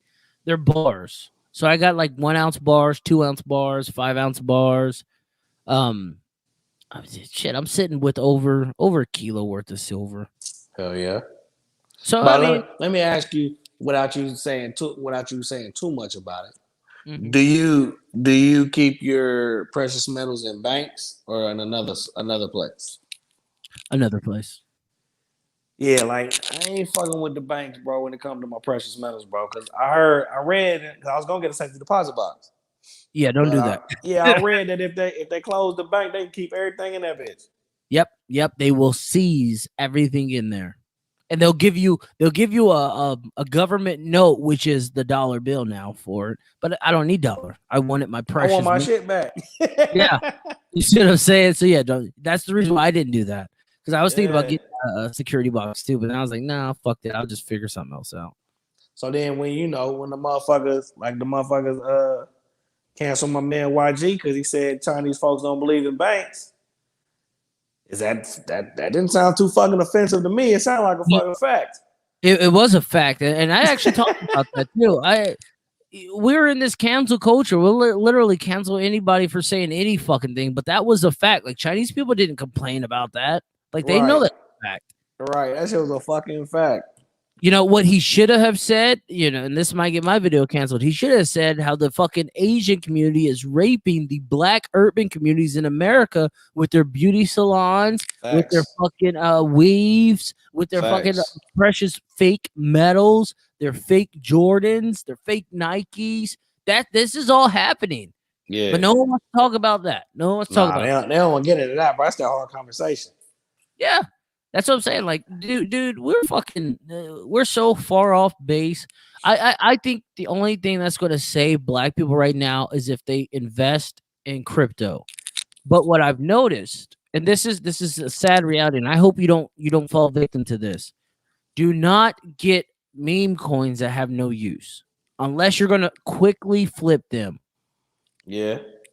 As soon as Dogecoin got to 30 cents, I sold without hesitation, without regret. I have no regrets on it. I was waiting for that motherfucker to get past 10 cents to sell it. When it jumped to 30, I sold. Simple. You got out of there? Oh, I got out of there. I made a great profit. I got in when they were 4 cents. Oh, yeah, you did swell.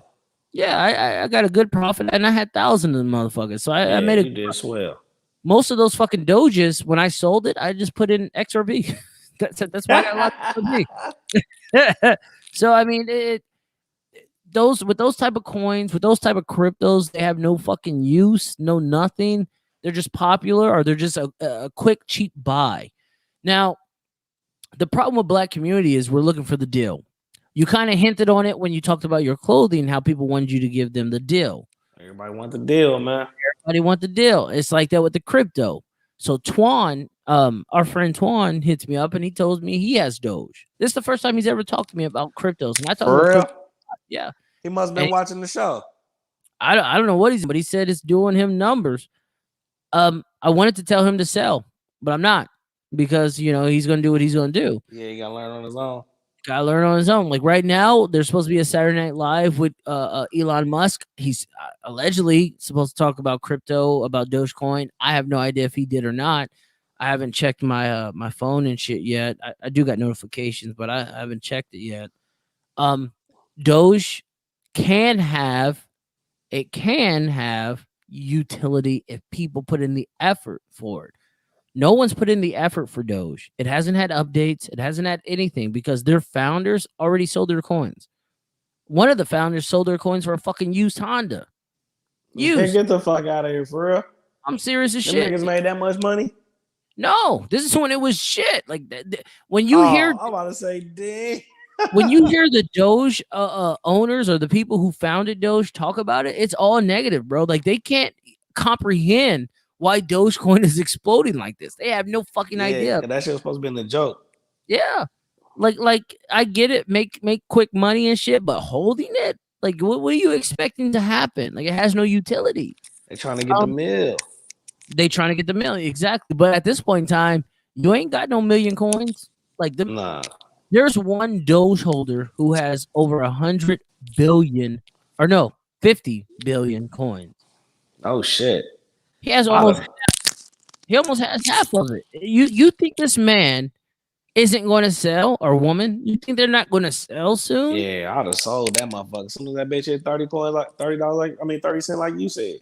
Well, it's like a Ponzi scheme. They're waiting on everybody to fucking throw in their money. They're waiting to see if it hits $1.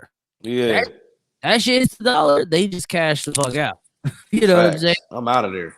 Exactly. That's what they're waiting on. I don't want to Well, be I'm saying that's what they was doing with the AMC shit. Yeah. Doing on the stock market. Yeah. They said they pick one and pour all this money into it. They do it early though, and then start up a big ass hype about it. Yep. Yeah.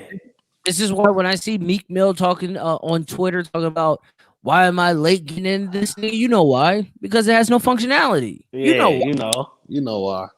You see what I'm saying? Like they're throwing us in the fire, bro. And it's not just blacks; it's a lot more people, but they're throwing us in the fire. It's America. Yeah, but the real utility is XRP. Blake didn't want to admit it.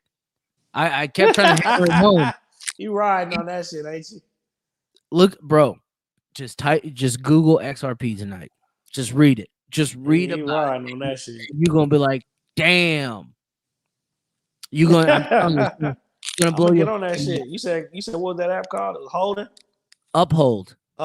Yeah, I'm gonna get on that bitch. Just get on, bro. It's gonna blow your fucking mind. Last night, Ripple tweeted out that they've signed contracts with banks in 55 plus countries. Oh shit. Yeah. How much XRP at right now? Isn't that like $1 or something? Let me look. It was earlier it was like $1 or 50 something.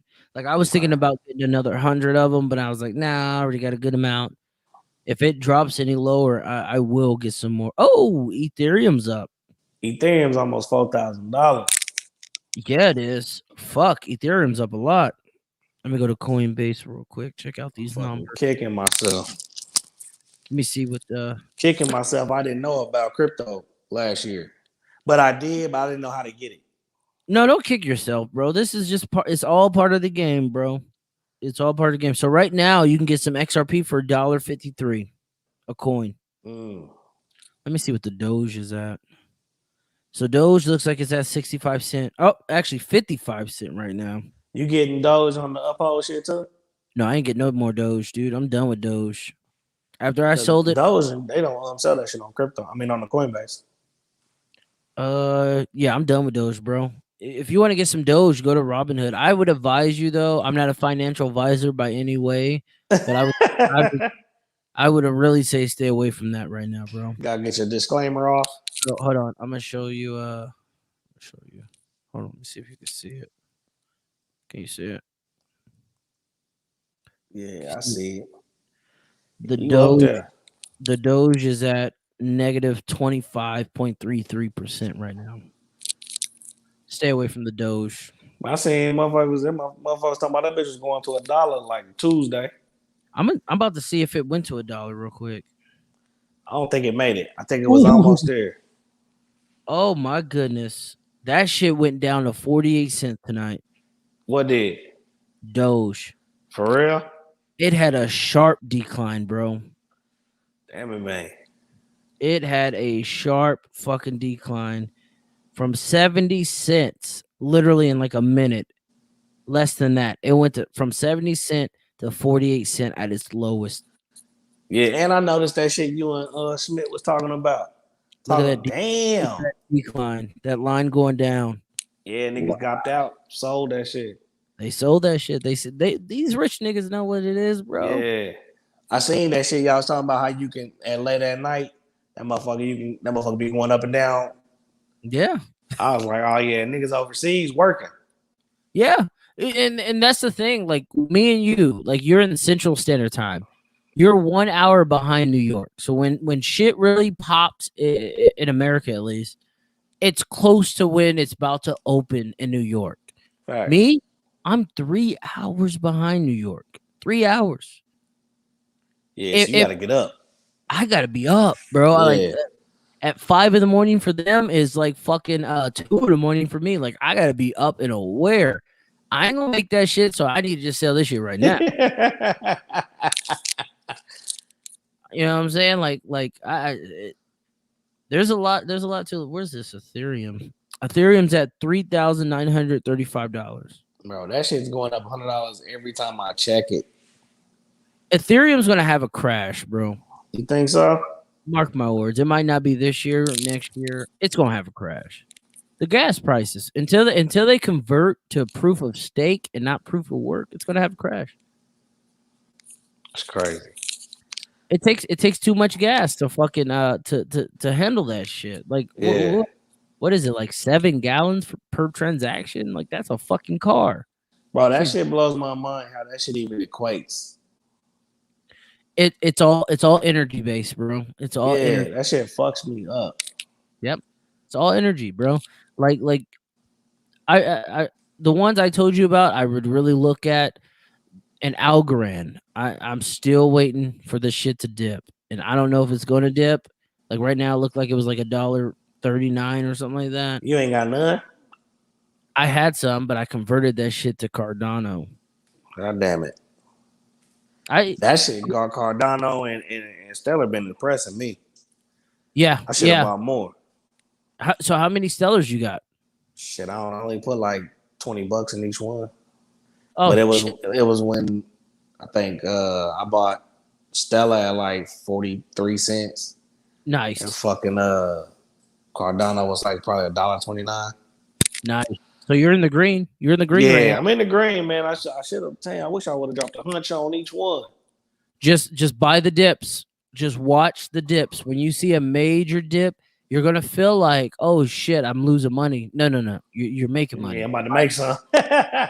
Buy that dip. That's what I do, bro. Like I've accumulated most of my coins under $1 because I buy the dip.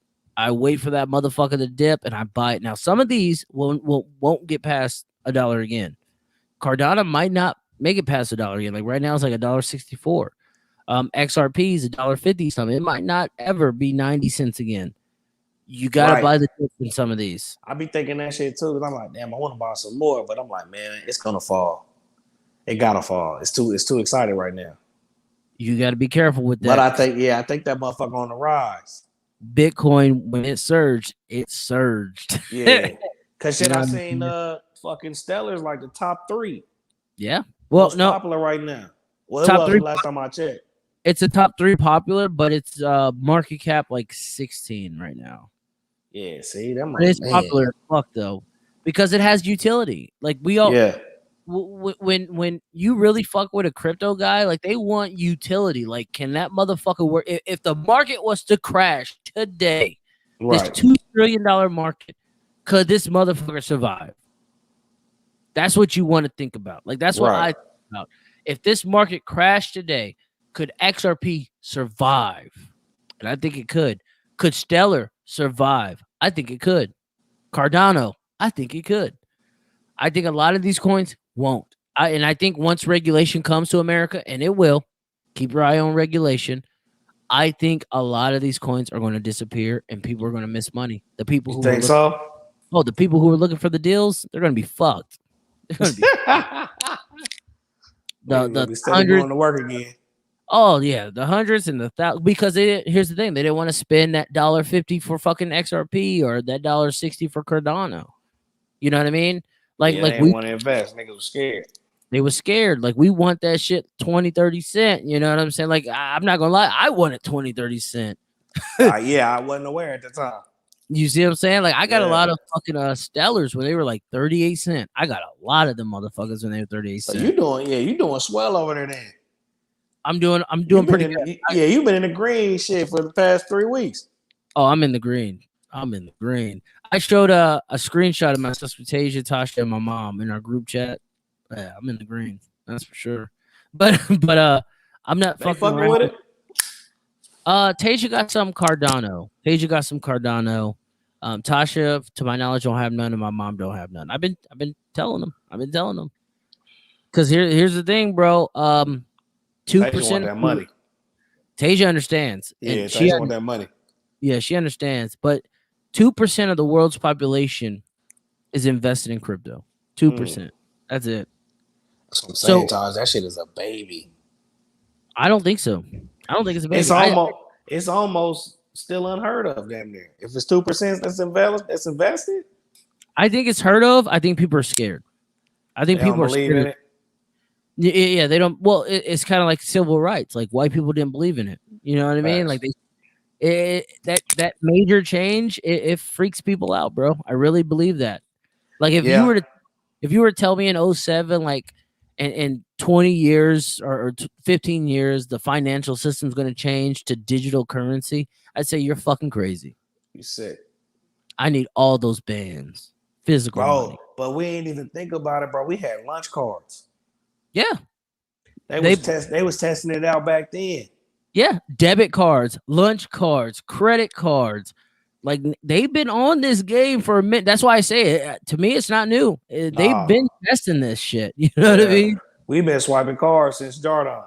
Yeah, and it's just so normal to us. So when we hear digital currency, we're thinking of like some off-brand chip in my hand. Let me scan something. When in all actuality, we've been dabbling in digital currency for sure. Because elementary school, I used to take my lunch money to school. Yeah. As soon as we hit Jordan, nigga had the card. You just get my number. Yep. So they've been doing this. It's just how they're collecting the money, how fast money's being transferred now. Yeah. That's what a lot of these digital currencies are. It's all about speed and efficiency. That's all what it's about. Like, Bitcoin actually has use. Ethereum has use. Ethereum just it causes a lot of transactions fees, and Bitcoin is just slow as fuck. Slow as a motherfucker. Yeah, it shouldn't take fucking hours for a transaction when XRP is 3 to 4 minutes.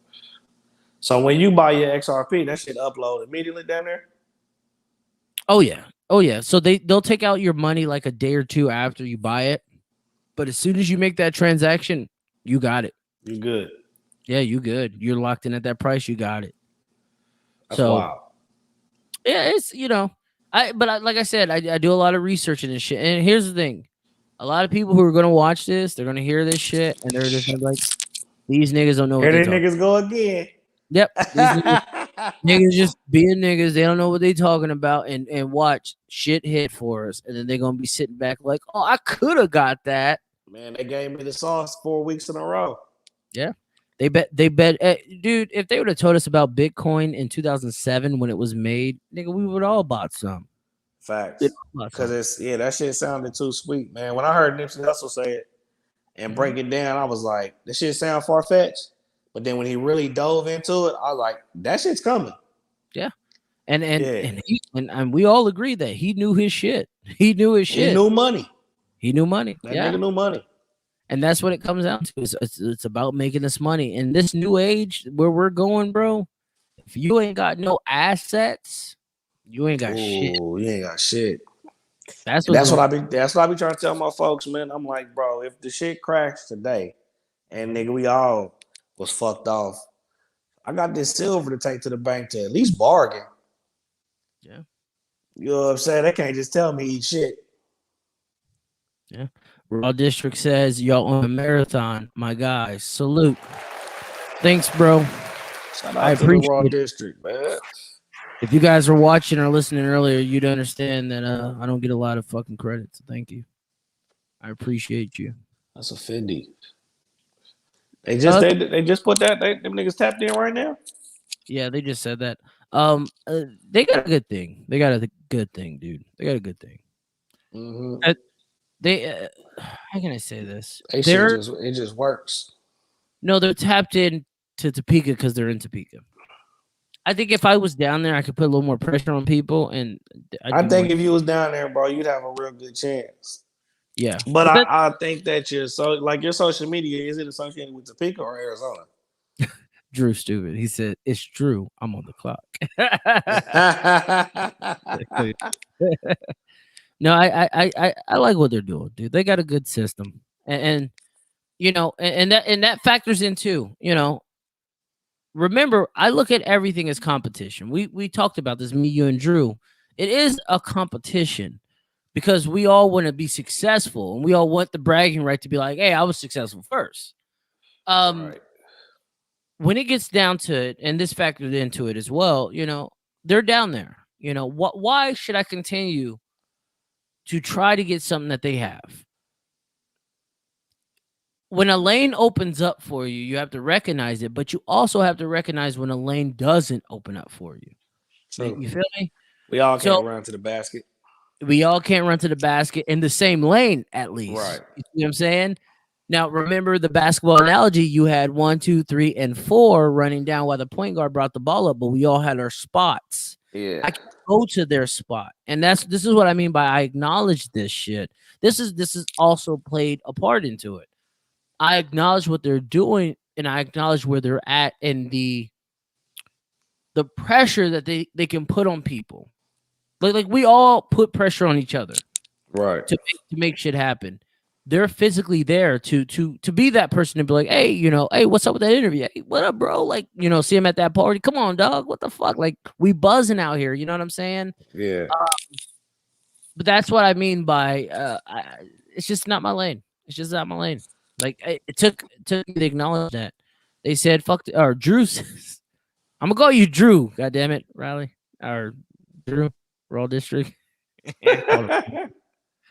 He says, fuck Topeka, we all about to blow up nationally, only matter of time before the universe rewards you. Yeah, for sure. I feel you. But in the meantime, bro, like, I ain't getting paid for this. I gotta get paid. Y'all niggas getting paid.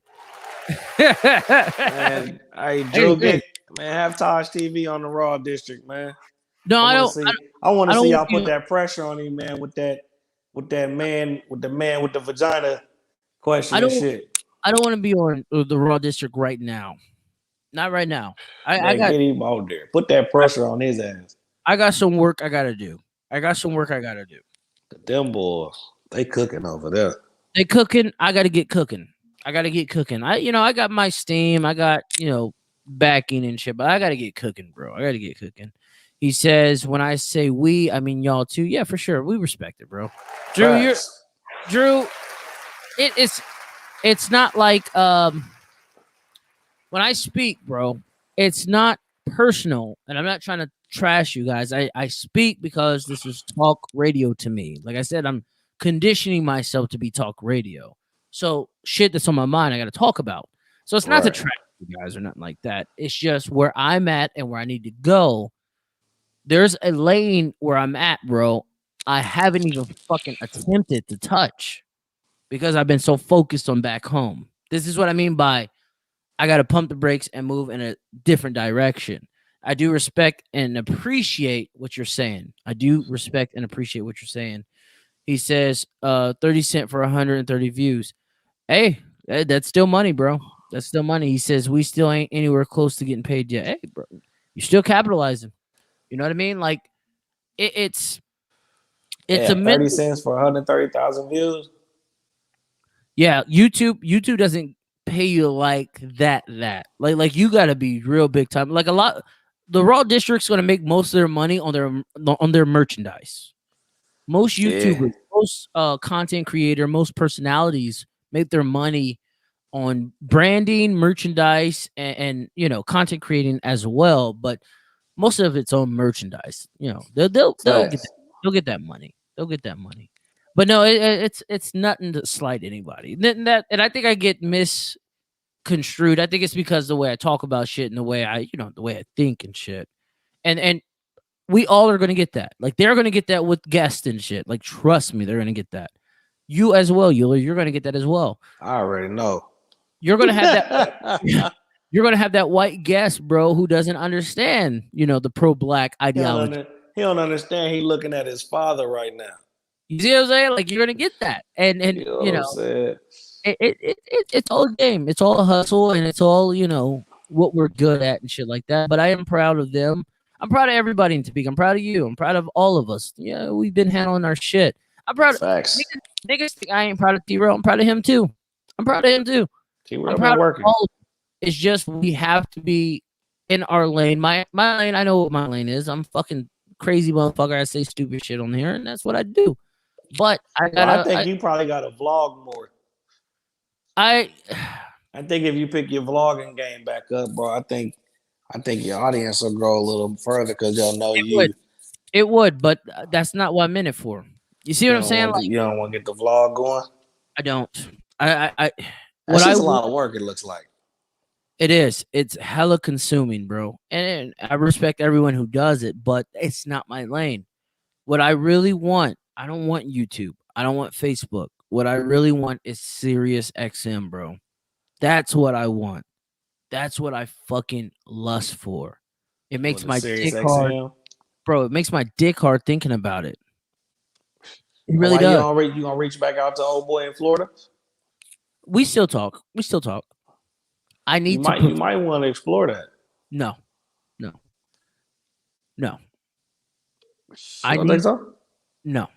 The reason why I branded myself, the reason why I got this LLC in my name, due part because of the Raw District and what they did, but I made a deeper dive in my thought in that.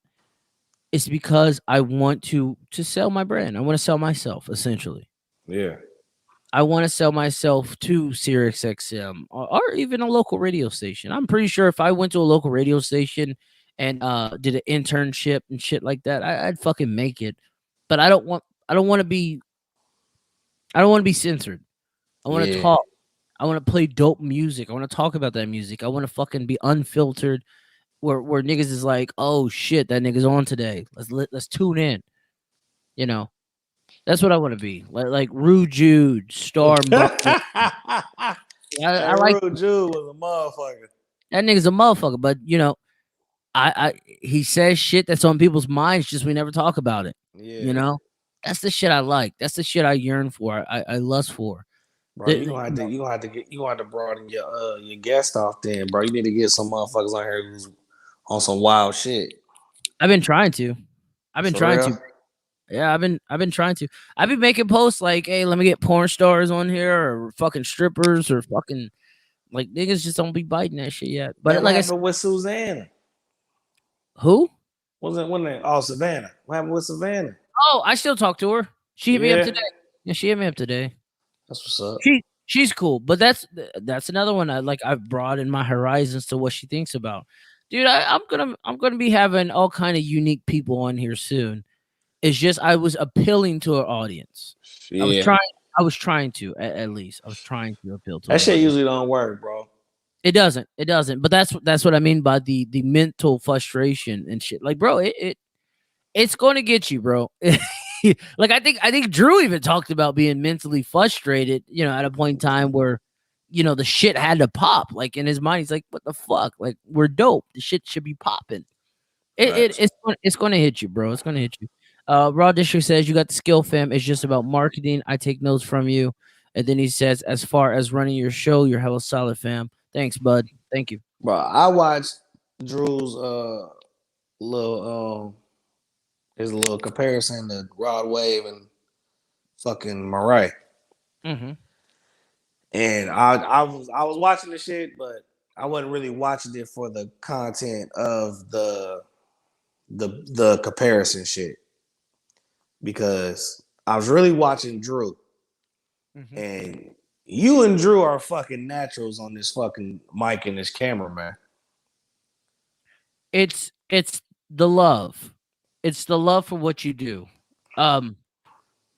There's reasons why Drew does what he does. There's reasons why I do what I do. It's the love, bro.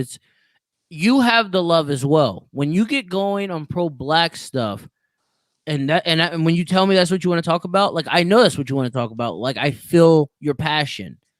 It's the love for it. Like when I talk dirty and I play fucking sex clips, I like that shit. You know what I mean? It's the fucking passion of it.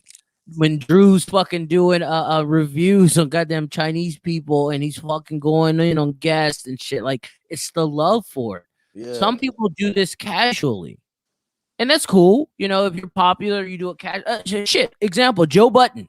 Joe Budden loves podcasting.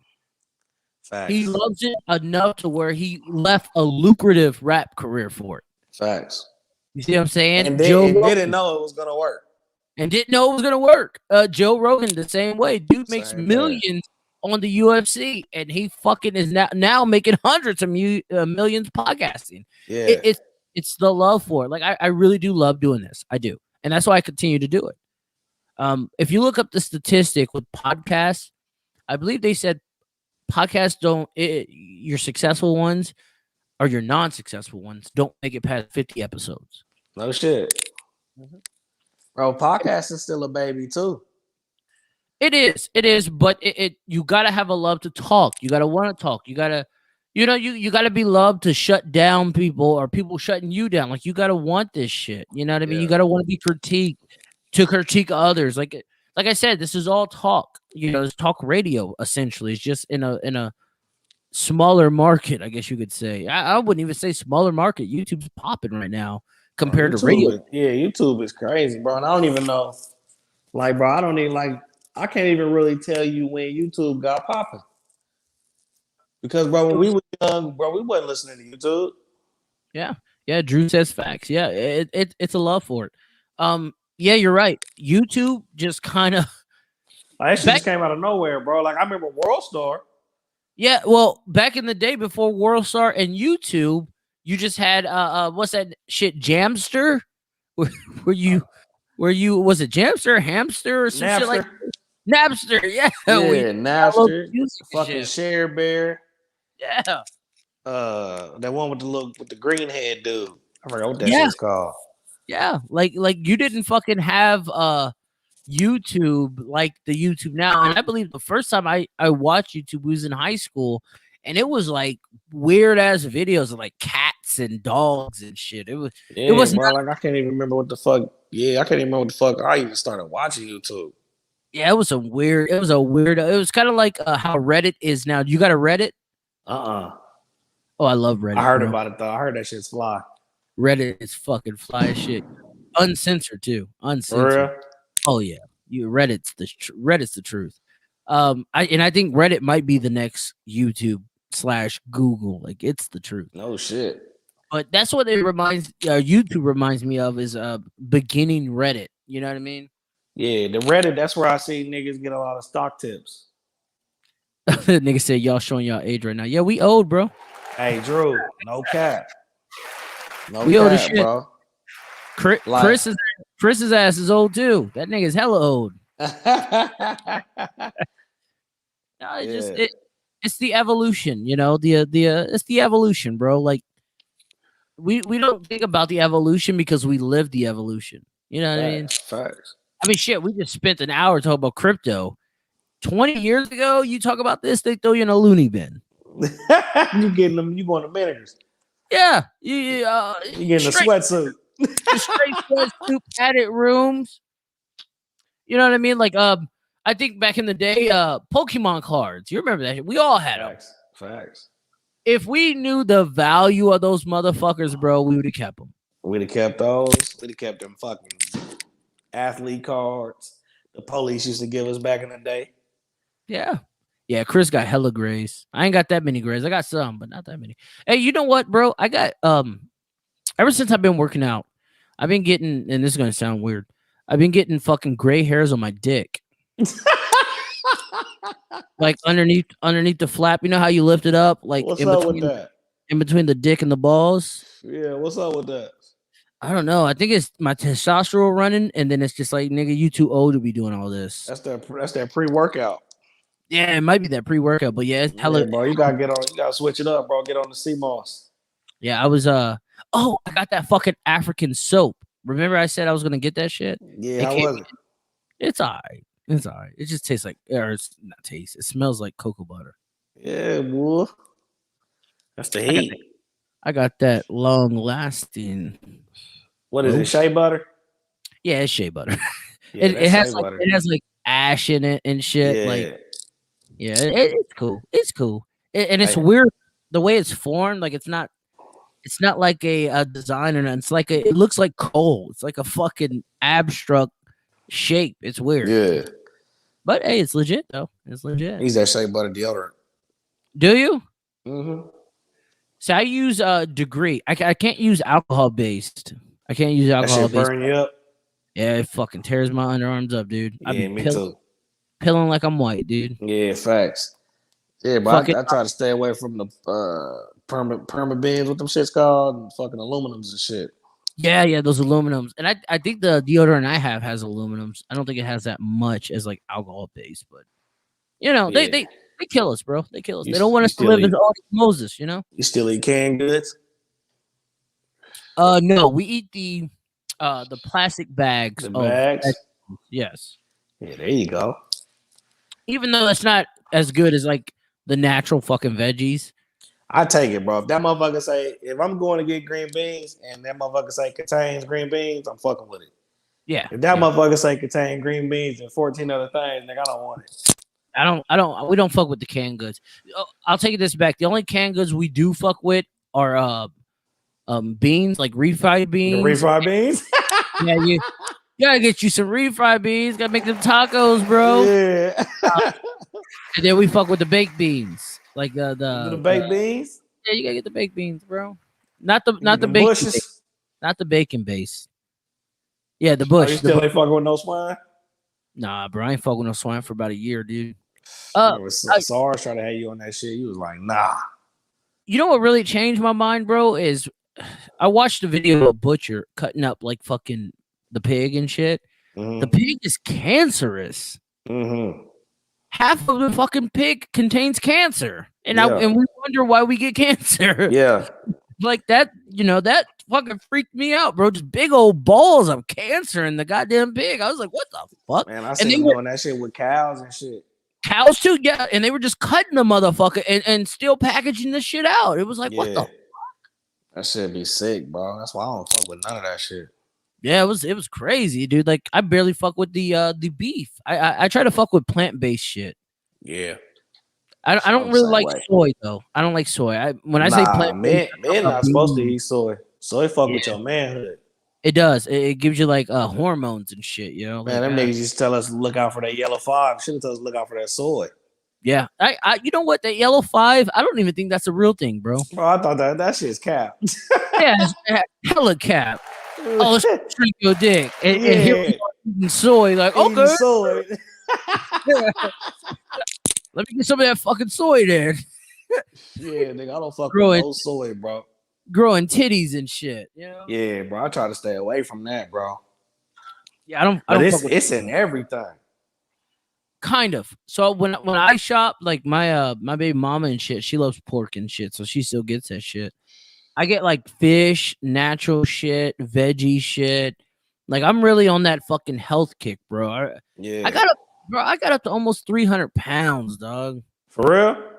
I was 268. Never thought I'd see the day, bro. You'd be 300 pounds. Bro, right now I'm at 230. That's good weight. I'm just solid weight right now, but nigga, that's good weight. I was fat as fuck, bro. Big old gut shit. Fucking shit. Couldn't see my dick when I was pissing. I was like, oh no, I gotta get rid of that shit up. I get rid of that shit. And I remember when I was in Winslow, when I started gaining weight, I had a little pouch belly. And this big old buff black guy, his name is Elam. He's like, hey nigga, how you get skinny fat, Riley? I was like, what? He's like, how you get skinny fat? I said, that's a thing. I was still hella skinny in my legs and arms, but I had a big old pouch belly. That was that drink. It was that drink, bro. Yeah, and that's all that drinking nigga was doing. Mm-hmm. And then that shit followed, bro. Like my thighs is hella huge and shit. It's crazy, bro. Like I just got fat. I just got too fat. Like I'm still kind of obese. I'm trying to get to 180, but that shit's hard as fuck, yo. I blame that shit on Gucci Man. Yeah, Gucci had that pop belly. He made that Bro, shit pop. Gucci had that shit looking cool. He did. He did. Who is this? Oh, it's my boy Kyle. Thanks, Kyle, for the subscription. Shout out to Kyle, man. Shout out to you, bro. Yeah, that motherfucking Gucci badge. Gucci had that shit cool, but when he talked, he was like, "Y'all niggas ain't eating steaks and scrimps." Yeah. Nigga, I need some of them scrimps, nigga. That's what get that nigga looking like that. They called it a baller belly. Yeah, the baller belly. Yeah, man. That nigga finesse me into getting big. Yeah.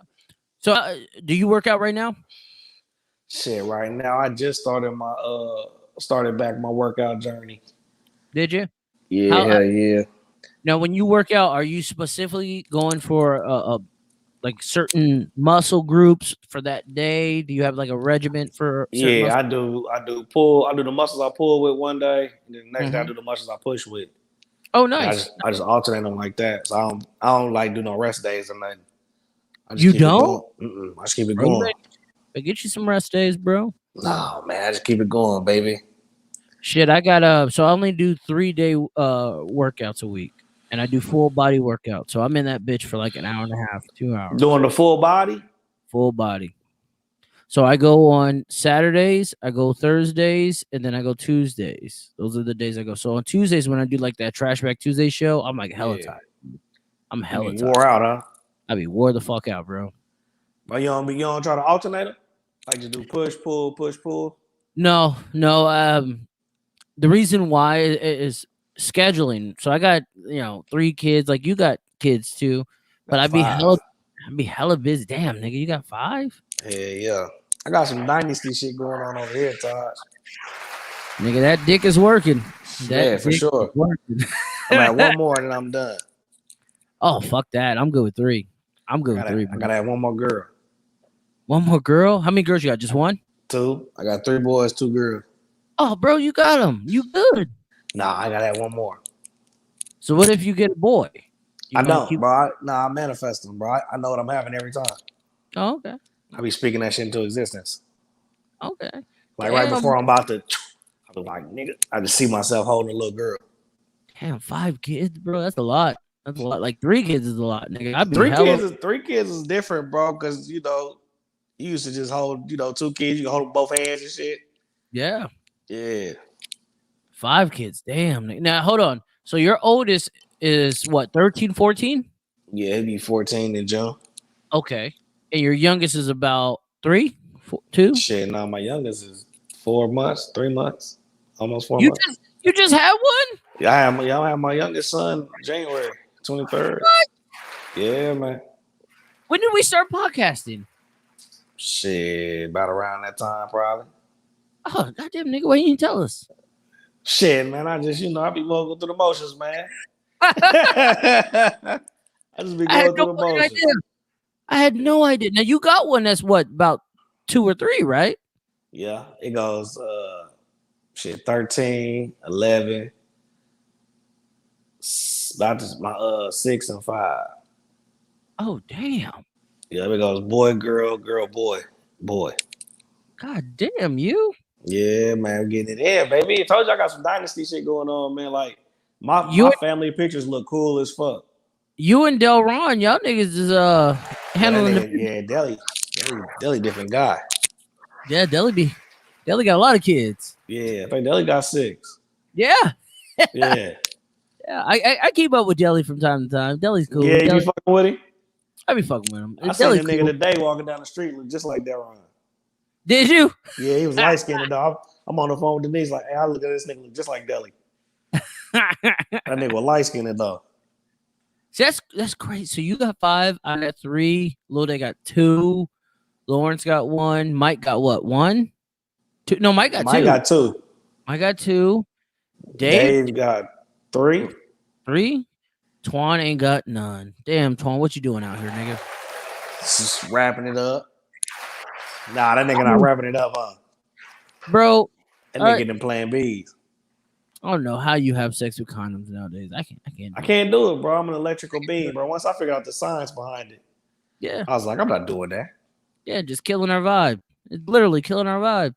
I'm in here Come on, trying man. to deep stroke. I can't deep stroke with a condom. Yeah, I try to fuck this chick with a condom. My dick just couldn't get hard. It could, you know, and it wasn't happens, like man. It happens. like I know she was thinking like, oh, well, he doesn't think I'm cute and this, that, and the third. Like, no, like you're sexy as fuck. Like this condom on my dick is just suffocating it. This shit's Crazy. whack. Yeah. I already ain't got the biggest dick, but you know, my dick needs to shine. You know, let me This up in nigga that. still, you gotta get all of it in there. Let me up in that hairy thing. Hey, you remember when BET used to have the wrap it up safe sex commercials? Yeah, they were crazy. Hey, They're trying now to stop progress. hey, they don't even have them motherfuckers no more. Now they show you the homosexual prevention of AIDS pill. Well, I think they understood like niggas is out here fucking. Like we can't stop that. Like niggas is fucking and they fucking Niggas is raw. fucking. Like let's actually just promote the gay The agenda. homosexual shit. Yeah. Yeah, I got a lot of homosexual friends. Like, you know, how I feel about that, you know, to each his own. Like I they're really good women and dudes. I don't want to just say it's like it's dudes out there, but women and dudes. Good people, man. Good people. I need to produce kind of like what you're saying. Like if I had another kid, bro, I'd be happy as fuck about it. Like I love kids. Yeah. But I don't want to have another one. Like it's tough as it is. Like if I fucking but when XRP explodes, I might just drop my nut, you know, into something. You gotta get that bag first. Yeah, I gotta get that bag first. You know what I mean? Drop her off about, you know, a couple hundred. Here's 100,000 right there. You know? Man, bro, you gonna get the bag, bro. Have the kids. Yeah, straight up. The more mouths you feed, the more you gonna grind. That's true. That is true. I will say that. Like, nigga, so when I was in Kansas, my original plan, street-minded dude, was to get back in the game, fucking with the mass block, which turned into ground zero at that point in time. And then I seen how the bros was moving, and it was nothing like how we were moving before. You know, niggas elevated. They elevated the game. And so I was just like, nah, I say my lane. But that's when I understood the hustle, like the legal hustle. That's when I worked at Wendy's and FedEx at the same time. Yeah, it can happen.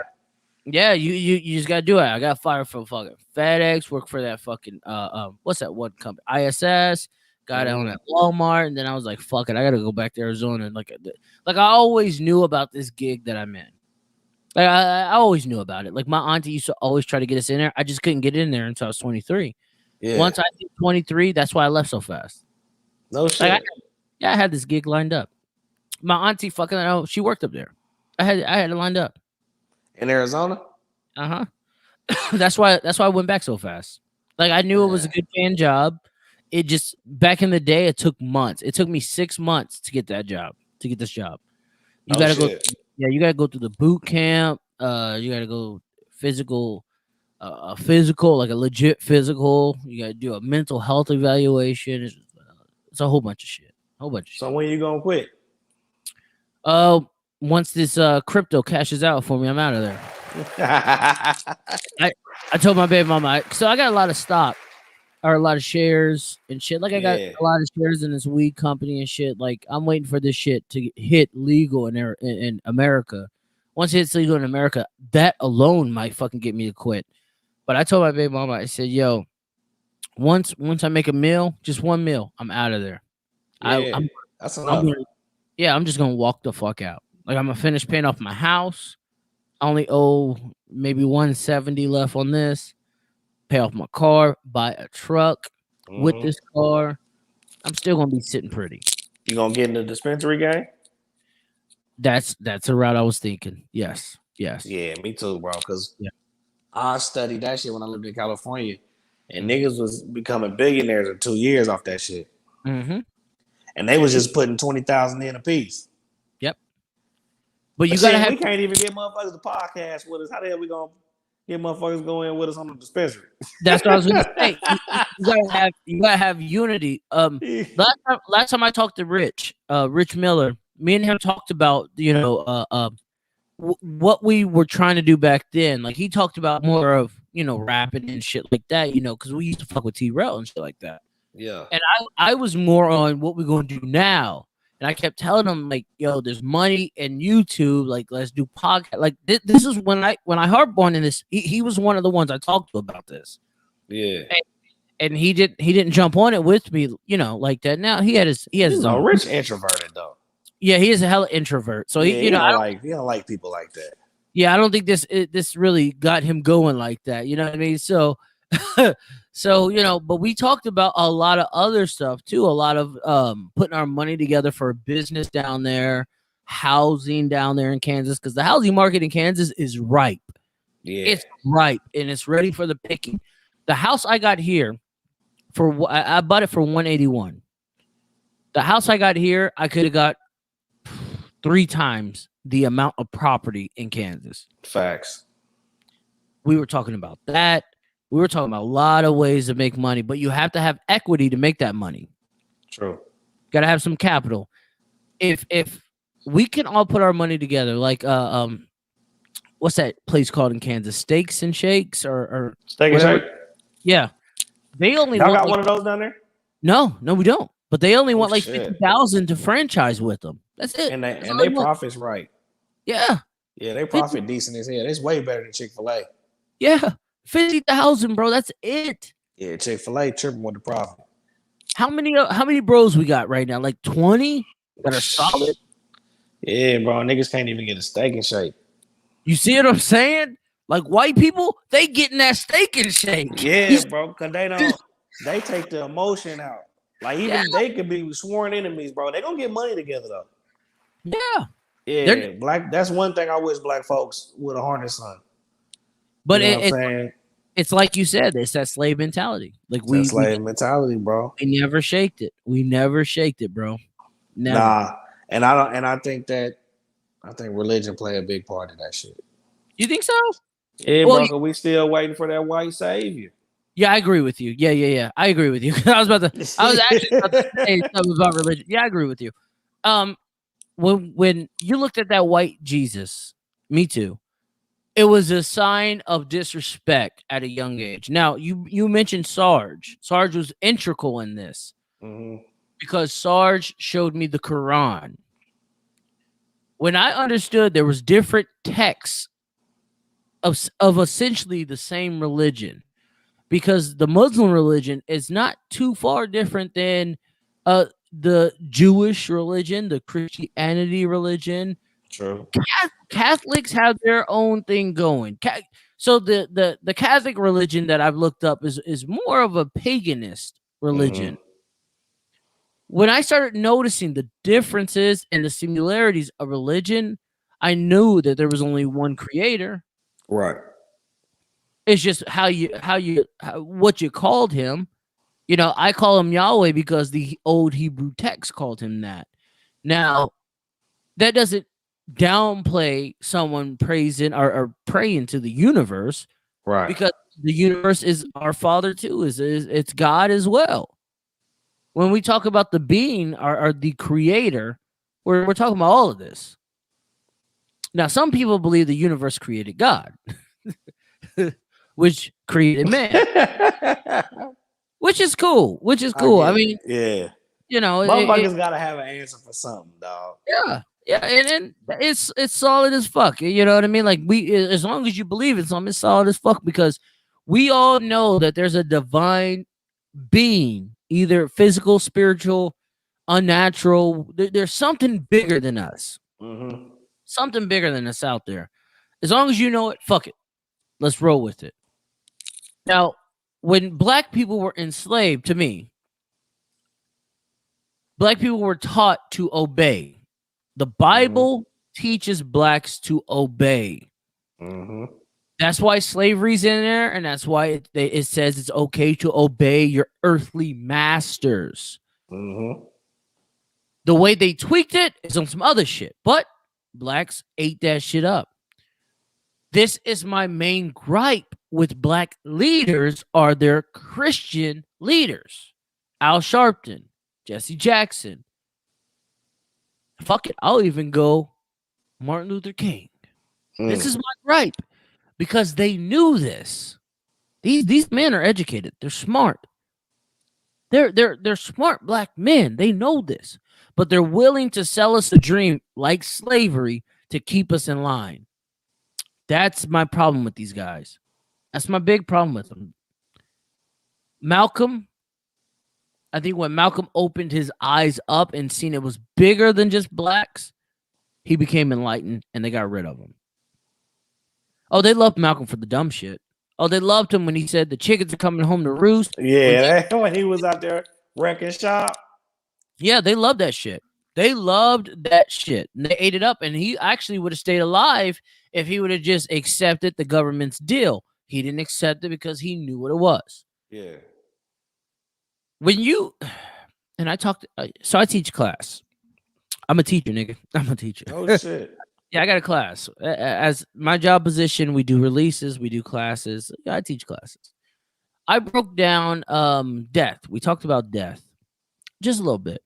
But I said it's crazy how in this era, this new age, you know, we're afraid to die. I ain't afraid to die, bro. I ain't afraid to die. I used to do this, do that. Da, da, da. Okay, have you ever been shot at? Yeah. What happened? I got the fuck out of there. Why didn't you die? Why didn't you die? If you ain't scared of death, Yeah, why nigga was trying to live. nigga was trying to live. Yeah. I asked the girl, she said, yeah, I tried suicide. I tried to take it there. So why didn't you die? Well, they said I didn't hit the vein. Why didn't you die? Don't bullshit me.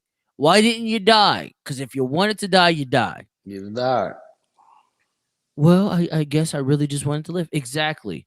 This generation we live in, we want to live more than we want to die. And years prior, and this is where it gets to Malcolm X, niggas wasn't scared to die. People weren't scared. Nah. So I asked him, I said, what if death, you know, they preach death as being this ugly fucking thing. What if death is so fucking righteous, so fulfilling? Like we can't even fucking fathom the feel of it at being alive. So I asked him, I said, do any of y'all remember when you were born, when you came out of the vagina? Do any of y'all remember? No, we don't. Well, we didn't have the electrons in our brain. Our brain wasn't developed. No, that has nothing to do with that. You don't remember it because it's so divine, it'll cripple you. It'll cripple you. Certain things in our life, in this life we live, it'll fuck us up if we felt the feeling. When you get to your serial killers, when you get to people who ain't scared to die, they're tapped into that energy. They're tapped into that fearlessness of not being scared to die because they understand death. They understand the feeling. And that's why we don't agree with them. Malcolm X not accepting the FBI's hand, their invitation for protection, is because at that moment in time, he wasn't scared to die anymore. Right. He knew it was coming. He talked about it. That's what makes people scared. That's what it's a weird conversation to have, but I believe death is so surreal. Every near-death experience I've watched on the internet and read about, it's so surreal, so relaxing, to the point of where they don't promote it. They promote 50 Cent being almost killed. Right. But they don't promote the people who say that I did die and I did feel this and I felt that. Man, I had a lady come in my job. She said she died 3 weeks ago. She was in the hospital. She said she don't remember shit. She said all she remember is the doctor waking up in her face talking about some welcome back. That means her body was in a state of tranquility, a state of relaxation. Yeah, I don't think she really was transitioning. No, she was just probably out. Yeah, I think like she was. Yeah, I think she was. Yeah. I don't think she was really transitioning. So do you watch what's that muscle guy's name? I'm about to look it up, bro. Cause he actually has a dope ass story about dying. The black man from Cali. I'm saying bodybuilder. Oh, the buff dude. Yeah, he's one of the buff guys. Cali Muscle? No, CT Fletcher. No, I don't know him. Look up CT Fletcher. Oh, this nigga, he gets me hype. I'll listen to him while I work out. It's not even music or nothing. It's just him. He has his own gym in Cali. He's very aspiring, influential. Get you Yeah. going, bro. Very motivational. He had a near death experience. Now he's older. He's older. I think he was born 60s or some shit like that. Mm-hmm. He had a heart attack and he died. Damn. He was clinically dead. He talks about death. And he says it was the most relaxing feeling he's ever fucking felt. He said I imagine so, man, because it's something that you can't control. Yeah. He just said, you know, that feeling made me not scared to die. Like I wasn't scared to go. And he talks about like I wanted to go. I wanted to feel relaxed. I feeling that feeling, it had me wanting it. He talks about when he got brought back out, you know, of his being unconscious, how he you know, he kind of felt shitty. You know, they end up giving him some Asian chick's heart, and he actually talks about feeling her vibes and shit like that. No shit. Yeah, it's really deep, and this nigga's really conscious. Like he's a very conscious black dude. CT Fletcher. That's another gym for you, bro. That's a gym. Like I think you're talking about Cali Muscle, right? When you talk I thought you were talking about some workout shit.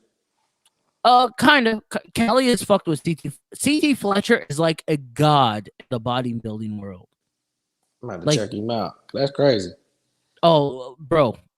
Type in on YouTube, type in CT Fletcher near death experience and listen to him talk, bro. Just listen to that black man talk because he's a strong black dude. Strong, and he ain't no uppity church guy. Like this nigga cusses.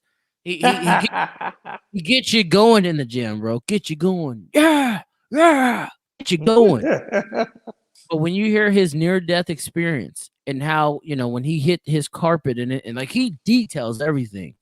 No and he shit. he just talks about the tranquility that he felt. I imagine so, bro, because you gotta almost accept it. Yeah. You know what? I think people have a hard time accepting death because they don't want to lose what they have here. Yeah, we attached to this physical shit. Yeah. I think when people understand that this physical shit is just momentary, like when you die for eternity. But when you live for a limited time. Like we and that's why I don't know why motherfuckers don't look at it that way. Like you dead a lot longer than you alive. Yeah. It's scary. How could this be life? It's scary. That's why. It's a scary feeling because people get connected, like you said, connected to what we have, you know, like our kids, for example. Like we think of our kids too much. Like when I say too much loosely, but when I say too much, I mean like they have a life to live. They have their own fucking life. They have their own purpose. Yeah, their own purpose. But we want to be attached to their purpose. We want to be attached to our mother's purpose, to our father's purpose, to our grandparents' purpose. Like we always want to be attached to someone's purpose to the point of that's why we're always sad when someone dies. We living for others. We live for others. You see what I'm saying? I think your elite, they understand death. They understand it. And that's why they're willing to do what they do. They understand it. Now, do they know where they're going when they get out? Probably. And it's probably a place that we don't want to go. But motherfuckers be pulling rituals trying to stay on Earth. I think they pull rituals to extend their stay on Earth. Yeah, they're scared to die. I don't think they're scared to die. I don't. I think they're scared of not knowing the shit that they were doing didn't come to fruition. So, all right, Walt Disney. And this is, I believe, a true story. I believe he did preserve his head. That was in his will. He wanted to preserve his head so that way in the future, when technology progressed, they can just attach his brain to a living body and he'd be living. This nigga could literally be walking around right now. We wouldn't have no idea it was Walt Disney. Who know the fuck Walt Disney is, huh? Yeah, I have no idea, especially with the plastic surgeries that we have and shit like that. Like they're literally giving people new faces out here. Right. That's not being promoted, which is crazy. Like this nigga literally has a new fucking face. Right. So I wouldn't put it past it that Walt Disney is like walking among us. So when I hear shit like that, like these niggas are trying to achieve godly powers. I think a lot of this of where we're at is to achieve godly powers. One thing I heard during this whole coronavirus thing was trust the science. I heard that a million. Yeah, like Trust. that's what I feel like they trying to get us to believe. I mean, to trust scientists. Yeah, trust the science. You got to trust the science. As soon as Trump said something about God, oh no, trust the science. Yeah. I think we are in a constant battle with trying to be our own creator. You know what I mean? Yeah, facts. Like Stephen Hawking said, the Earth will die because humans killed it. Like Facts. he puts it out there, like we're going to be the reason why we die. It's not going to be the asteroids. It's not going to be anything else. It's going to be us. But the Earth not gonna let that happen, man. The Earth gonna purge. No, I think death is coming. The Earth will stay alive, yes, but I think That's what I'm saying. The Earth gonna purge. It's gonna take off everything in its existence. It's gonna clean itself.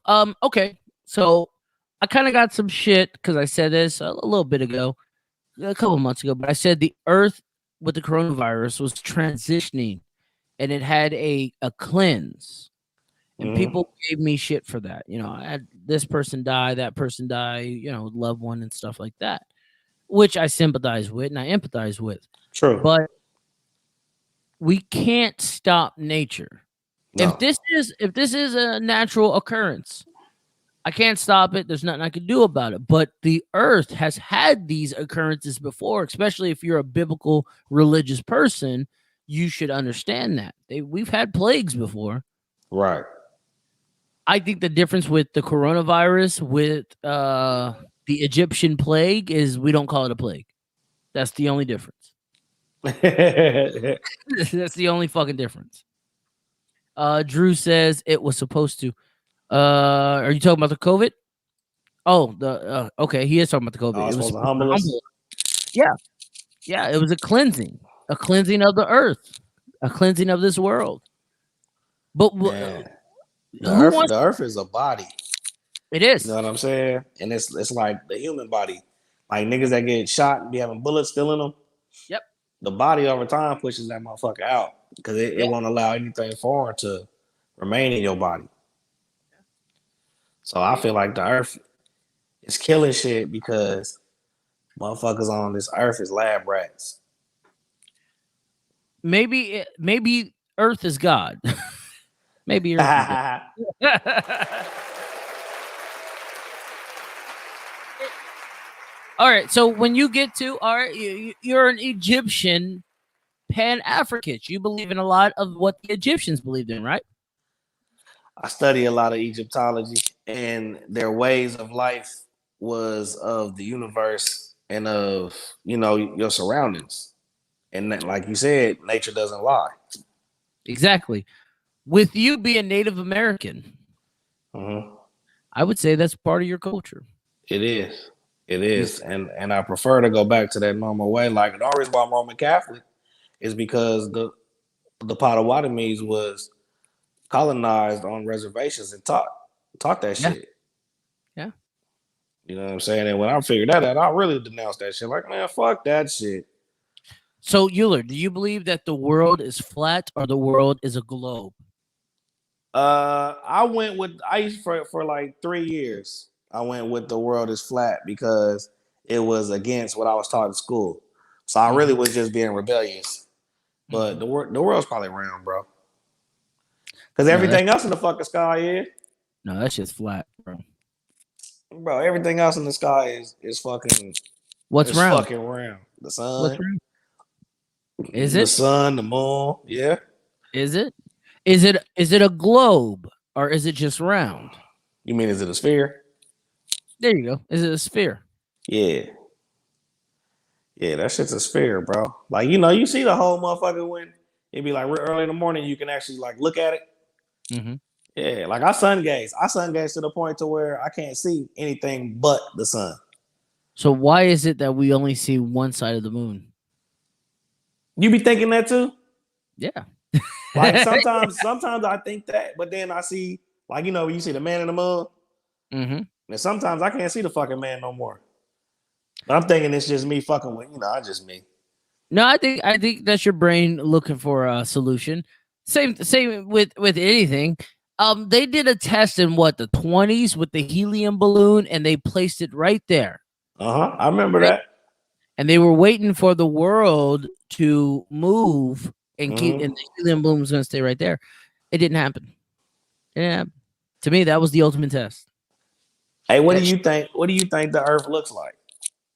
I believe it's flat as fuck, and we're surrounded by ice. And this is why our governments, and not just American governments, but governments across this fucking planet, does not allow us to these polar ice caps. They will not like that. Like they got motherfuckers out there that'll really stop you.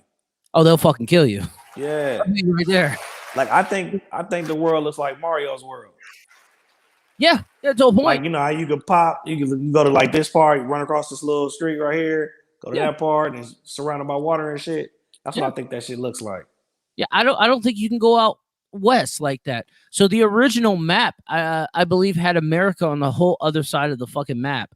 Right. Which I actually believe that's it. I believe that's really it.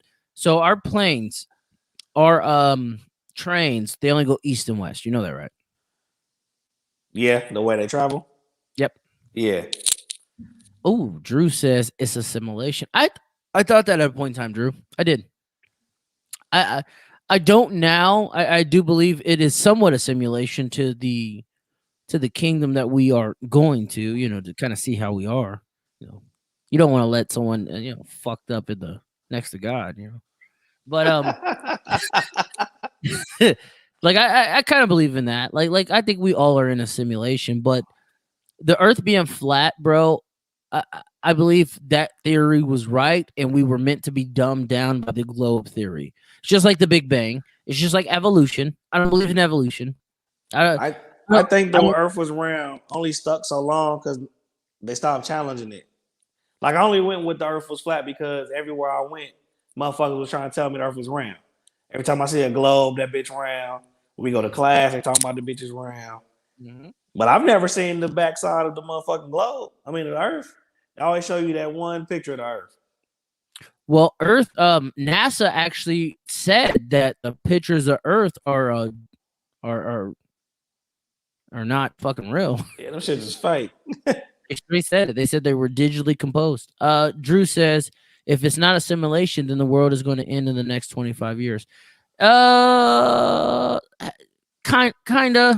I don't want to put a time. Yeah, I don't want to put a timestamp on it. I kind of believe it's a simulation, but I don't think it's a simulation like The Sims. I don't think it's The Sims.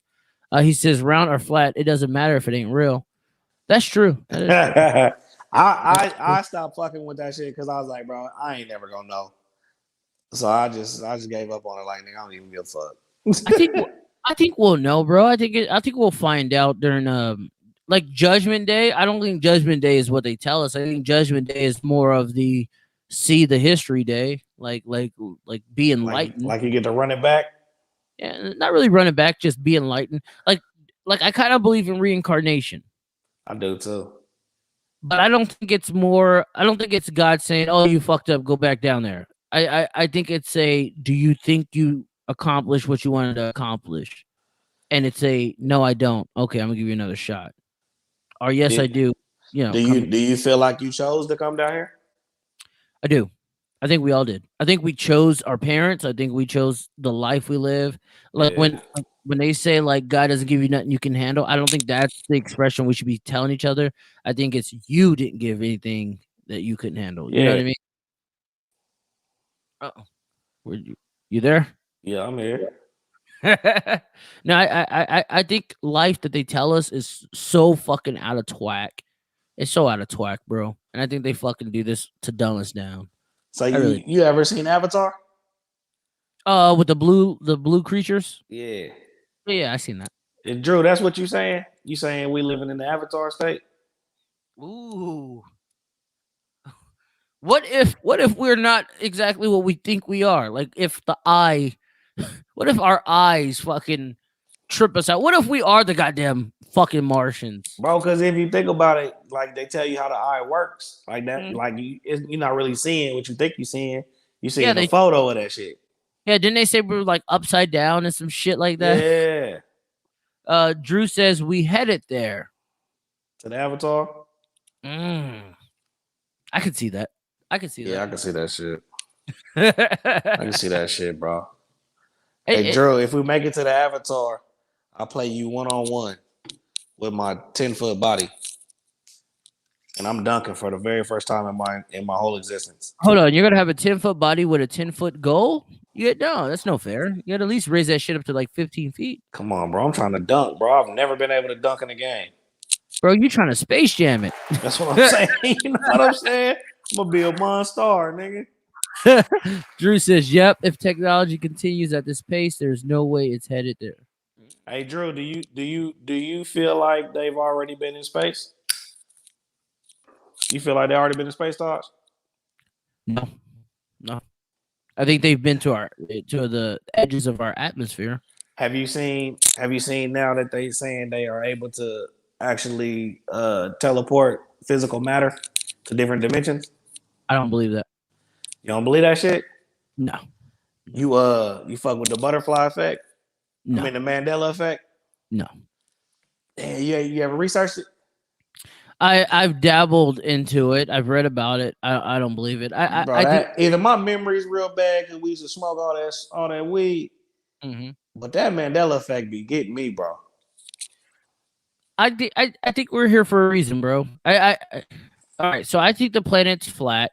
I think the sun revolves around us. I think the moon revolves around us. I think that's why you have different climate changes. I think when the sun changes its axis, that's when planet or regions become deserts and some become land. So you think it's moving in like more of a figure eight? Yeah. So yeah, like a figure eight, and I think sometimes it changes its axis. I think that's when you see a change in eras. I guess to say a change like a new world, old world type of thing. Yeah, like back in the 60s in Kansas. Right now, it would be 45 degrees. Yeah. Or like in Arizona where it used to be lush here, but now it's hella deserty. Hey, is the Sahara Desert? Where the Sahara? That's in Africa. My bad. Yeah, that's in Africa. What desert y'all got out there? Just the fucking Grand Canyon Desert, the Arizona desert. Do you what you think made that Grand Canyon? What did I think made it? Yeah, earthquake. I think it used to be the ocean. No. It's deep. If you think about it, water is the only thing that can make something like that naturally. Bro, water will you ever shot water at like hard water at concrete? Yeah, it'll fuck it up. It'll break that shit. It will, but you're asking for water to have spouted to the to make that crack. Like I don't know. I think if you knock down the big ass dams, I think that shit will fill up. Oh, it would, no doubt about it. I think that's the original Nile that they be talking about in the Bible. Okay, I'm gonna get to this because DMX said some real shit when he was in Arizona, and he was locked up here, and no one ever caught it. But he said he loved Arizona; it was God's country. But then he found the devil in God's country. I believe America is more of the biblical. Yeah, I believe America was the biblical land. I really do. Yeah, but if you think about the Mississippi River, the way that they describe the River of Jordan, that's the Mississippi River, bro. You can get to the Amazon rainforest through the Mississippi River. They just put them dams up and block that motherfucker off. Oh, Drew said that's interesting. I think he's talking about the theory. The dam. Are you talking about the dam, Drew, or the theory? He might be talking about the theory. About that bitch being the ocean. Like, bro, if you think about it, the Grand Canyon looks like you ever been in the ocean? Yeah, for sure. You can you ever be seeing motherfuckers like you'll be standing like towards the top. You only went knee high for real. But there's a motherfucker way out there. You can see his whole upper body. Yeah. But if you try to walk out there, you be sunk down in some shit, shot back up, whoop, whoop, whoop. You know what I'm saying? Like water will move earth in ways that man can't. Yeah, I agree with you on that. I agree. I think that's a big ass. I think that's the Nile. I'll say it may have been the Nile. I don't know about the ocean though. I don't know about the ocean because I don't think it was the ocean. I you got the Great think Lakes. it's part of the Mississippi River. Well, you got the Great Lakes, and they're like if you've been to like Detroit or Chicago and shit, like those motherfuckers are huge, dude. They're huge. The Great Lakes. I seen a video, and I researched it. The Great Lakes got created by land moving. Ooh. There was a body of water that was all that water that's in the Great Lakes. It was one body of water, and some land had moved over time, and that shit sunk a whole village. And then that shit moved over into the Great Lakes. I can believe that. I actually believe that. I do believe that. Like maybe, like water a bad motherfucker. And maybe that's what happened to the Grand Canyon. A little bit of water and the shift of land. Yeah, I think they moved it so they can dig down up in there. You know, they got them hieroglyphics down in the pyramids. I think that's where Tutankhamun's tomb is. Have you ever seen the Sphinx at the Grand Canyon? Have you ever seen it? Nah. Did you know about it? I heard about it. But, you know, they won't let you get in the Grand Canyon no more like they used to back in the day. They used to let niggas slide them little rivers. Well, they let you in there. They let you in there, bud. The part they want you to see. They're not letting you get all the way up in. I think they might got some UFO shit up in there. But I heard that the Hoover Dam is big enough to house a city. I would say so. A major city at that. Yeah. A major city. Bro, why do they need that? It's the energy. They need the energy to continue to do the fuck shit that they're doing. Yeah. All these fights and bombs and weapons and shit in the sky. Like, I've seen so many goddamn UFOs in the last 2 years than I've ever seen in mythology books. Facts. I'm about to pull up the Sphinx at the Grand Canyon for you. Pull the Sphinx up, man. Shout out to the Sphinx. Yeah, there's a lot of shit at the goddamn Grand Canyon. There's goddamn Hey, what if I told you I think Topeka had pyramids? I would believe it. I think the Capitol building used to be a pyramid. The Capitol? Where the Capitol sits, I think they used to be a pyramid. It's possible. Just based off the tunnel system on it up under it. It's possible. I can see that. Like, you know, that motherfucker all concrete. I think that shit had hieroglyphics in it too. You see it? Yeah, that's the Grand Canyon. Is it? This is at the Grand Canyon. Here's another one. Pyramids at the Grand Canyon. You see what I'm saying, man? Fuck them. Look at that. Look at that right there. Taj, this is direct proof. You motherfuckers was not here. I think America's more biblical than what they're telling us, dude. I really do. Yeah, if it wasn't, the motherfuckers wouldn't be telling us to go back to Africa. I don't think they want us back there because we was never there. Me and you have talked about this. Like, I don't think we were ever there like that, bro. Nah, I don't think so. But I know I wasn't. Not my folks. Hell no. I think we were here, dude. Look at that shit, bro. That shit's in the Grand Canyon. Yeah. You can go see it? Yeah, it's at the Grand Canyon. There's actually go over there and see it. Let me see. Because there's actually like let me see. Grand Canyon.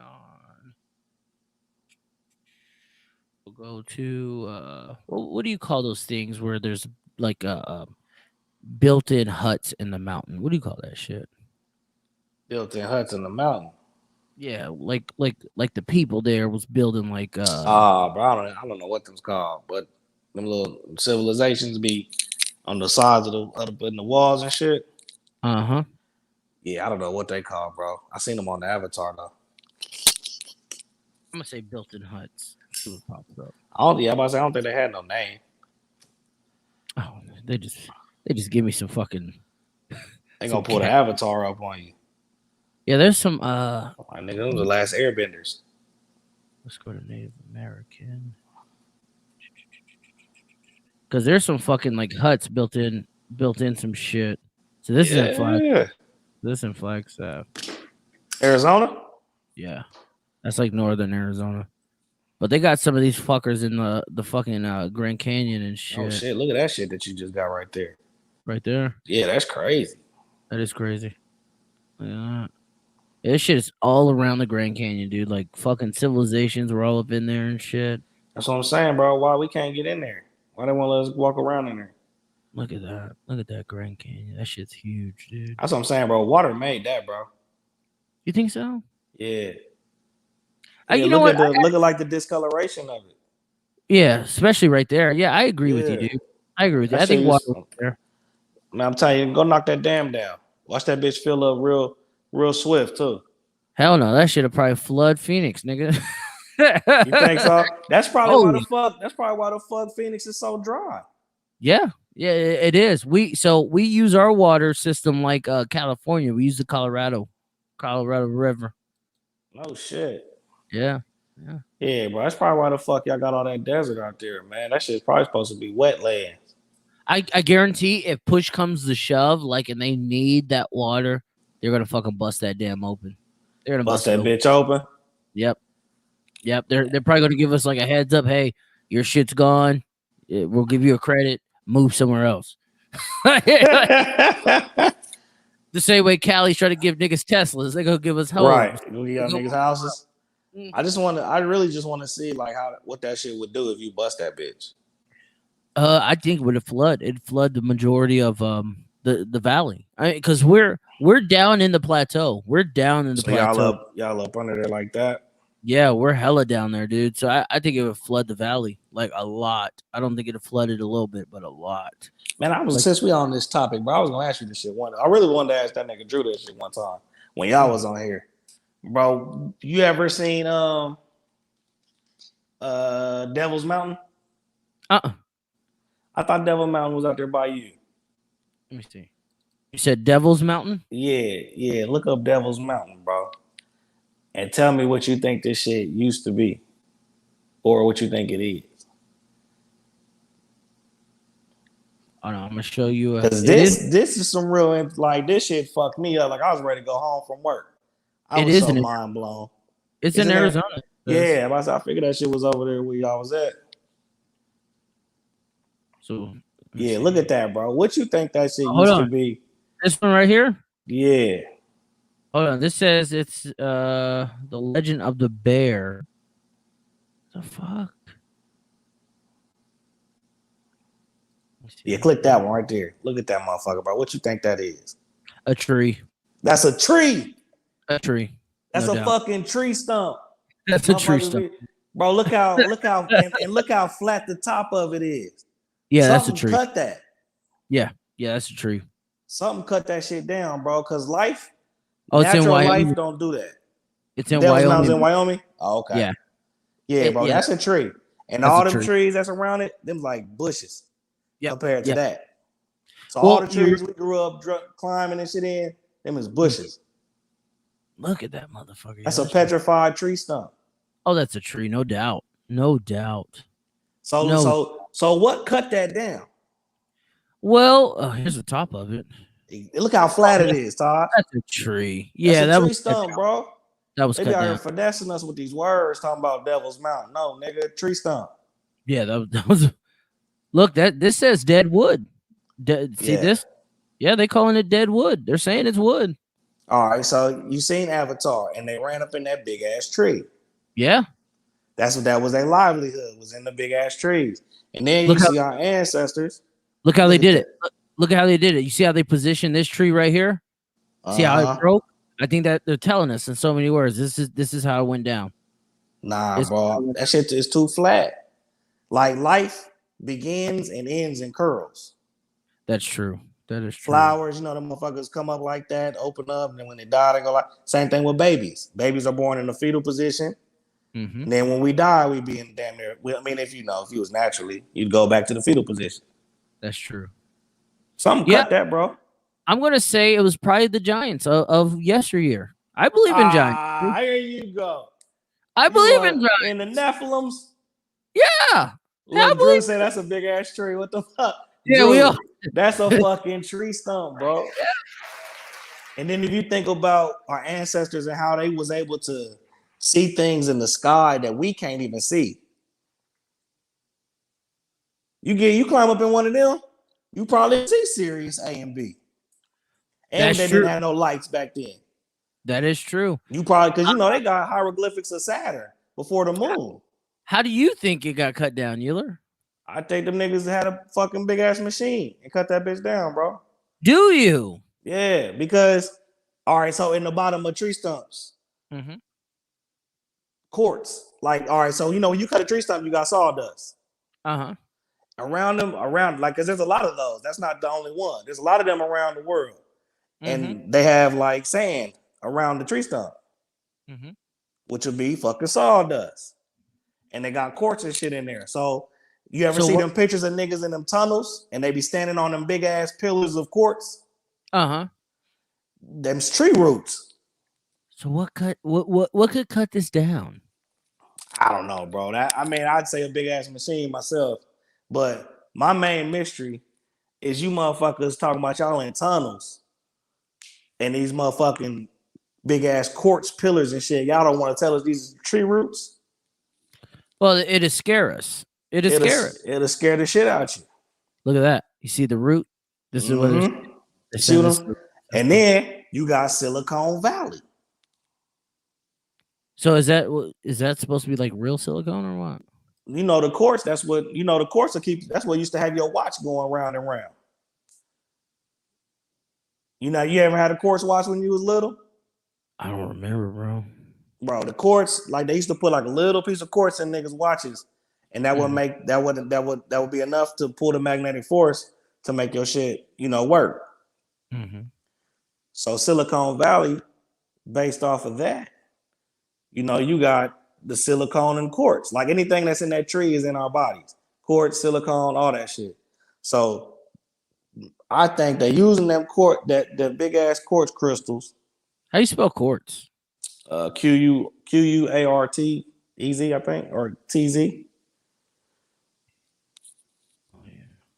Yeah, quartz plays a big part in motherfucking technology.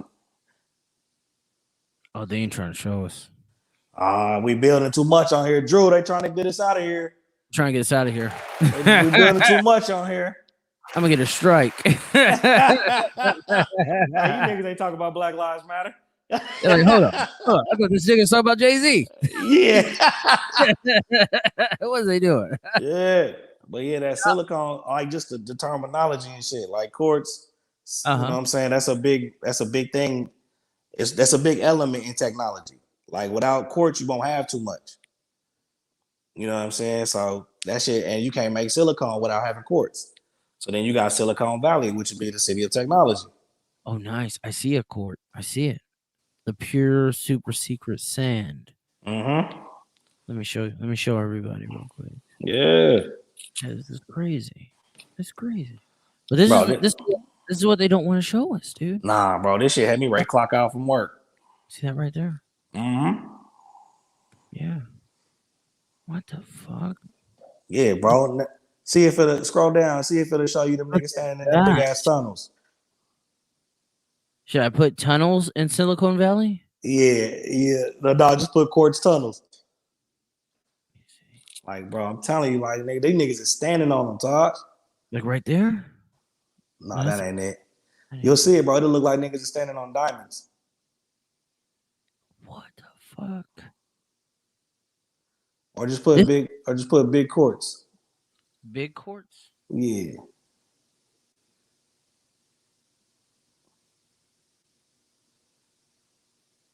Yeah, look at that, bro. Like they hold that shit in their hand. See, this shit is like shit you need for like rocket ships. It feels like, you know what I mean? Like this is like that extraterrestrial. Like we're here to take the fucking quartz. Man, like, put man standing on quartz.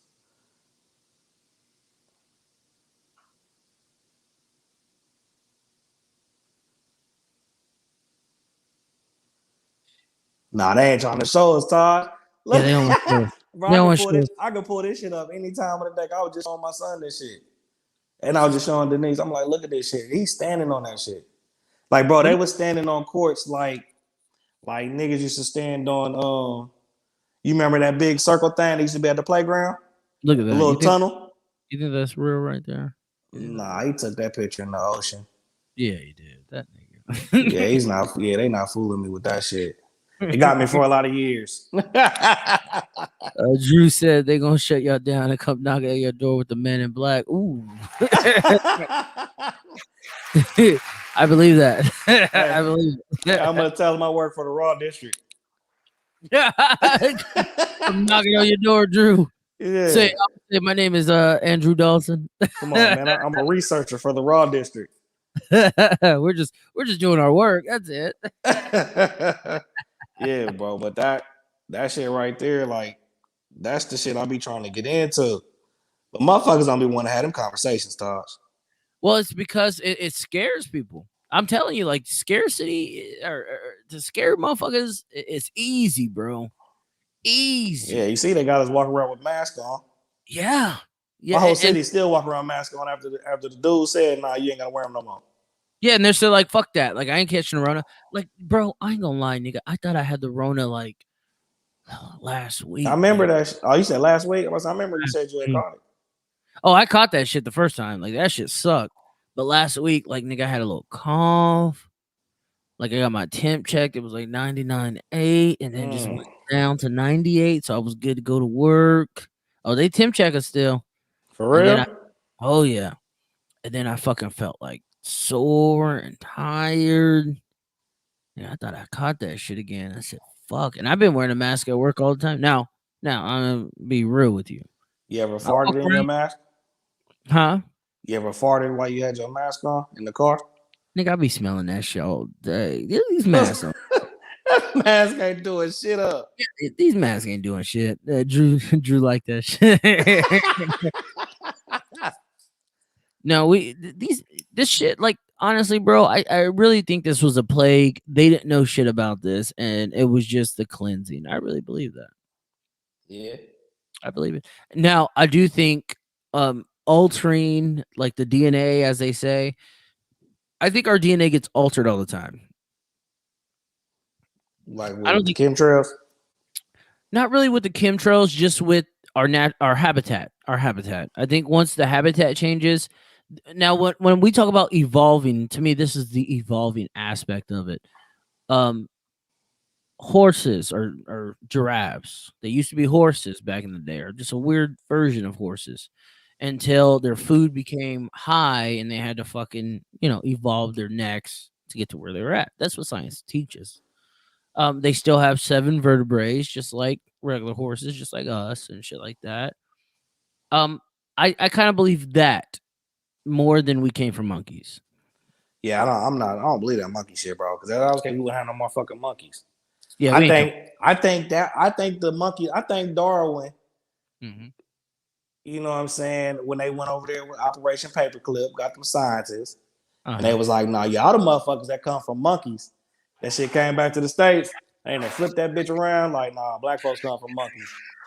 No, honestly, bro, I don't think none of us came from monkeys. I think we're our own species. They just white folks got 98%. Look, like 98% chimpanzee DNA. No, I think we all. I think if that's you fucked fucking up, huh? That is pretty fucked up. That's fucked up. No, I think honestly, if you were to DNA all mammals, we would all have some sort of DNA that matches. I think so. Probably similar. We got similar shit.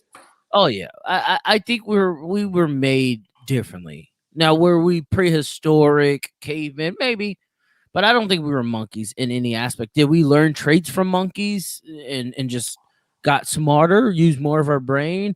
Monkeys are intelligent. Monkeys mimic. Monkeys will fucking, bro. The Planet of the Apes, I'm telling you, is real. Facts. You teach these monkeys war, they go into war. The way you teach them. I think I don't think we come from monkeys, but monkeys are exceptional to the point of where they can be taught. Yeah. Our DNA is unique. It's unique. The black man's DNA, we're missing blocks of our DNA, and they kind of they attribute this to slavery. They said, slavery kind of fucked us up, and this is what I attribute to the ignorance of us. It's because we don't know no better. It's in our DNA. Uh-huh. Our DNA could shift at any given moment because of our habitat, our natural habitat. if you're bondaged, you're going to be servient to people, you know. Yeah. If you are given free will, your DNA is probably going to be one that is strong. I believe DNA changes. I do. If you were to ask me anything of who we matched with, I would probably say aliens. Humans. Facts. We are the extraterrestrial. I think we are. I think we really are. You know, but I don't think we came from another planet. I think we came from kingdoms. I think we came from the extraterrestrial DNA. Yeah. You know what? You don't think that giraffes manifested that long neck? Yeah, I do. I think they manifested because they had to, but I don't think it was a natural occurrence. If that was the case, they would have went extinct. I think it was more of the divine occurrence of where it's kind of like black people having albino kids.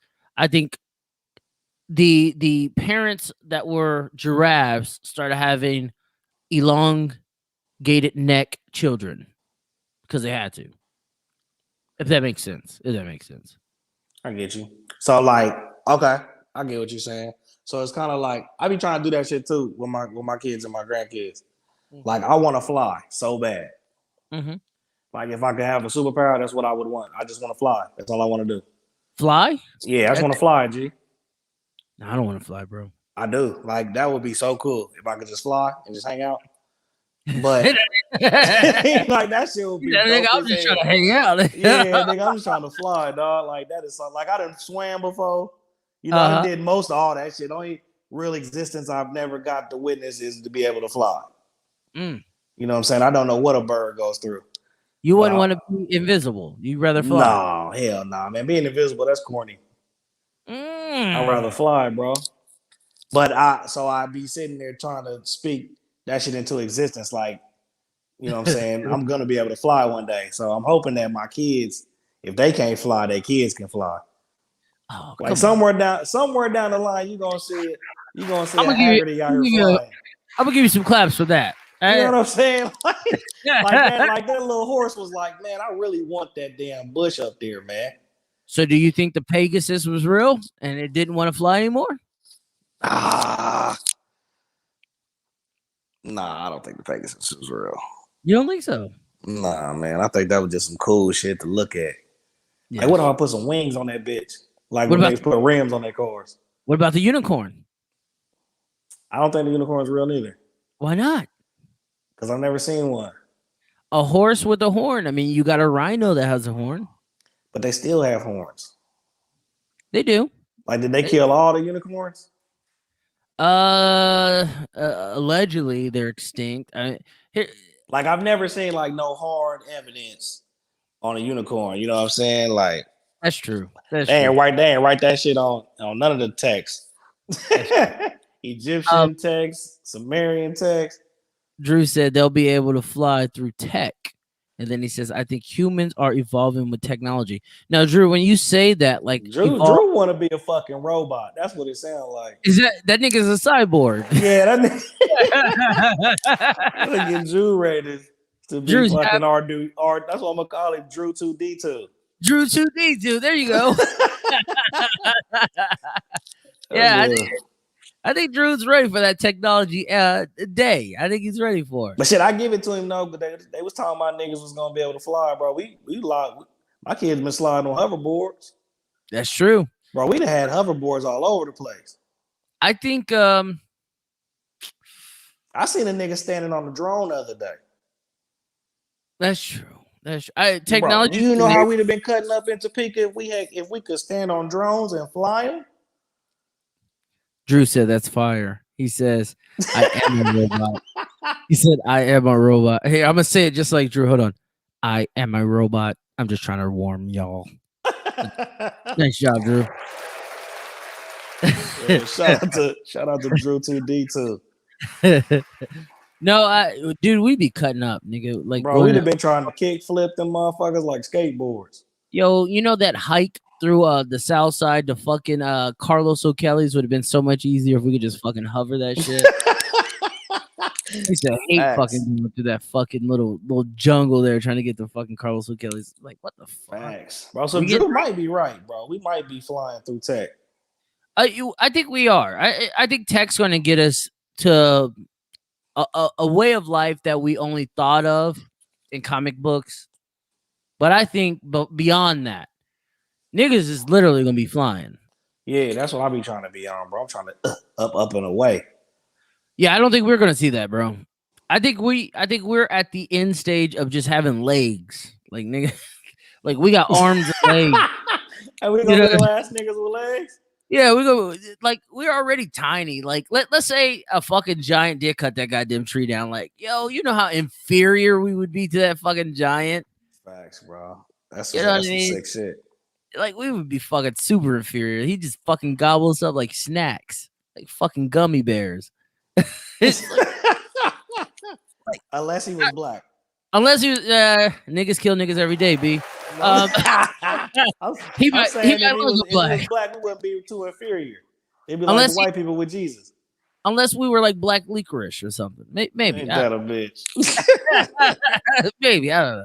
No, I think Drew is on to something. I think you're on to something as well. I just think we'll never see it, at least in the physical form, see it.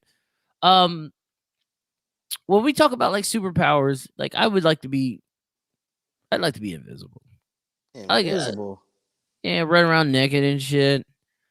Taking what I need to take, eating that shit up. Some creep shit. On some creep shit, you know, jerking my dick off when someone's in the bathroom taking a piss. Yeah. Nah, that's fucked up. Is that what they do? No, she did. Yo, Drew, if you could have a superpower, what would it be? Nah, bro, I just want to fly, bro. Fly is fly. Fly is fly. That would be some fly shit, you know. And I'd be a real nigga with it too, like Meteor Man. I'm just flying an inch off the ground. Oh, nigga, you Bro, lazy. I'm laid back with it. Slight flex. Oh, Drew said to be a human. Fuck you, Drew. I ain't fucking with you. To be a human. Yeah, I ain't fucking with Drew, man. No, I get what you're saying. He might not be lying though. Drew too good at a lot of shit. Drew's pretty good. I'd be jealous, y'all. Nigga, please. No, Drew's pretty solid as shit. Yeah, he's too good at a lot of shit, man. He might be a robot. I say that nigga on the speed bag. Or he might have sold his soul. No, for the 2,000 subscribers? Drew? I think them niggas might be going to 2 million in a couple months. Not for the subs. Drew made a deal. Did you make a deal, Drew? I talked to Clint. That new Fresh Padrino is fire. It's pretty fire. It's pretty fire. Hey, Drew, I ain't gonna lie, dude. Like, I fucking shared that shit, like, from Chris. And when I seen that nigga didn't like it, but he was like another nigga shit, I deleted it. I still like it. I think it's fire, no doubt about it. But I was hella bad. I was like, hold up. That nigga ain't show me no love. I said he ain't get no play. I said, damn. No, it was fire. It was fire, though. No, but I've always said this. If you go back to my goddamn when I used to do the pre-record things, and I would talk about like local artists, I talked about Chris.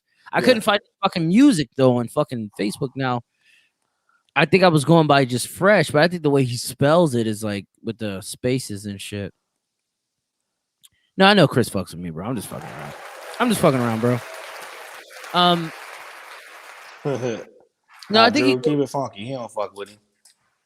No, Chris is cool. Chris is how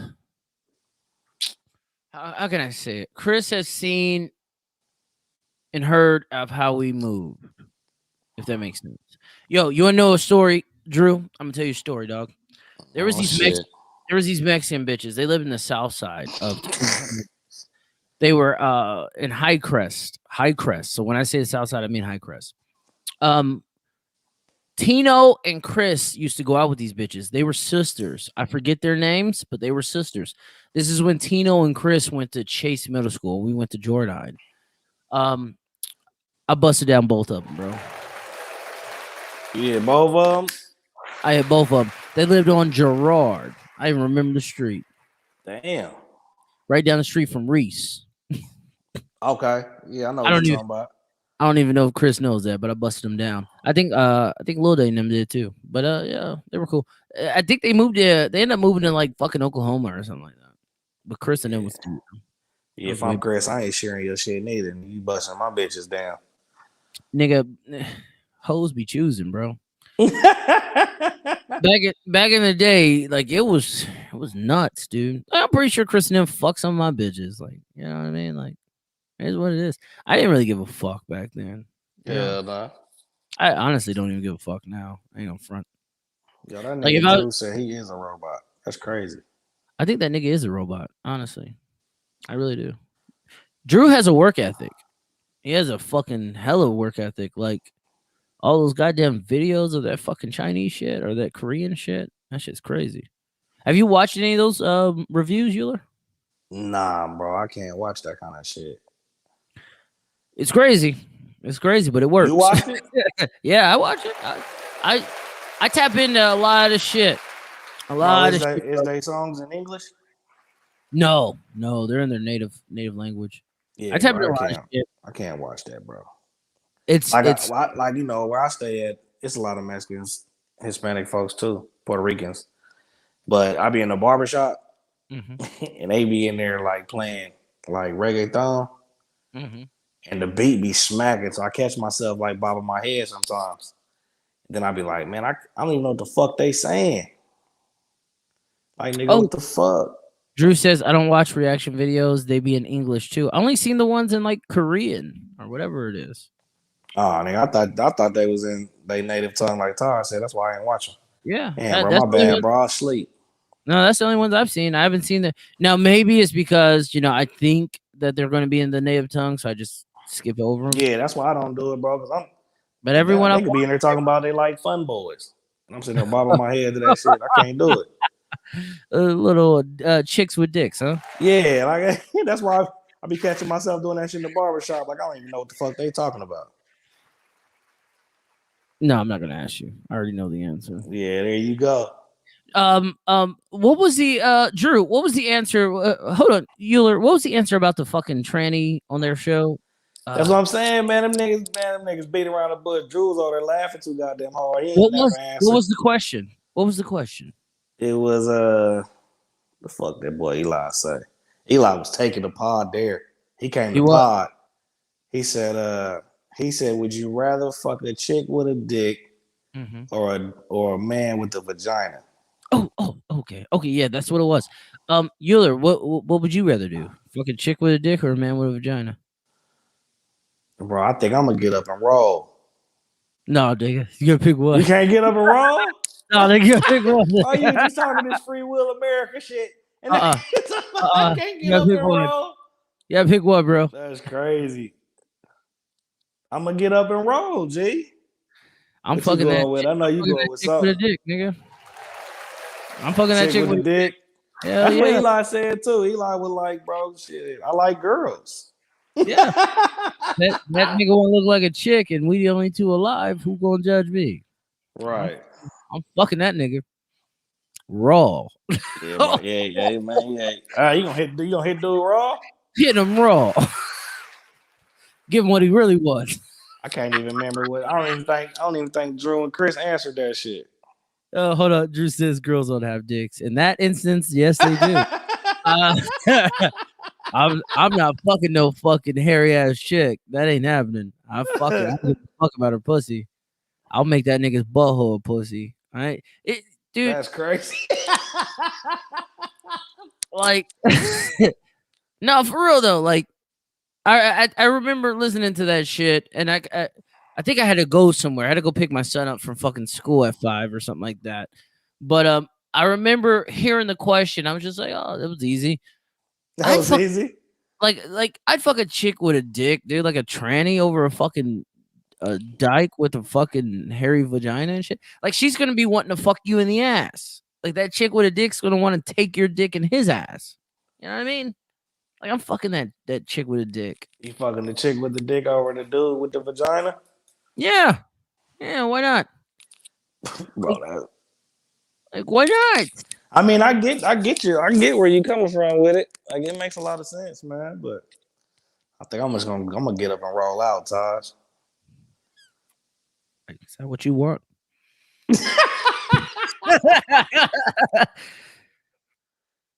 You see what I'm saying? Like this goes all the way back to that Jay-Z shit, bro. Regret that big pimping. Like Tuck that dick. Tuck it. shut the fuck up. Like, do you think you're gonna regret this shit when you get older? You gotta do it like this right here. You gotta loosen it up because it's a butthole. So you gotta loosen it up. Once you loosen it up, it's ready, dog. She gonna hit old girl in the ass. I'm in there.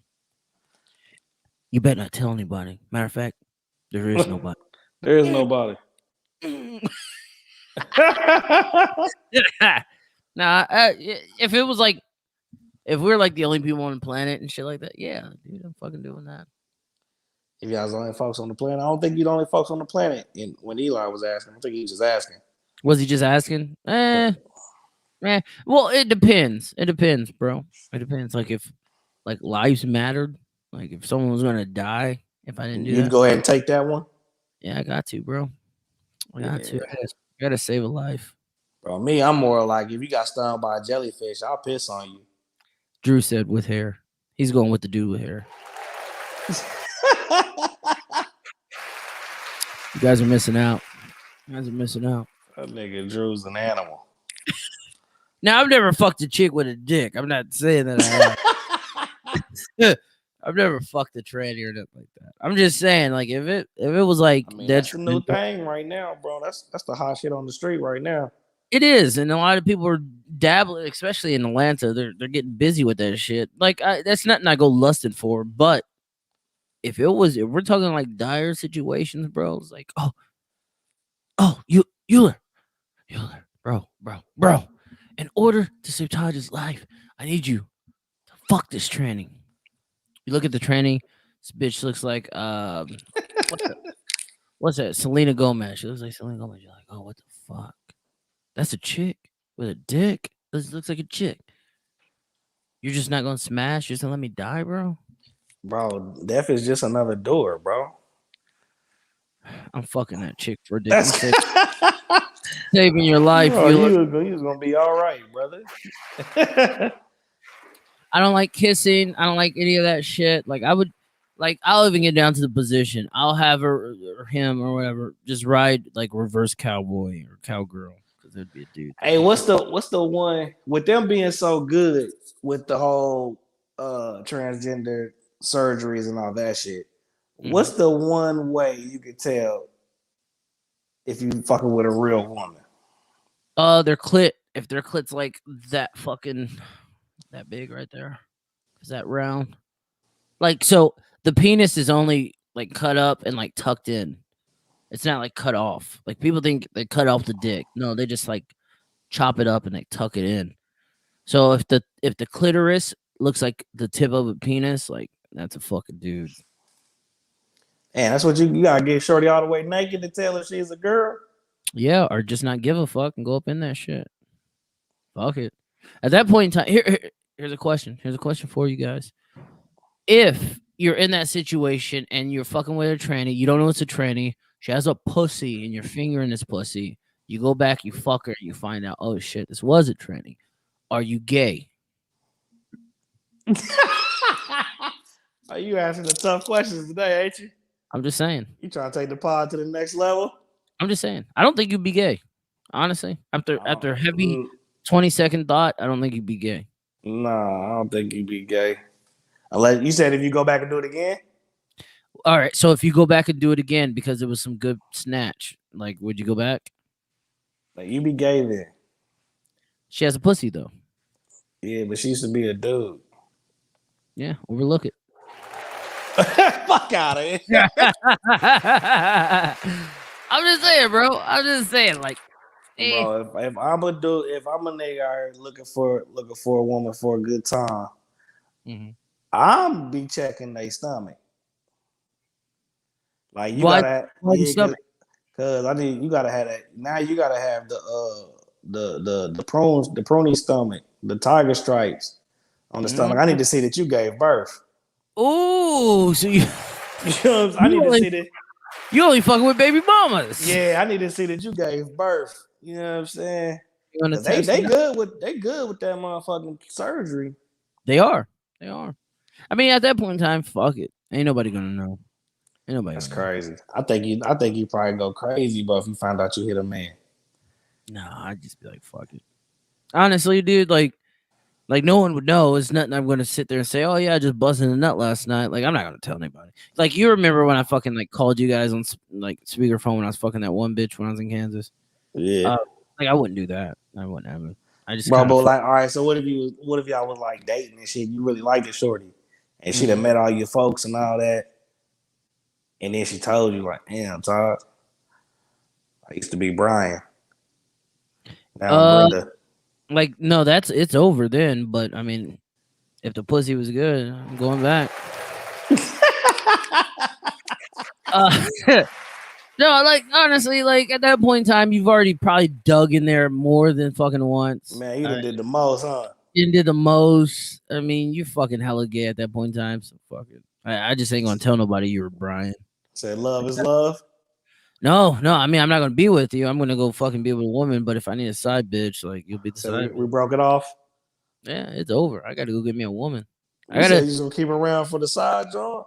If it's that good. If it's, I've never had fucking like penis pussy before, so I don't know. If you know what I mean? Like I see a lot of dudes going to it, so I don't know.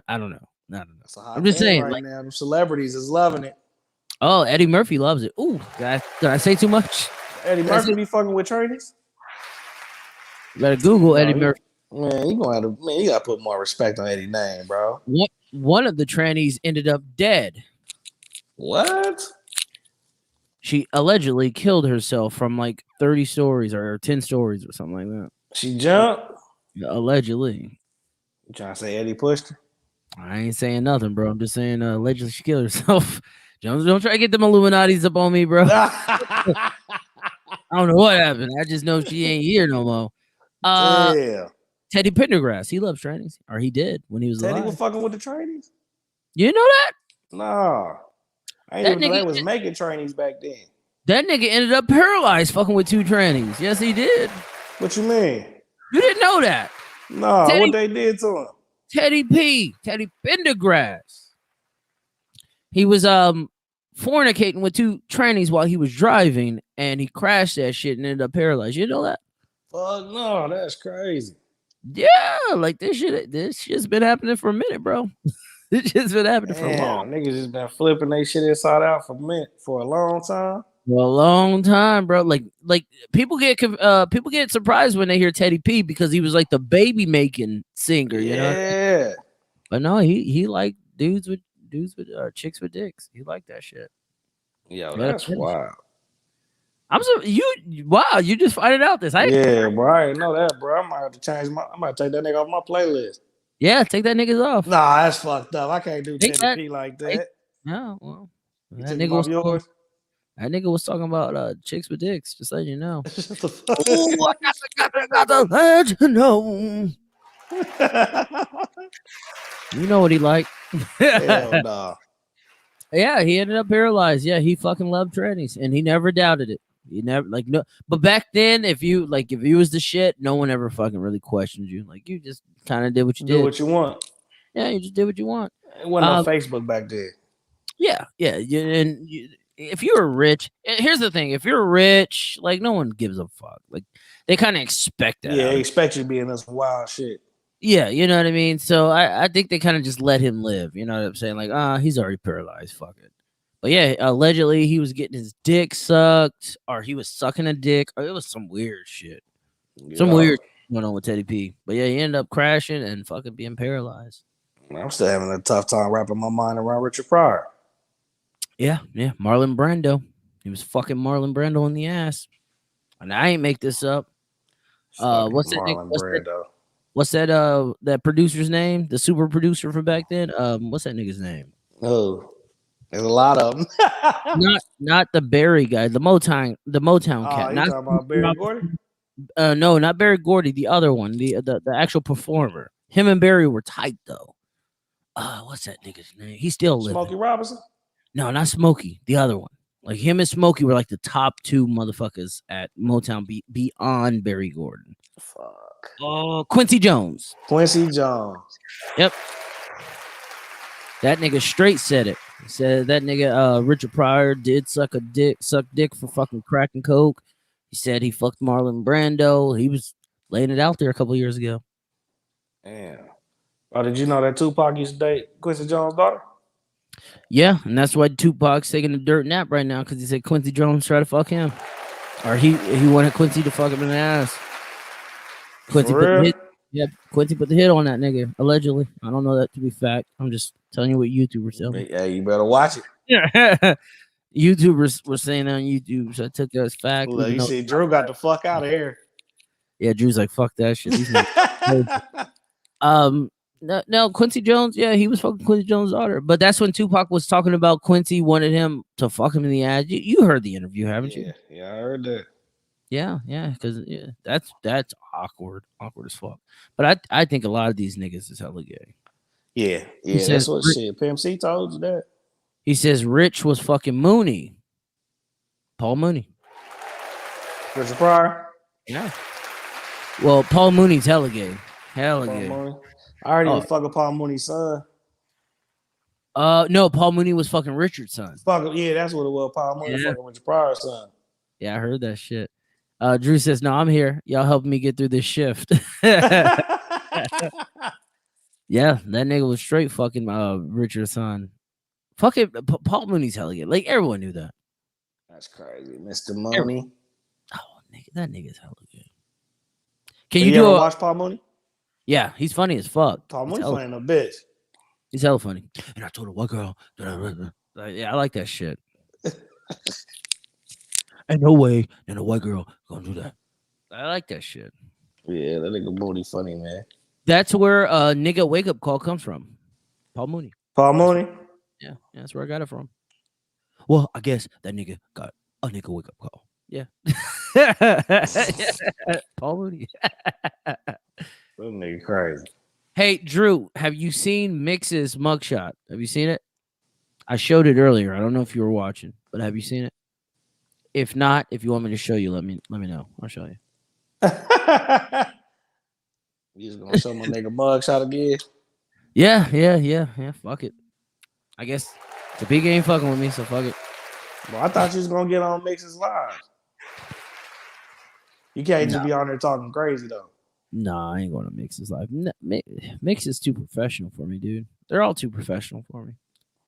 He says Nixon. No, Mix. Nixon. You'd think this nigga was Nixon when you see his mugshot. He do kind of look like Nixon in there. Oh, I got you, Drew. I got you, bro. Hey, Drew, he said he was in that you guys invited him to your podcast. Just know this nigga's a criminal. That's fucked up.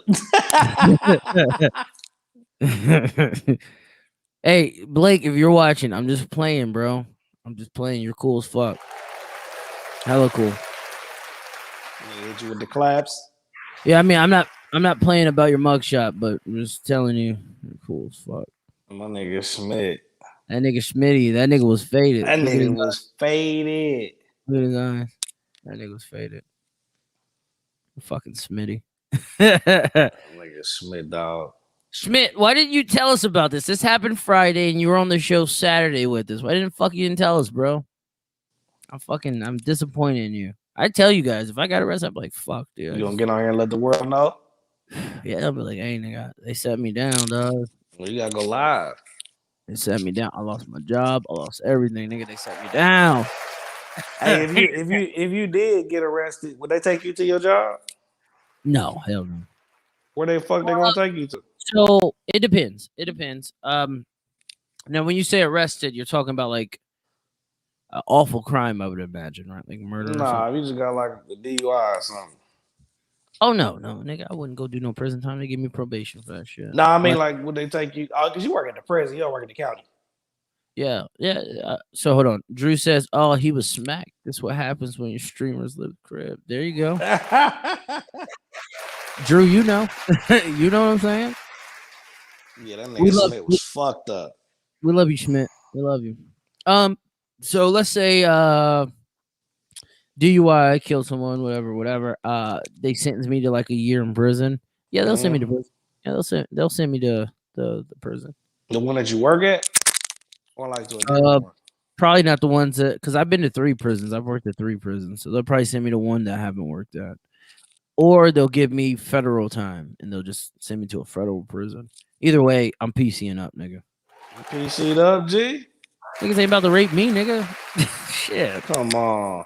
fuck that, nigga. They said niggas don't be raping motherfuckers in there like that no more.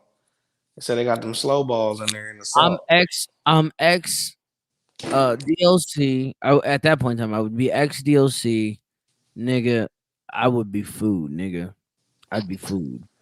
So no niggas gonna try to get that ass. Yeah, nigga, fuck that. But the thing is, so I've seen like ex like law enforcement and shit before, and you know, typically they PC up because we don't have a choice. I mean, we would be food. They like either they'd rape us or kill us. Either way, it'd be a horrible outcome, and I don't want that outcome. So I gotta get the fuck out of there. I still gotta do the time. I still got. It's you not like be PC though. You're damn right. You ain't about to fucking have me all fucking cut up inside and out. Fuck that. Like, I'll stay in my cell the whole year. I'll come out nuttier than a fruit basket. You gonna be nutty than a motherfucker, nigga. A whole year with no sunlight. I'm gonna come out hella crazy. They gonna be like, "Damn, that nigga's a hardened criminal." No, I only did a year. I only did a bullet. That's it. Fuck that, bro. No, that shit. That shit's heavy. I had this former officer. He was in there for some kiddie shit, if you know what I'm saying. I don't want to say it on Facebook, but it was some horrible shit. And he's giving my officers a hard time. This is when I was a sergeant. Giving my officers a hard time and shit. I need to speak to the sergeant and I need to speak to CO3. He was in my cluster. Cluster was called Charlie Cluster. I had Charlie Cluster. So we pull him out, bring him in the office, and I had to give it to him. As soon as he sat down, he's like, "How long does it take to answer an MA letter?" I said, "Listen here, you motherfucker. You know how we get down over here, don't you?" I said, "Where'd you work at?" And he told me where he worked at. I said, "You know where you're at, right?" He says, "I know where I'm at." I said, "What stories have you heard?" And he told me the stories. And then I said, "You know how the fuck we get down. Don't fucking play with us over here, dog. Don't play with us. You're not staff no more. You're fucking..." I called him what he was. I don't want to say it on here, but I said, "Don't fucking play with us, dog. We'll fuck you up around here." You call that nigga here an inmate? No, he was in there for some fucking... Oh, okay, I got you. You called him that. Yeah, he was in there for some fucking shit. Like, there's certain inmates that have moral crimes, but there's certain inmates that are pieces of shit, and he was a piece of shit. And I fucking let him know, "You're a piece of shit, you motherfucker. Don't come in here questioning staff. Who the fuck are you? I don't give a fuck if you worked here." Did he PC up? Yeah, he was in. This isn't the PC. This isn't Max. Yeah. I was like, "You're a piece of shit, dude. Like, who the fuck are you coming in here fucking with that attitude? Like, you know who we are." Said, nigga, I should send you out there to the wolves. You feel what I'm saying? Like, you gonna be safe up in here and shit. Don't be fucking coming in here testing people. Like, what the fuck? The fuck? Like, he was just pissing me off, dude. Yeah, he was a piece of shit guy. He was a piece of shit. Certain guys. So when you go in there, I'm not wishing this on you, but if you ever went to prison, certain dudes are just fucking pieces of shit. Like Rondell and them would tell you, like, they're pieces of shit, dude. Like, even they hit any yard, you're like, that motherfucking piece of shit. Piece of shit, huh? Yeah, he was one of them. Like, I want to say what he was so bad, but I don't want to because I don't do that. Wrong person hears that, it'd be fucking. I'll be getting a call from the warden's office. You gonna be podcasting full time? No, not really podcasting full time. I would just have to fucking explain myself. Probably get hours off and fucking go through the whole fucking rigmarole with that bullshit. It's so right now with my podcast and me talking hella crazy and shit. Like I think my job tolerates it because if my DW knows about it, that means the ward knows about it. Yeah, I think they tolerate it because I don't say nothing. You know what I mean? Like any of their business type of thing. Right. I've seen some crazy shit in prison. I've seen crazy fucking shit in prison, and you know, as long as I don't talk about it like in depth, I don't think they really give a fuck. But as long as when I start fucking naming names and talking about you can't be doing that. Oh yeah, they'll fucking flip the script on me. And Get right on that. Yeah, they'll probably fucking make me choose podcast or the job. Podcast or the job? Then I'm gonna have to lie and say I choose the job, and then I'm still podcast, and then I'm gonna be getting more time off. It's just a fucking. I just rather not. No, it's professional. We're professionals. I told that guy we were professionals. Stop fucking around. That's what I said. Essentially. Fucking inmate letter. Yeah. I said, dude, you know we got 24 hours to respond to that. Knock it off. I said, knock your shit off. No, there's stories, dude. Off camera, I'll tell you some stories, but I know you got some. I know you got some good ones. There's some fucking stories for sure. This isn't for the lighthearted. Like Dave, when I first got this job, and I think I told Dave how much I was getting paid. I remember he's like, "Damn, must be nice," and I was just like, "Nigga." One day trying to do that shit. He had mentioned it, but I don't think he really wanted to do this. Because I told him, I said, "Yo, there's some shit I be seeing, like." Yeah, he don't want to do that shit. I will tell you this: I seen a fucking black dude like jerking off 1,000 miles per hour. That was crazy. That was crazy. Wow. It was early in the morning. I first get on shift, and he's like facing the wall, but he's like moving. He's just moving. Niggas in there shaking the dice. 6 in the fucking morning. I'm just like, what the fuck? He's just going. I just kept walking. I said, hey, they still let you out. They still let you have porn in there? No. Oh no. Oh, you can't have no porn in there? No. That's why I said I'd be food, nigga. I'd be food. No, you can't have no porn. Not to say that they don't get it. Oh, they be getting shit. They be having porn in there? Yo, there was one time in Winslow. We were doing. We got locked down for contraband. Like we found contraband on the outer perimeter and shit. Yeah. It was like in a little package like this, like a little Nerf ball and shit. Nerf balls. It was all carved out. There was all kind of fucking dope and shit in it. It was crazy. You find shit like that, Find the bag, as they say. Are you ever seen some porn? You ever found some porn in the nigga for sale? Yeah, I found like pictures of their women and shit. So what they do is they'll like plaster the motherfuckers together. So if they got like a picture, like a family picture and shit. Yeah. They'll have their woman take like fucking, naked pictures and shit. Put the motherfuckers together and shit. Yeah. It ain't licks. Hey, niggas male inmates are ruthless, dude. So like, let's say it's their wife. She's all butt naked and shit, or hand in her pussy and shit. Yeah. They'll fucking sell that shit to other inmates. Word? Yeah, and then they'll wonder why dudes get out and fuck their wives. Be hitting their wives? Yeah, straight get out and go fuck their wife. Come on, man. I've been hitting you all year. Yeah, it's like, nigga, I've been jerking off to this bitch for like 5 years. I'm gonna go fuck this bitch right now. Yeah, I feel you, Drew. Like, they need at least let the niggas get some magazines, bro. Like, that's crazy. Yeah, they took that shit away. At a point in time, it was a thing, but I think I want to say, because this is before my time, but I want to say a rape happened. It was something to do with the magazine. I think one of the guards. No, I think they fucking raped someone and they used the magazine to like fantasize. It was some bullshit. Shit. Yeah, it was some weird shit. Yeah. No, it's some shit that goes down in there. I will say this: anybody who does prison time and gets out of there, like, and they didn't do nothing drastic and shit, like they're still intact. Respect them. Facts. Because they went through some shit to stay intact. That's for sure. Yeah, you gotta go insane to stay sane. Yeah. I had this black fucking inmate. He had gold teeth and shit. And Winslow was the only male officer there for a while. Male black officer there. So like, black officers are mean. I essentially was getting protected by the black inmates. This is per another inmate. I don't know to be factual or not, but he ended up telling me this bullshit. I had gotten into it with a Mexican guy, and then I was outside smoking a cigarette. That's when I smoked. And he comes up to me, and he's like, "Hey, Riley, bro, you should probably like chill the fuck out." I was like, what are you talking about?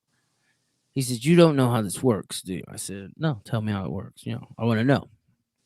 He says, listen, bro, like, yeah, you're an officer and shit, but you're black.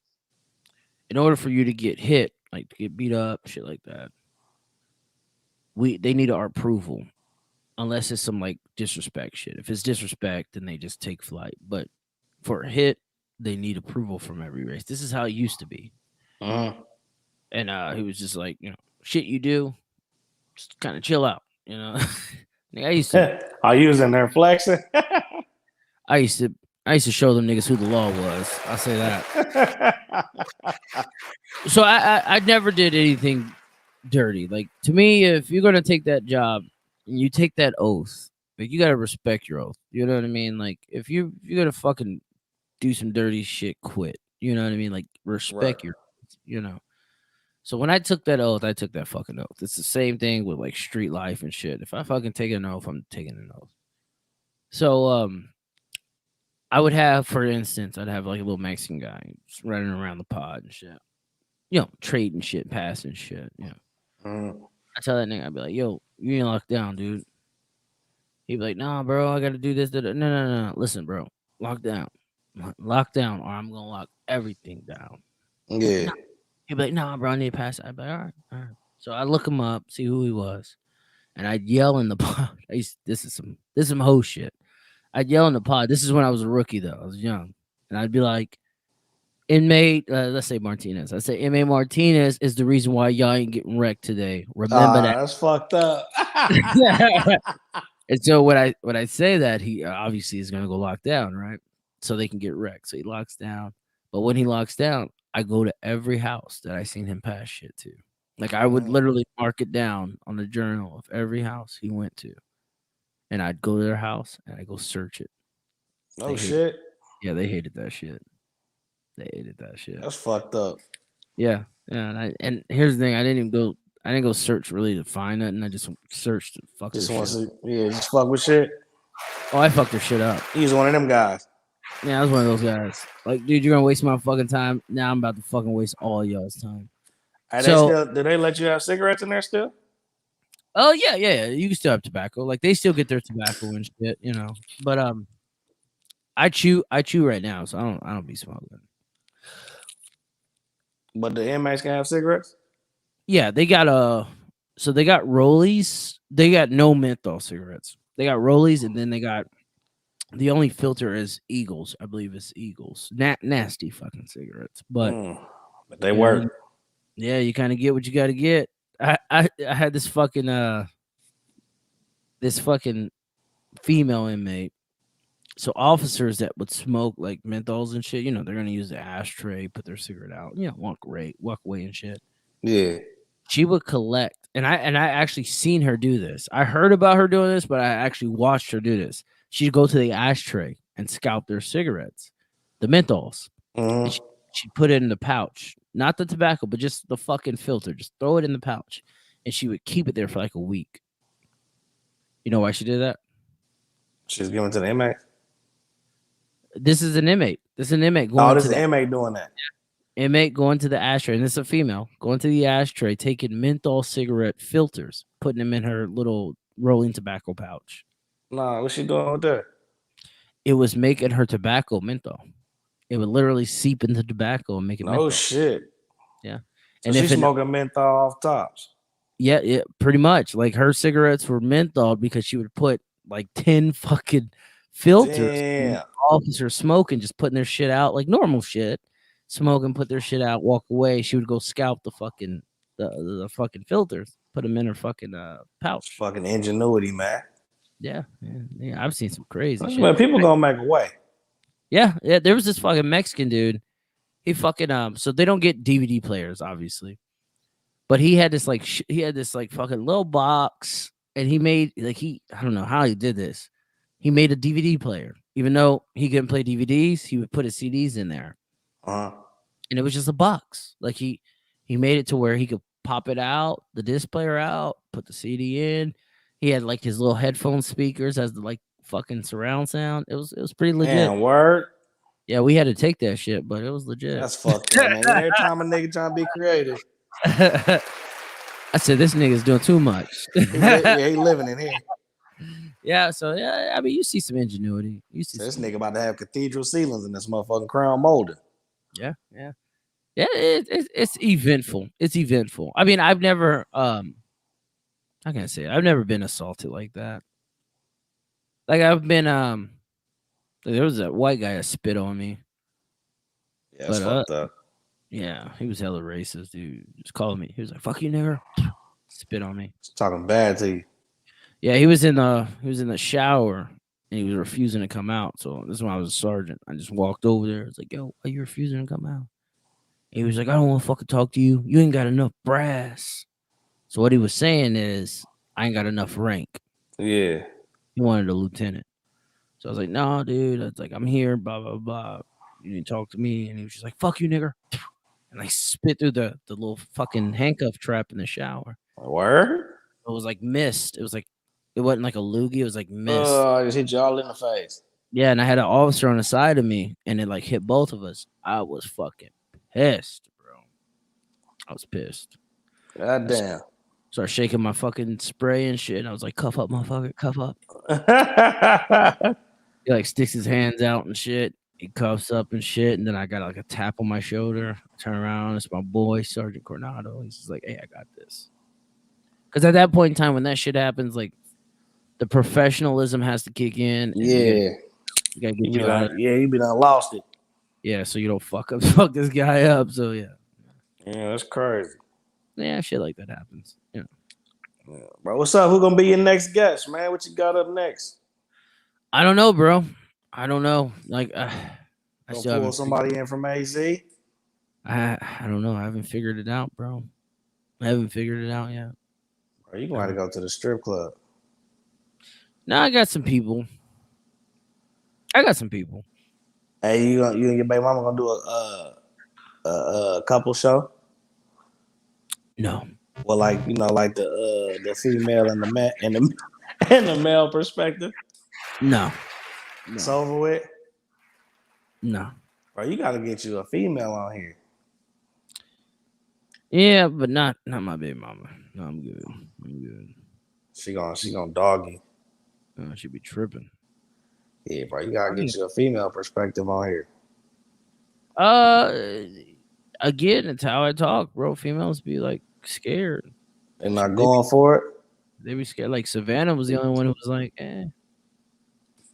You was nice to Savannah though, bro. You kind of chilled out for Savannah. Savannah enlightened me, and I like that shit. I like mental stimulation, dude.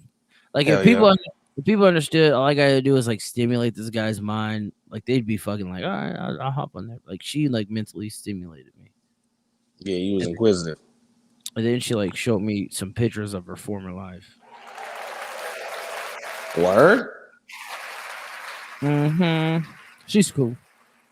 He said she's cool. It's just, it's one of those things, It's just one of those things. Like I gotta start building around here. I gotta start. Yeah, you got some bricks to lay, dog. Yeah, for sure. You got some bricks to lay. For sure. All right. Oh, shit, 5 hours again, Bro, we gotta stop doing them 5 hours. Niggas ain't even gonna watch this shit. Yeah, they gonna be like, these niggas 5 hours again? Man, cooking. You know what? This is why I want to be on talk radio, dude. This is why. Do it all night. All you gotta do is have a good conversation. Like, fuck it. Like, the rest comes. Bro, if we had like music, like I only played one song, I think. And that was at the beginning of this shit. I don't think I played a song since. Actually, no, I did play another song. Two. Yeah, you played two. If we had like video breaks, like Rude Jude, for example, he's only on for what, 4 hours, if that, maybe 2-3 hours. Mm-hmm. Most, half that time is playing music. We literally just talk the last fucking 4 hours. Yeah, hell yeah, man. You can get a whole week out of that. You feel me? That's what I'm saying. Like, this shit's easy. We just talk.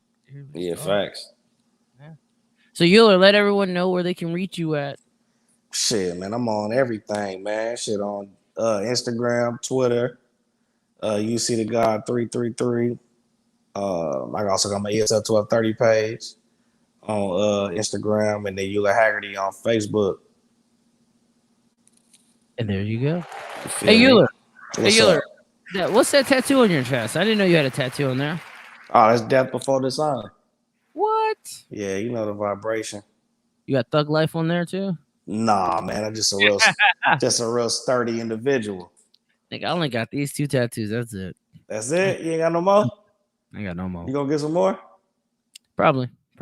I want to get a penis tattoo. What? Yeah, I want it to say "suck me." Oh, that's crazy. Whip that motherfucker out of the party, and they read it. They're like, "Oh, okay." I guess he asked. Hell nah. No, but it was good having you on again, Euler, as always. Pleasure. All right, everyone. If you like what I'm doing, you like what I'm saying, Euler's guesting. Make sure you subscribe to him. Make sure you subscribe to me, and we'll catch you guys on the flip side. Peace out.